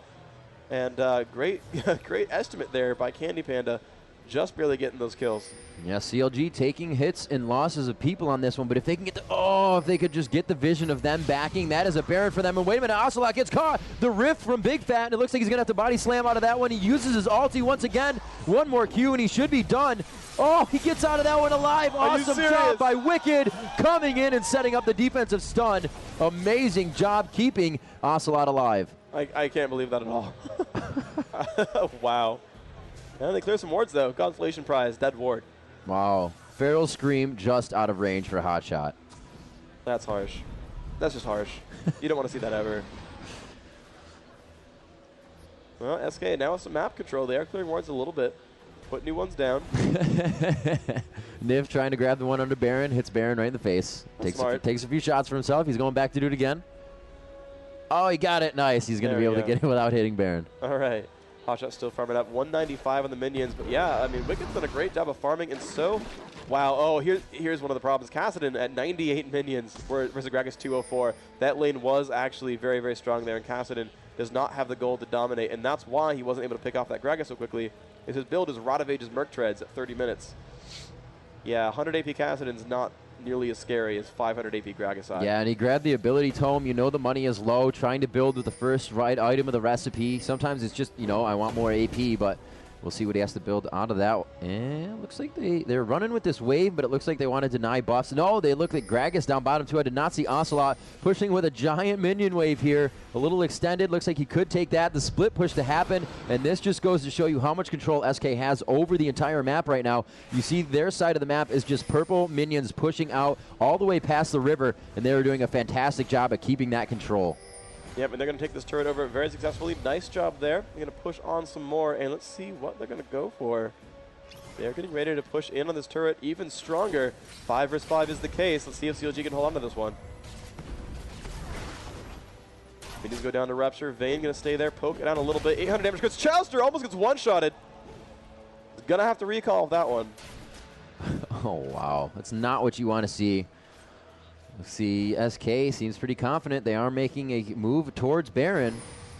Going to deny resources, taking the Wolf camp. As we said before, if you're going to play this aggressive against your opponent, you got to stay this aggressive. You're going to start feeding them a lot of minions. Your minions are just pushing into their base, and if you don't stay in your enemy's face, they're going to farm right up, and they're going to be able to come back at you with a big fight. So right now, you can see SK is not giving up on these lanes. Also, CandyPanda going bottom. There's the split push. Very nice. All of the members of CLG are top, and they're going to have to back and go to the other side here. So you can just see the mind games that SK is allowed to play right now. I'm surprised he used Vayne to split push, because Vayne is like their biggest Baron threat. And you figure, oh, you know, send like... That's true. Maybe not Gragas, they need him to team fight, but like... I don't know, Aurelia? That seems a decent one. I mean, Wickd loves 1v1ing everyone anyway. You send Aurelia solo bottom, you kind of have the rest of the team sit near Baron, because, oh look, you know, 4 from SK are left alone. They're going to get a turret out of it. That's still a good advantage to build, of course. Turret's not exactly a bad thing to kill, but they are a huge, huge Baron threat, and that's going to almost secure them the game at that point if they get it. They're up 50% on CLG's gold, 32K to 48K. Very dominant SK lineup here. This is looking to slip through CLG's fingers right now. SK trying to push through. Oh, getting the stun on. Wickd just trying to pressure in and draw out a few more attacks. SK doing so amazing right now. 31 minutes into the game, they have yet to drop a tower to CLG. Oh, wow. Yeah, that's bad. They lost 6 kills at least. Here we go. Through. Yep, they're going to push pressure this bottom one. A nice rupture there. Feral Scream. Easy way to clear out minion waves for Cho'Gath. It looks like they just, see, they can right now do whatever they want. They have the entire front ring of the base to run around, and they do have top they can push. It has a nice minion wave. Min, not really so much. They are going to farm this out, though, and continue to stay in the face of CLG and not let them farm the creeps coming in. Don't know what they're going to do at this point. Once they get enough vision from these creeps, it could definitely be a Baron move. You don't want to be able to do it when the other team can come at you. So they definitely want an inhibitor here. Go for the Baron and make that final push if they can. Yep, they're valiantly defending this turret as best they can, but Nocturne was pushing mid, did a little bit of damage to that inhibitor turret. And Panda going to walk in, do a couple of shots here, but of course that turret, no minions to shoot at, is going to hit him for free. Nyph with 200 armor could tank the turret a little bit if he wanted to. Actually, only 130. Wow, it's actually lower in armor than I thought. But Shirelli is in there. A lot of gold pretends. They're going to push back in again. Those Caitlyn traps going to be really good for CLG. Nocturne's still in mid. Rupture comes off from Cho. Does land on Wicked's face. Slow ends. There's the barrel again. Chauster just keeps losing all his health when that happens. Yeah, it's something he needs to dodge. Always down to about 150 health. Wow. That is not something you want to have happen. One ability should not be able to take you out, but we just see Ocelote so farm. 235 creeps. He has 1, 2, 3 off the highest. Somehow Hotshot has the most creeps in the game right now.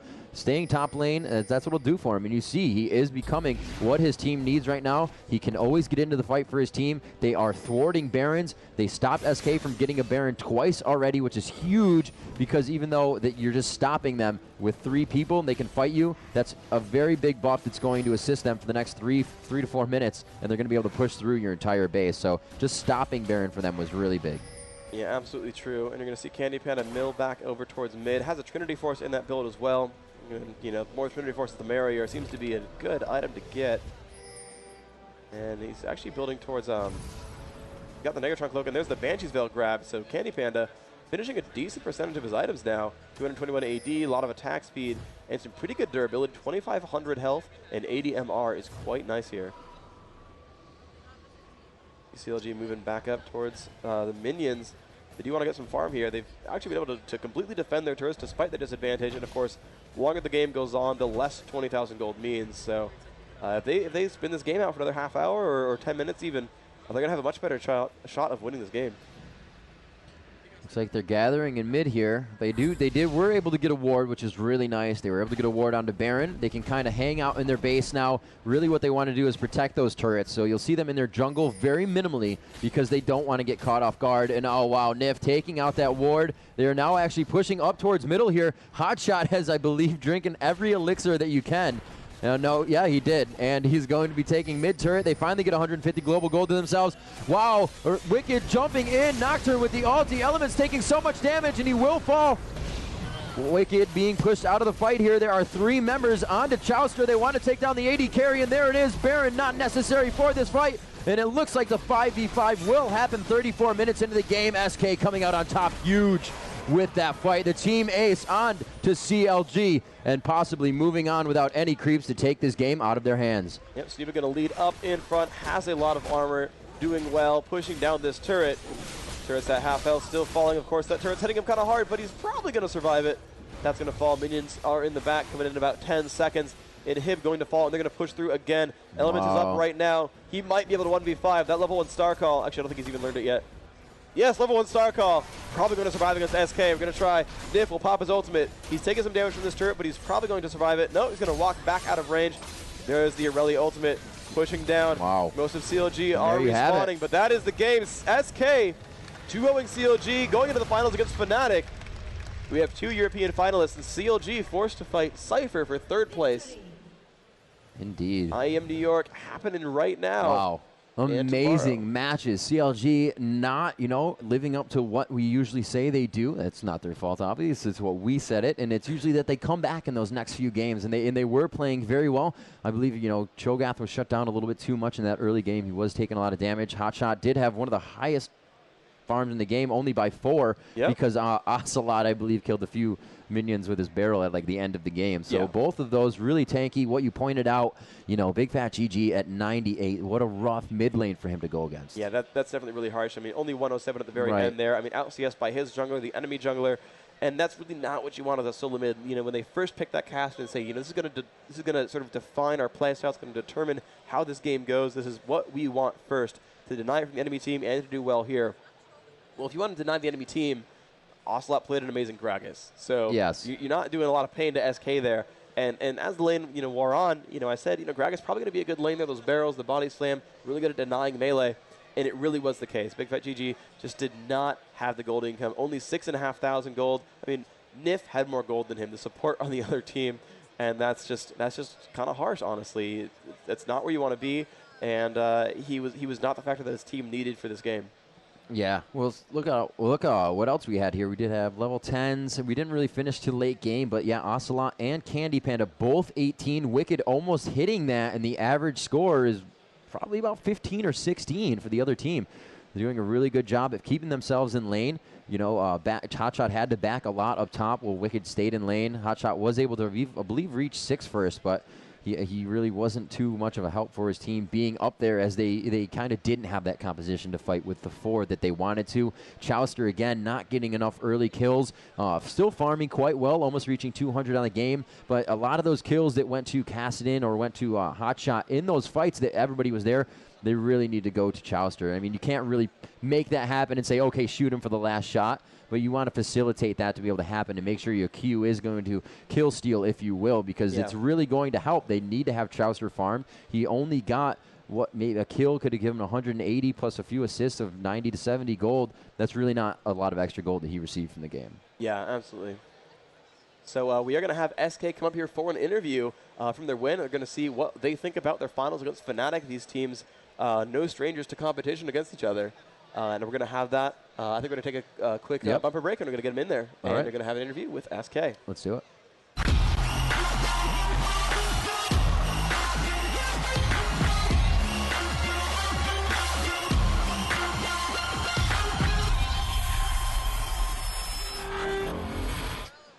Yeah. All right, guys, what's up? Yep, tell the fans who you are. I'm Wickd. I'm the Irelia player of both games. They let me my favorite champion. Oh, yeah. I was going to say, did you think they were going to ban him out? Ban her out, I should say. No, they told me they don't care about Irelia, and it wasn't like I was not the deciding factor, so.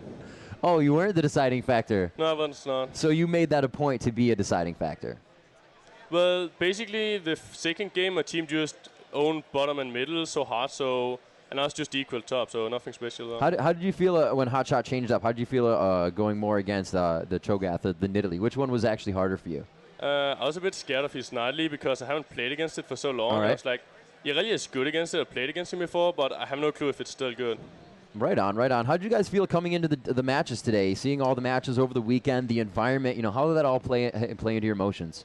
We all felt really good, and we really love playing, and we really love all the fans and playing in front of them. It's really a lot cooler. Right on. So, coming in with these games, you had Ocelote playing absolutely huge. Did you guys expect him to come up for you guys like that? Ocelote played so good. He ganked, killed everywhere. It was really amazing. We didn't expect anyone to play exceptional, but it happened. How do you guys feel about FNATIC?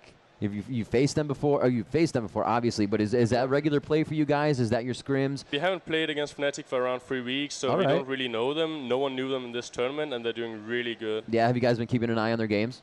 We have been keeping an eye on their games, and they have done the same. Right on. So you guys feeling good? What are you going to do tonight to celebrate? Get ready for tomorrow. Obviously not too much celebration. Yeah, we're not going to celebrate too much, but I think we're going to go out and drink. Awesome, guys.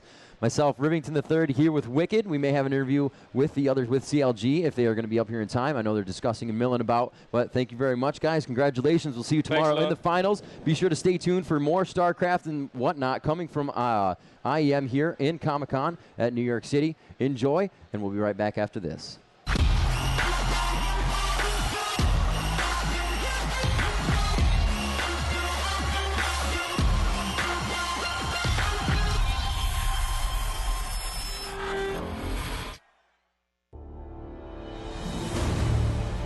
The full stop of Season 6 of the Intel Extreme Masters will take place in one of the world's most advanced gaming centers, the Cybersport Arena in Kiev, Ukraine. It will be the first global challenge of the new year 2012, and it'll take place between January 19th till the 22nd. You can expect the best gamers in the world to face off head-to-head in our 3 disciplines, Counter-Strike 1.6, StarCraft 2, and of course League of Legends. Make sure you join us live in Kiev at the Cybersport Arena or here live on ESL TV.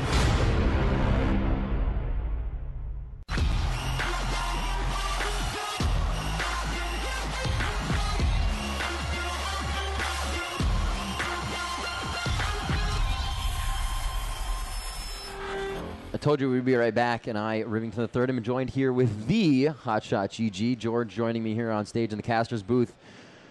Give me the rundown, man. You guys came out really strong in a lot of the early parts of the games. It seemed from mid to late, you weren't really doing anything wrong, but the team fights were just going in their favor. Yeah, well, first game, there was a little bit of a problem. Cassidy is a really, really snowbally champ, and Morgana just doesn't do as much as him in terms of roaming. So, right. Once Cassidy started snowballing because of 1 kill, it was really bad, and we had just 1 bad team fight, and that was it. Yeah, sometimes it does come down to that, and it puts you back 5-10 minutes, and if you can't start to redo that, it really starts to hurt. Coming into the second game, Saint got caught off guard down in the bottom bush. How did that play out for you guys? That really that also snowballed the game, and I don't know. Saint thought he could just run away, but he didn't use his flash, and they got him. So he actually thought he could get out of that situation. Yeah, without using flash, but. He kind of got dazzled up. Yeah, that Tarek was for the leader in that one. Nyph really made that charge. They were in Tribush quite early. So if something happens like that, what advice can you give to people that play League of Legends to counteract that? Because we saw that he actually switched where he was starting in the jungle too. Well, definitely when it comes to level 1 fights and you see multiple people and they're semi in range of you, like they can flash you, you just burn flash anyways. It's better to be safe than sorry. Right, and that's really early in the game. In the next 3 minutes, you're probably going to have flash up as well, and that's really when the jungler is going to be coming out anyway. So yeah, it does sound quite safe. Is the main point you guys think you faltered at, or what can be changed for the next tournament? We had a lot of problems this tournament and this game, so I don't know really where we need to start from, but I think we need to have maybe like a change up in lanes, because our lanes haven't been dominating that well recently. So maybe some role switches in the future. Oh yeah? Yeah. Awesome. Has that been talked about yet, or something? It's been talked about, played a little bit, but all right. We need solid practice with some new features. Right on. What's next for you guys? What are you looking forward to? Definitely WCG. WCG is going to be amazing. Right on. I can't wait to go to Korea and have some kimchi. Yeah? So, yeah. You love that kimchi. I love that kimchi. All right, guys. HotshotGG and myself, Rivington III, Joe Miller and Phreak, bringing you League of Legends today. We will be here tomorrow for your final matches. We're going to have SK versus FNATIC. CLG being knocked out by SK. You guys played amazing in the tournament coming into the semifinals day, and they're looking forward to WCG Korea, so we'll definitely see you there. George, thanks a lot, man. Thanks, man. And we're going to be having a lot more games coming up, a little bit of StarCraft, and a few recaps on the day, so stay tuned here, IEM and Comic-Con in New York City.